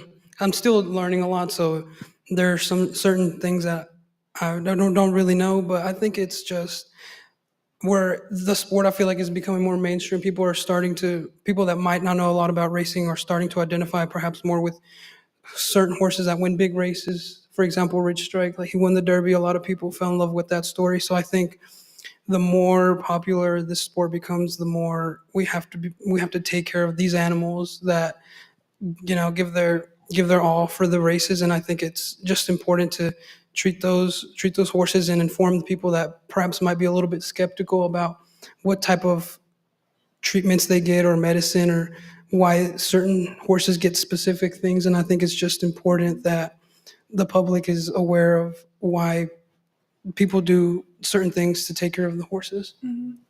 Yeah, that brings up a great point. Amplified launched its mentorship program in 2021, which essentially pairs young people who want to work in the industry with industry professionals. Eric was one of our initial mentees, but many of those who applied had actually watched racing on TV during the pandemic.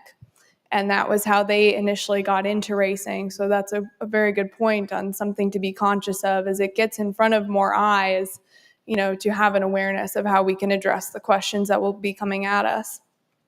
Deja?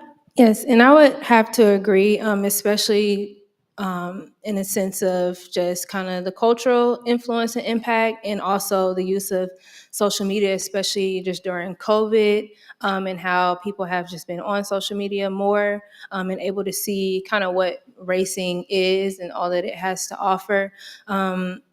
I don't want to repeat too much of what was said, but I think it's really important to consider how much of a tool social media can be, to really just push how important welfare is, and to show that even those who may be skeptical about racing, that just to show them the many initiatives that are being taken to show that the horse is first. Although it's an exciting sport, they're beautiful athletes, that the horse is first on the track, off the track, and then even after their career as racehorses.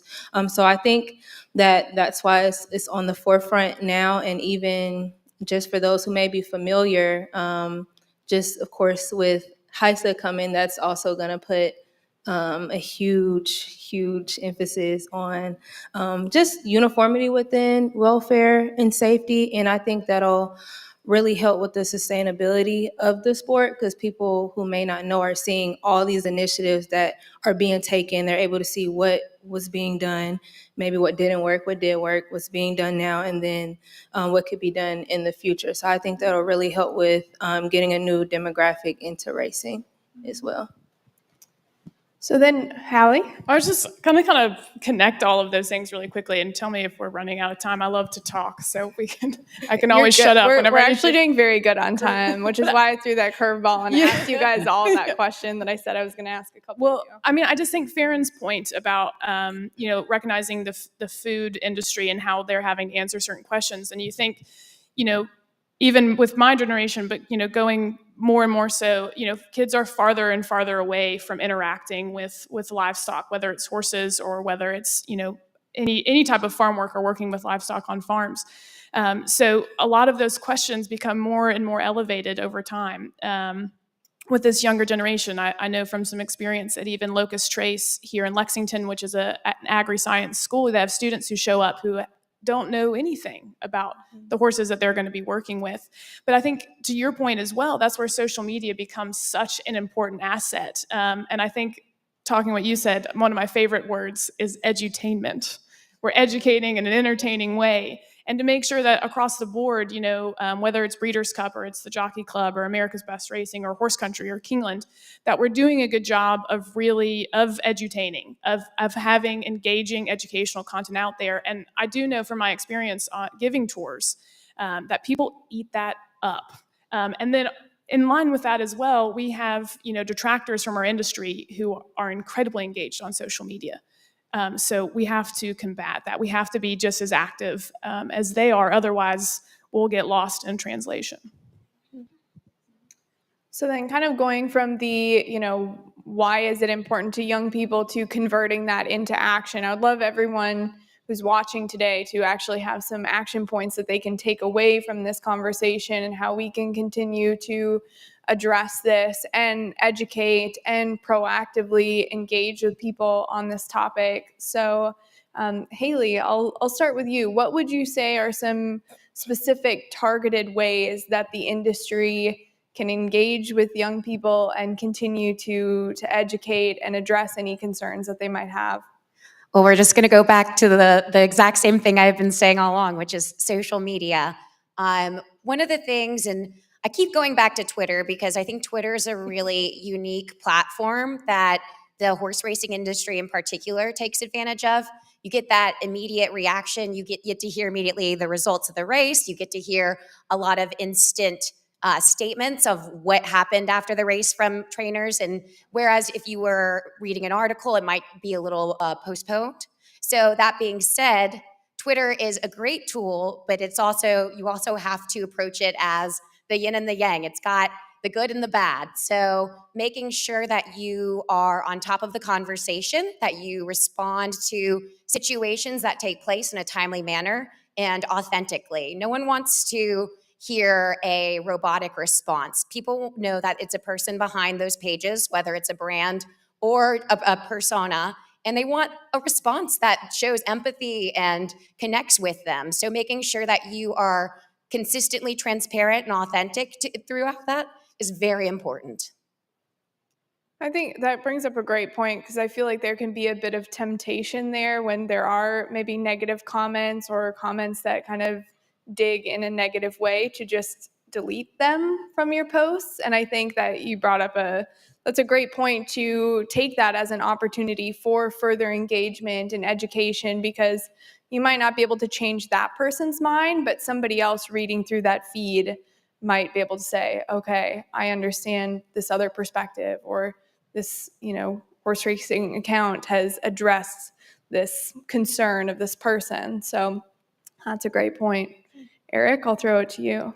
Ooh, okay. So, so as kind of like a student perspective, I think a very good, something that perhaps the industry I saw that was a little bit lacking is promoting, or I guess supporting organizations that promote the industry within the youth. I think I was very lucky to find Amplify Horse Racing and make that connection, because networking is also very important in this industry. And it's also like you can work as hard as you want, but you might have to know someone important to get to know, to keep moving up the ladder. So I think just opening the doors more to allow everyone to network that is interested within this industry, to allow them to network with people that hold positions that they find interesting or that they would like to work in the future, and in supporting like schools that want to further educate the younger generation in this industry. Like, for example, I'm a current student at BCTC Equine. I've learned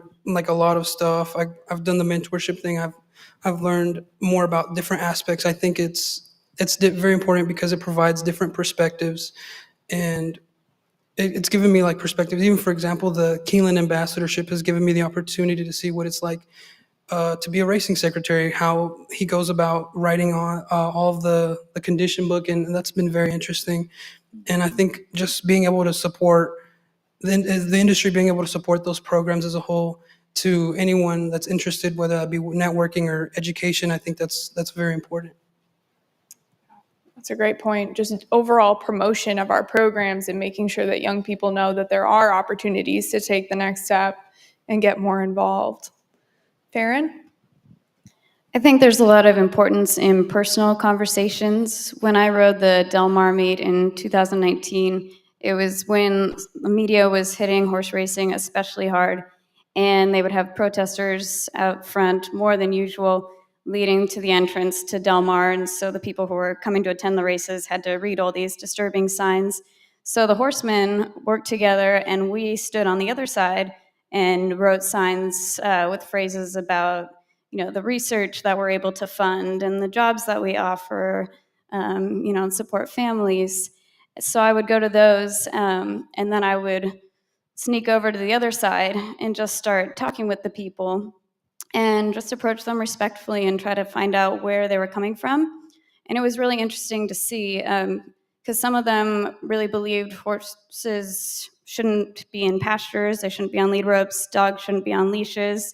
And fair enough if that's the way that they feel, but it helped me to see people are on a spectrum, and my mission isn't to change those people's minds, but the people in the middle of the spectrum who just want to know that horses are being cared for and treated well, and all they're getting is the information from the media. And like most of us can attest to, we get a lot of our news from the media, and we don't go and look it up ourselves, and especially if they're not a horse racing enthusiast. And so they're going to believe what's in front of them and what's pushed in front of them. So to be able to reach out to them and to have those conversations. So even those people who were on the extremist side, as I started having conversations and telling them I'm riding the Del Mar meet, I'm also practicing veterinary medicine, I would actually see their body language change and be at ease, and they'd start to put their signs down, and one person picked the sign back up and it was upside down. They didn't even notice, and it was great. But I just think that there's a lot of importance that as people get to know you and they watch, like, can you walk the talk? And just to, get to know someone who's involved in horse racing. I mean, even just to add to that point, you mentioned data at some point in there, and like this event in and of itself provides us so many amazing points and pieces of data and tangible research that can be shared with people. And that is something really concrete to show someone that shows that we care. Deja? Question one more time. I want to make sure I answer it. So just in talking about like tangible, specific ways that the industry can start to address concerns of young people and continue to educate. I think it's just going back to kind of, as we stated, with being transparent and not being on the defense of people who don't understand, like not just being angry, but just taking that time to say, okay, this is what actually goes on, because a lot of people in the industry have been raised in the industry. They just kind of know it in and out. But for a newcomer, it can be very overwhelming. You feel like you don't know anything, and there's just so much to learn, which is also the exciting part of it, because of the different people that you meet from different backgrounds of life that are all connected through their passion for horses. So I think just kind of moving with times, and what we've been talking about with change, being okay with understanding that comes along with that. So just really being willing to use different avenues and be intentional about targeting people so they can have that exposure, whether it's through just having tours, or if it's somebody who's interested, like me being a vet, different organizations showing what a vet does, or even just what at a track, what the racing secretary does, what the stewards do, just really showing all the opportunities that are there and being transparent about that. Yeah, absolutely. Hallie? This is my favorite question because I get to shamelessly plug horse country. No, I mean, in all sincerity, everything that we've kind of talked about here takes time and takes dollars, right? And so a lot of our organizations, and especially those at the top, have been spread really thin in terms of what they can cover, right? But now we have horse country. We have Amplify. I mean, everything that we've talked about here today, Amplify is doing, and they're not recreating the wheel. Anise is trying to find, resources that exist and literally, you'll love this, amplify them and make sure people know about them and young people can connect to those resources that exist. You think of America's Best Racing, one of the Jockey Club's initiatives, they're out there. And so I think for those here and tuning in today is to make sure that within your organizations, you're promoting some of these things that already exist. Maybe your organization can't tackle the perception of thoroughbred racing. I mean, it's a big thing, isn't it? But if you can promote horse country, whether you want to organize some tours for your employees, or you have some family friends that are coming into town that might have certain perceptions, that is what we're here for. And both between Amplify and what Anise has done with the mentorship program and really trying to directly connect with young people. And with horse country, we have, a varied list of people that come through. We have your leisure travelers that are here really primarily to drink bourbon, but also want to go on a horse farm. But we're also trying to be proactive and engaging with bigger businesses and having, special experiences for their employees. And then also with the likes of 4-H groups and FFA groups and, middle school, high school level students as well. So they can come see, and whether that makes them maybe a $2 show betting fan on their phone on Derby Day. Maybe it makes them somebody who wants to pursue a career in this industry. Like I'm sure many of us had that kind of first experience in this industry that said, that's what I want to do. Or maybe they end up being, very wealthy and they want to buy racehorses, which would be great for everybody involved. So I think the point being is there are tangible, specific things happening. And it's on us to do our best to participate in things like this so you all know about them and can help champion them for us as well. So it's www.visithorseCountry.com. I just mean to say that there are great things going on, and we're here for the industry in the long term. We're here to promote the industry. I know our horse country's mission is very much identified with that, and I know Amplify's is as well. And same with America's Best Racing and King on Kids Club. I'm sure I left a few other great initiatives out of that mix, but there are things happening, and we don't have to recreate the wheel. We just need continued, promotion and sponsorship of our initiatives. Guys, we're kind of coming to the end of our questions. Does anybody else have anything that is just on your heart that you need to express before we wrap it up?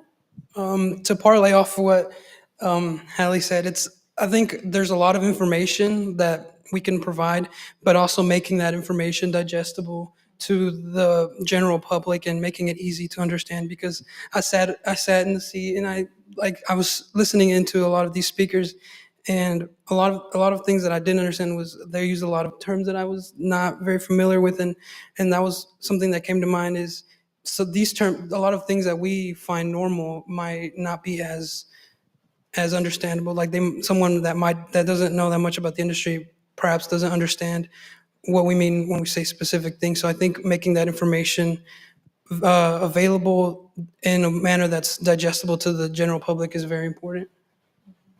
That's an amazing point. And that also gets back into what you were saying, Deja, in terms of it can be very intimidating to be a newcomer in our industry. It's so nuanced. There's so many different aspects of it, and you have to spend years learning it and learning the people to understand how they're interconnected.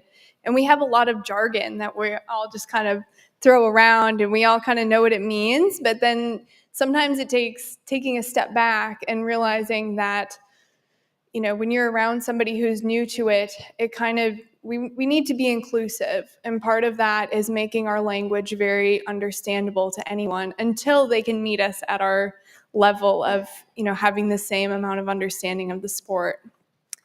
Can I add something too? Absolutely. So I think, it's been touched on originally, but networking is very important in this business. It's getting your foot in the door, having that first introduction to any type of angle in horse racing. And I think, being a part of the industry, us as leaders can open the door to young audiences by giving resources on how they can connect with you. I always say my DMs are open on my personal social media channels. You can always reach out to me there. And I've met a lot of wonderful people who do reach out. So being very open to those opportunities, in particular in the digital realm where people may not be close by to the business, really is beneficial for those young people who are interested in stepping in. One kind of just general last thing I wanted to comment on, and this is definitely apparent to me now with Horse Country, but was during my time, I actually worked for America's Best Racing back in 2013 when we did the bus tour, if that rings a bell to anybody. It was an incredible time. We got to travel the country and promote our big race days. It was wonderful. But I think it's important to say that those kind of efforts are not a snap your finger, we fixed racing kind of approach. And there's really no way for us to do that really within any demographic, but definitely not with young people. I mean, we've talked pretty persistently about how authenticity is important, and it takes time to be able to build trust and commitment with any fan, but I think with young people as well in that space. So just remembering that these initiatives are gonna take time. And one great thing about the booking platform we use at Horse Country is we have a ton of data. And one marker we use is called a Net Promoter Score, which probably wouldn't be a jargon that's well used in our industry, but a lot of brands use it as a marker for future business and growth, brand growth. And so essentially, the question is, how likely are you to recommend blank brand name? So it might be, how likely are you to recommend Kingland after a tour here? And it's a scale of 1 to 10. People who rank 1 to 6 are called detractors, and they will essentially might be negative for your business or will just not reenact with your brand or re-engage with your brand. 7 to 8 are passives, and 9 to 10 are promoters. They are likely to turn around and either buy your product again or to promote your product or leave a review if you're an attraction. And Horse Country across the board since May of 2018, across our membership of 22 actively touring locations, have a Net Promoter Score of 90. And that scale is from negative 100 to 100, and essentially you're dividing the detractors from your promoters. So across the board, our members have a 90 NPS rating, which means that people love interacting with those individual brands, with those locations, and are likely to turn around and become ambassadors and promote that experience, which has to be a long-term positive impact for our industry. And I would say for my time with America's Best Racing, those that we got to host at the racetrack and go through a forum with them and really engage with them in the racing product all have a phenomenal time. They enjoy it very much so. And health and welfare and safety being a part of that too. But again, how many people can you host one day at the racetrack? So to know that this is an ongoing thing, this is something we have to be proactive about, we have to do regularly, we have to target the young generation and engage them in this way, or we're going to get lost, in the bigger picture of things that are going to attract and engage them. Great points, guys. Thank you all so much for being involved in the panel today. I'm really excited to bring a lot of these thoughts and ideas into the dialogue that Amplify is having with young people. But I'd also challenge everyone watching today to just engage in dialogue, engage with young people, whether that is putting a call out on your social media to send a DM or to just have a general conversation, because there's so much connection that can be made and understanding developed just through a simple conversation. So I think that in and of itself is a great starting point. And thank you guys, and thank you to everyone watching today.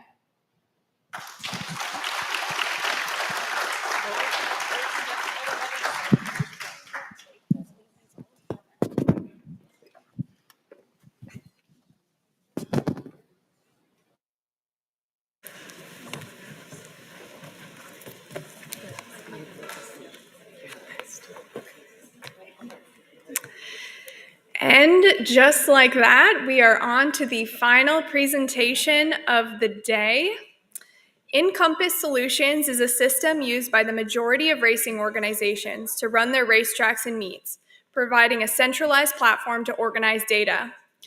From before horses ship into the track until after they ship out, the Encompass system assists racing personnel in a variety of jobs required to run a racetrack, from the racing office to simulcasting and health and safety services, which is what we're going to focus on next.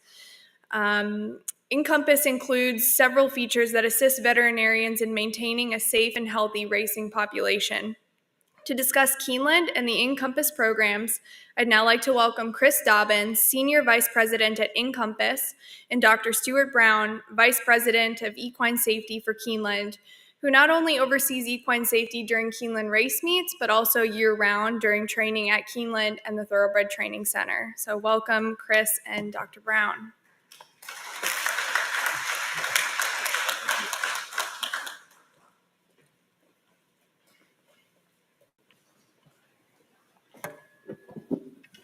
Well, thank you. I'd like to thank the Grayson Jockey Club, Jamie Hayden, and of course Dr. Brown and Keeneland for hosting this. It's been a great conference or summit, and I look forward to getting us to the finish line. And Dr. Brown's going to put a bow around it, and he'll kind of back up what I explain into a practical purpose of what they do here at Keeneland and at the Thoroughbred Training Center. Just to add a little bit about Encompass, we're a software as a service platform, but we're a solutions provider, and so what makes our platform unique and very valuable to the industry is we do service 100% of the marketplace, and so every racetrack has access to this platform that they're putting data into. They're looking at the data. We're able to create custom reporting for them and create a lot of products to service our racetracks. And so with that, I'll get into kind of what the objectives are here today. I just want to, discuss how we meet our clients' welfare and safety needs, what we've done to assist Keeneland with our Thoroughbred Training Center to, again, address those welfare and safety needs.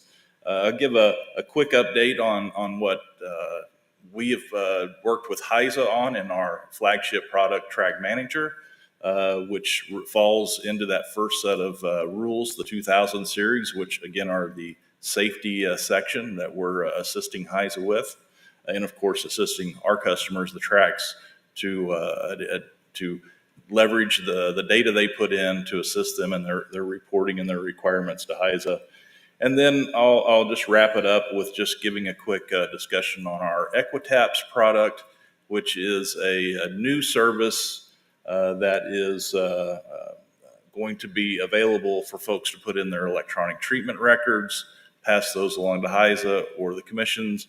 Again, it's kind of replacing a service that we built to support racing commissions on an individual level through their state regulations of requirements for electronic treatment records. So, what does Encompass do to help with the welfare and safety?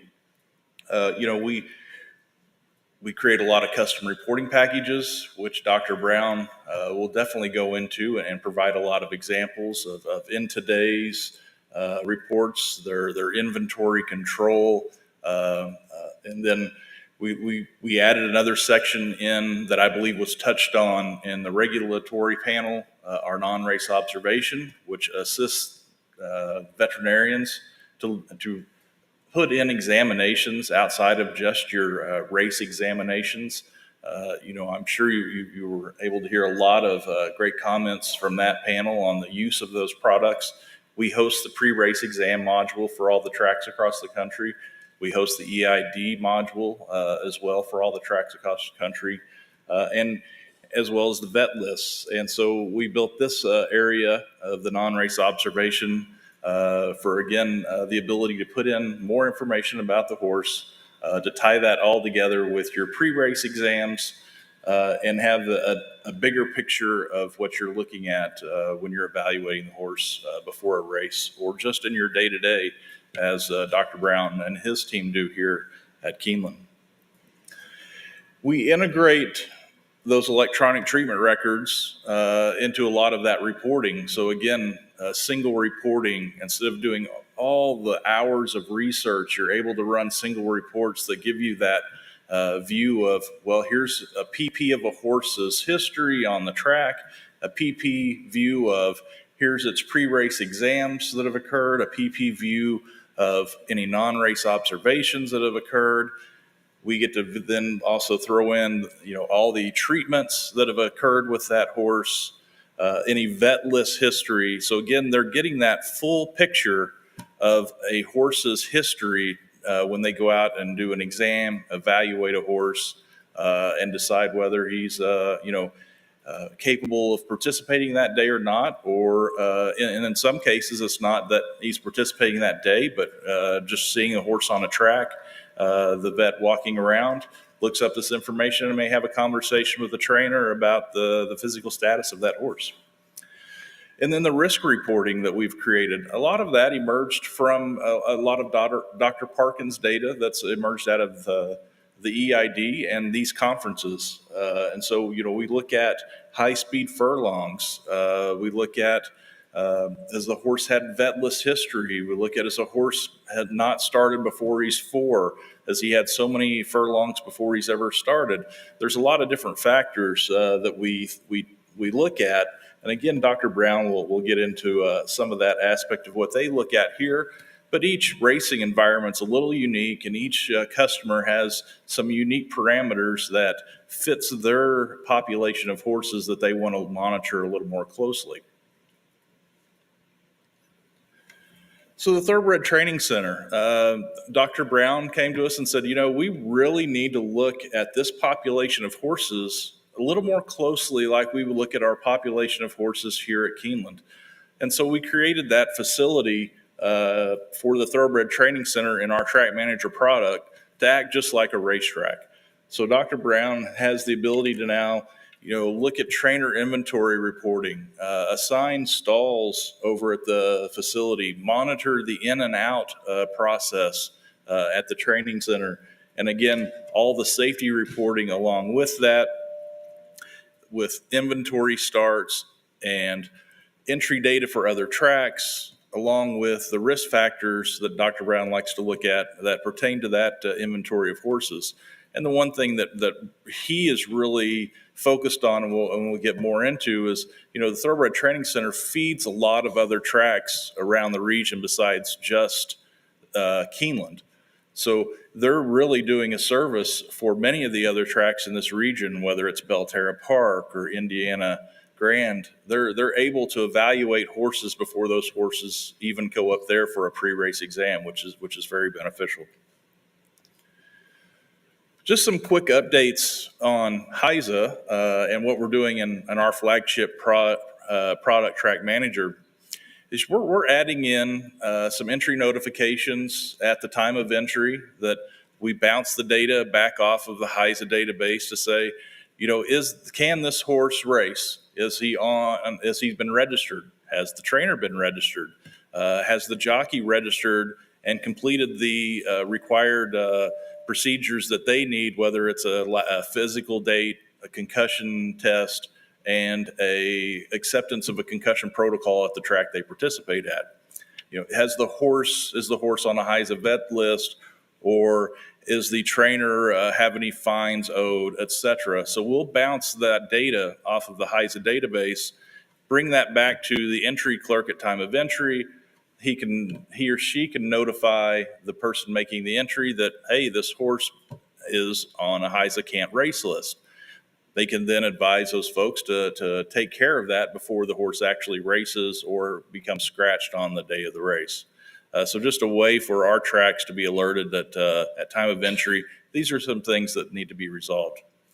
We created a new HISA vets list that's very similar to all the veterinarian lists that have been in Track Manager and managed and shared amongst all the tracks. So this will be a shared vet list that's HISA specific, that follows along their regulations of why a horse can be placed on that vet list, and again, how it can come off of that vet list, and everything that it needs to come off has to be put into the system before you can take it off. Pre and post race examinations. There wasn't a lot we needed to add to this module. It was really just those attestations that things are occurring to satisfy HISA regulations, that I, as the veterinarian, observed certain actions. I watched the horse in the paddock. I palpated its legs in the pre-race exam. I watched it go to the gate. I observed the horse after the race, no whip marks, and just passing that data to assist tracks. Equine or jockey health information system. We're trying to make that a more friendlier, user-friendly module for riders to have that single sign-on through our interactive racing office portal so they can manage their health information and update their last concussion test, their last physical date, and acceptance of the concussion protocol at the tracks they participate at. We'll pass that data on to HISA, which will then those entry notifications will say that they've done all those things. But I think that product over an IRO will make it a lot easier for jockeys to access that again as a single sign-on using their HISA credentials, so only one ID to remember and one password. Equine injury database, again, limited data that fulfills the HISA requirements. We're looking at how we can send that data to HISA with, of course, racetrack's approval, but again, helping satisfy the racetrack's regulatory requirements to adhere to some of the HISA regulations. We're also working with the medical director side of the HISA regulations to assist HISA and the track for that reporting. And again, the Equitaps, which I'll touch on, to pass that data along to HISA to satisfy those requirements. Again, all those fall under the 2000 regulations under safety that we're trying to assist HISA with. And just a quick view of Equitaps, which will be launched in July. It's, again, that single sign-on for this product as well. So if you are a responsible party for a horse, you're a trainer, the owner that's responsible, the attending veterinarian, you can use your HISA credentials to log in and access that information, update that information on your horses, and pass that information along to HISA. Again, just a sample view of what a treatment will look like. And again, it's replacing a system that we've had out in the field for a few years now that's been servicing California and Minnesota and Kentucky for adhering to their commission regulations. But again, this will be open for all users to satisfy their HISA regulations, as well as if there's any commissions, again, that need to continue to receive this reporting, we would pass that information along as well. But I'm going to pass this over to Dr. Brown because he can put all this stuff into a practical sense of how it's used here at Keeneland and again at the Thoroughbred Training Center. But I thank you for your time.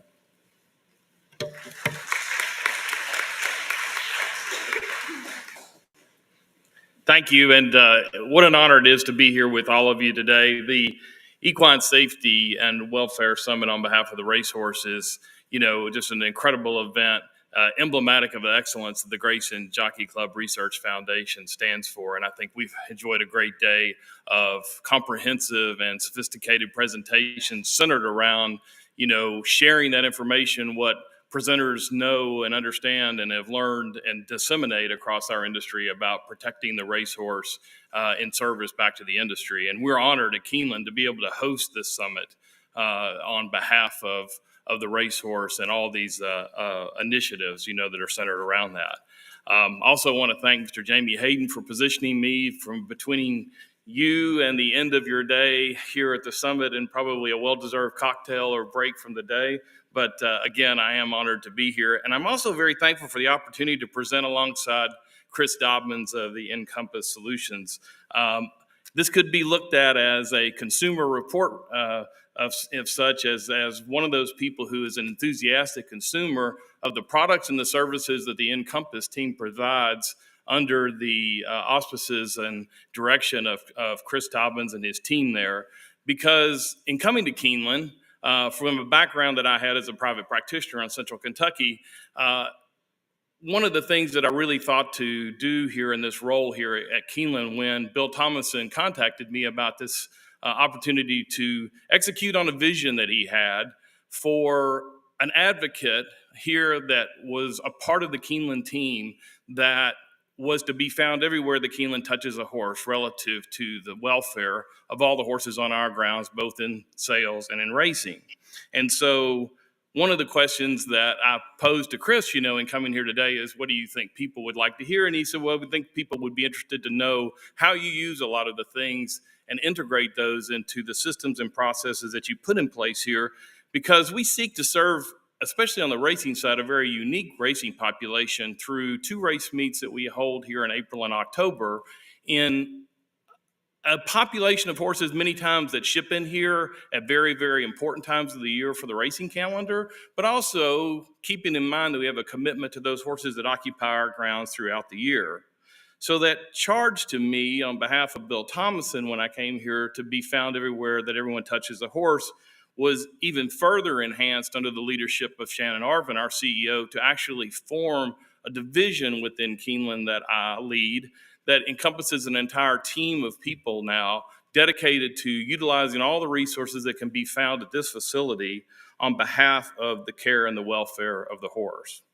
And so one of the things that I talk about a lot in performing a lot of these things and what we do on the racing side is centered around this safety agreement that is something that we execute with every horseman that's on our grounds. This safety agreement represents a collaborative effort between both Keeneland and Churchill Downs prior to where we are today, in terms of looking to the advent of HISA. But this particular agreement that was something that was worked on between our 2 associations represents the fact that there's a population of racehorses that we share amongst each other.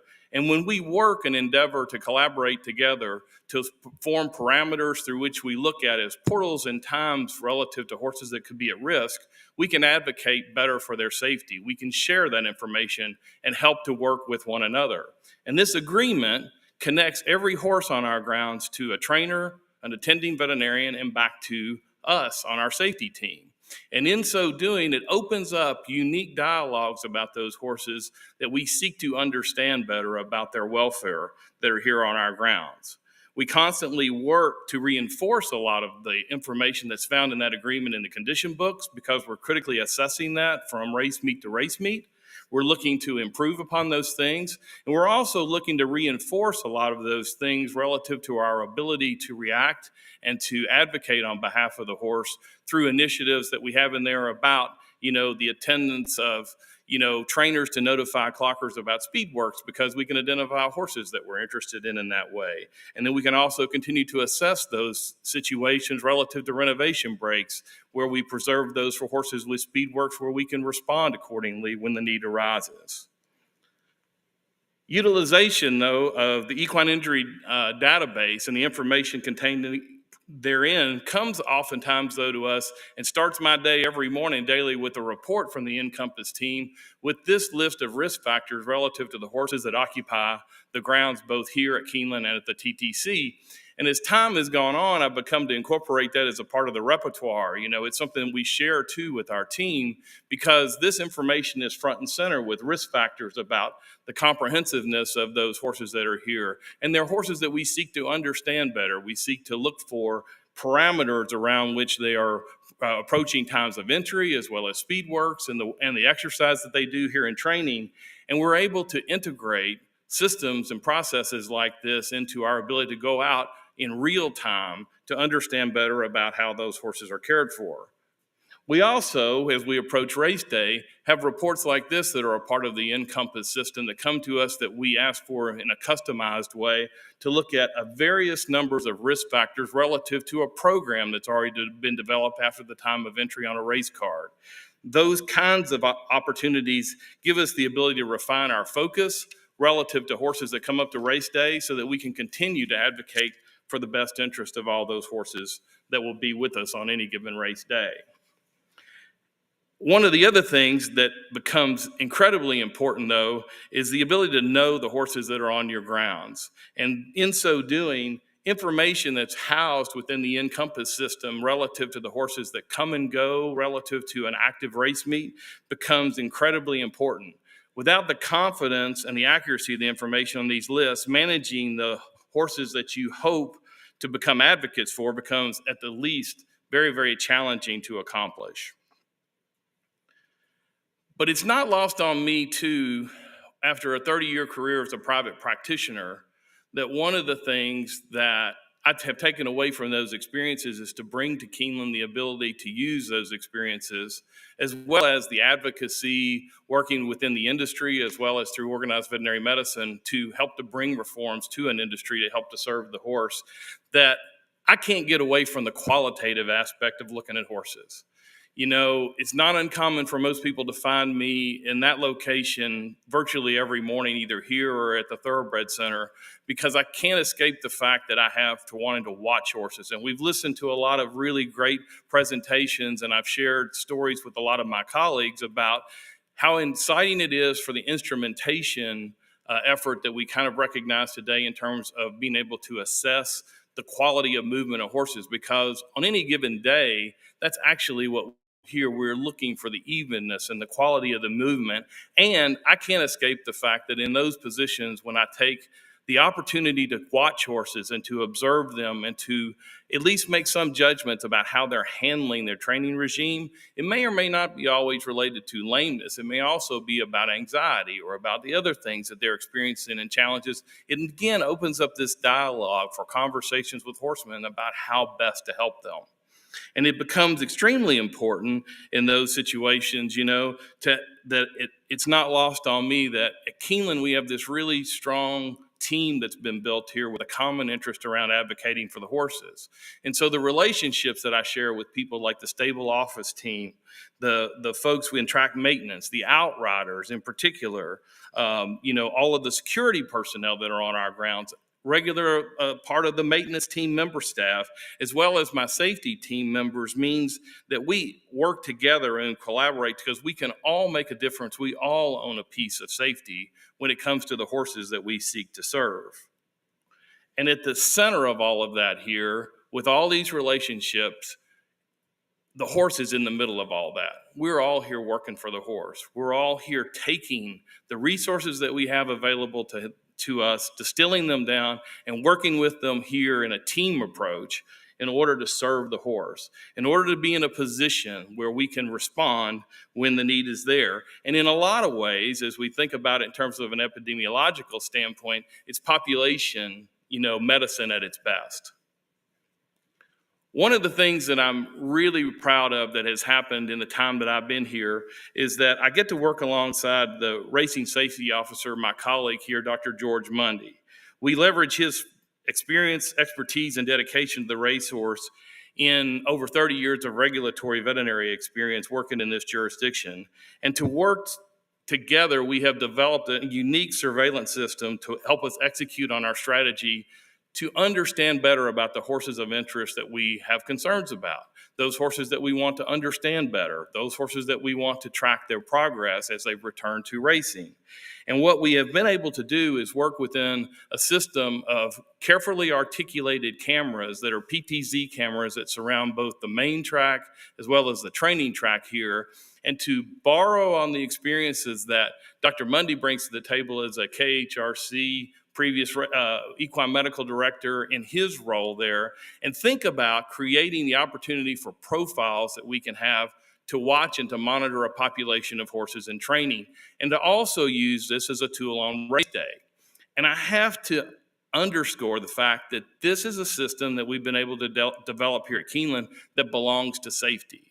It's not at the whim of broadcast. It's not at the whim of other kind of simulcasting things. It is something that we can use as a tool in an effort as well to help us educate ourselves and to improve our confidence about the care and the welfare of the horse. And so we focus those cameras in areas of high interest to capture the profile of horse movement that allows us to judge their well-being.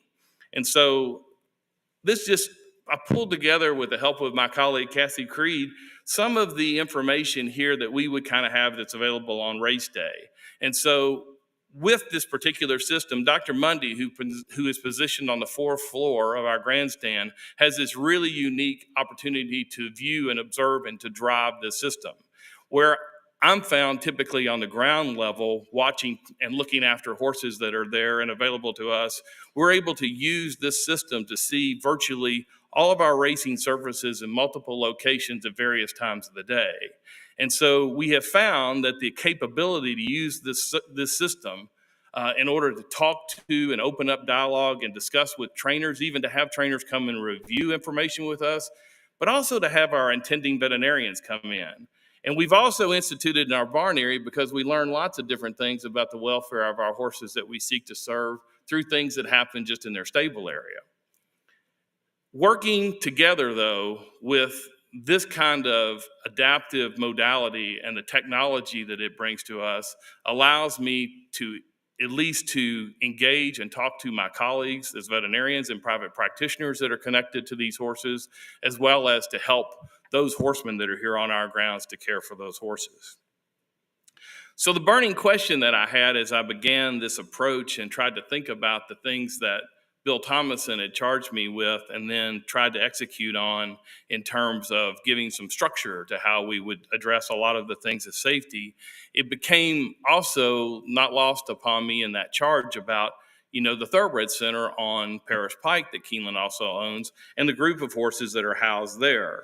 And so this pictorial that I borrowed from Dr. Mundy has always stuck with me that I hear, because if we accept that challenge to be everywhere that we touch a horse, and we think about the filter of horses of interest that we seek to understand, then it becomes very, very important for us to also execute on this strategy at another location where we have 850 horses that are housed that are also adopting the same safety measures, the same agreements that we have in place in Keeneland, and we follow parameters that are in place that are consistent with our approach to analyze the population that are here on our grounds at Keeneland at that location.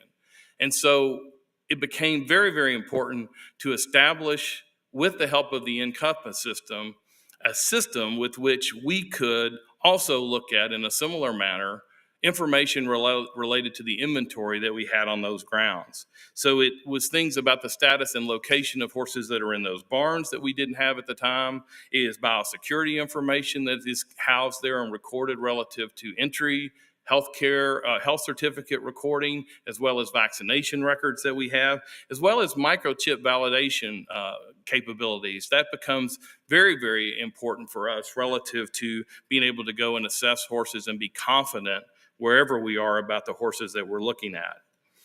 And as Chris had mentioned before, one of the other things that I had poised to his team in the past, and I found myself, on repeated occasions as I began in this position, calling Chris and asking him lots of questions and asking him about things, and he'd say, hey, I think we could build that for you. I think we could create that list for you. Would that be something that you would really use? And one of the things that I found very, very intriguing about the Thoroughbred Center is that as I spent time there walking around and talking to trainers of horses there, talking to owners that would appear there, and I quickly recognized what an incredible feeder location that is for the horses in that inventory group that go to as many as 11 tracks. At times, they can account for up to 30% of a race card at any given race course. And so the work that you're doing there relative to safety in terms of protecting those horses translates into safety at everywhere else they go. And so it became very, very important to me to be able to look at, those horses and to advocate for their interests and to understand on a daily basis where they might be competing. Because the next thing that I asked for is that if I want to know where they're going, I really like to know how they did. And so again, Chris Dobbins and the Encompass team stepped up to create an inventory start report for me that I get every day on horses that are housed at both of our facilities so that I can quickly look at the beginning of every day, how every horse did. I can then have the ability to understand horses. As you look at this list, you see all the different places that those horses on that list competed. And then we can look at how they finished. And we also can detect on there horses that have been put in claiming races that are actually claimed. So, the second horse down there has a little C, and that indicates to me a horse that I know will not be returning to the inventory. Or there is a trainer change, another risk factor that I want to understand or I want to assess. And so taking the comments that occur on the Equibase comments pages of a chart are also integrated into this report to give me, again, another reflective opportunity or tool with which to assess how those horses did. At the end of the day, It's just like anything else in life, it's all about relationships.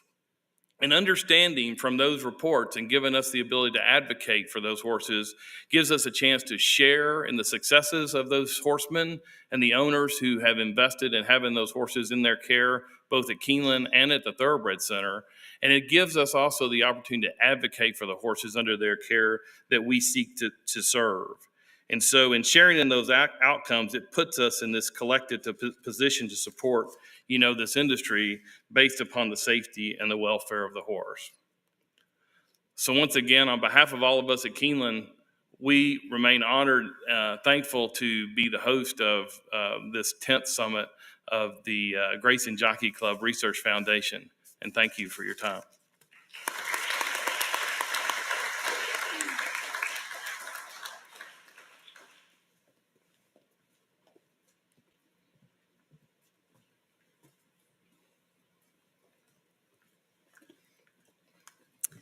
Thank you very much, Chris and Dr. Brown. I think that might have been my favorite quote of the day that Dr. Brown just said was, "We work for the horse." And again, that brings it all back to we're all here for the horse. Thank you all for attending today. That includes today's presentations, and I'm now going to pass it over to no closing remarks. I guess we're good. Thank you all so much for coming.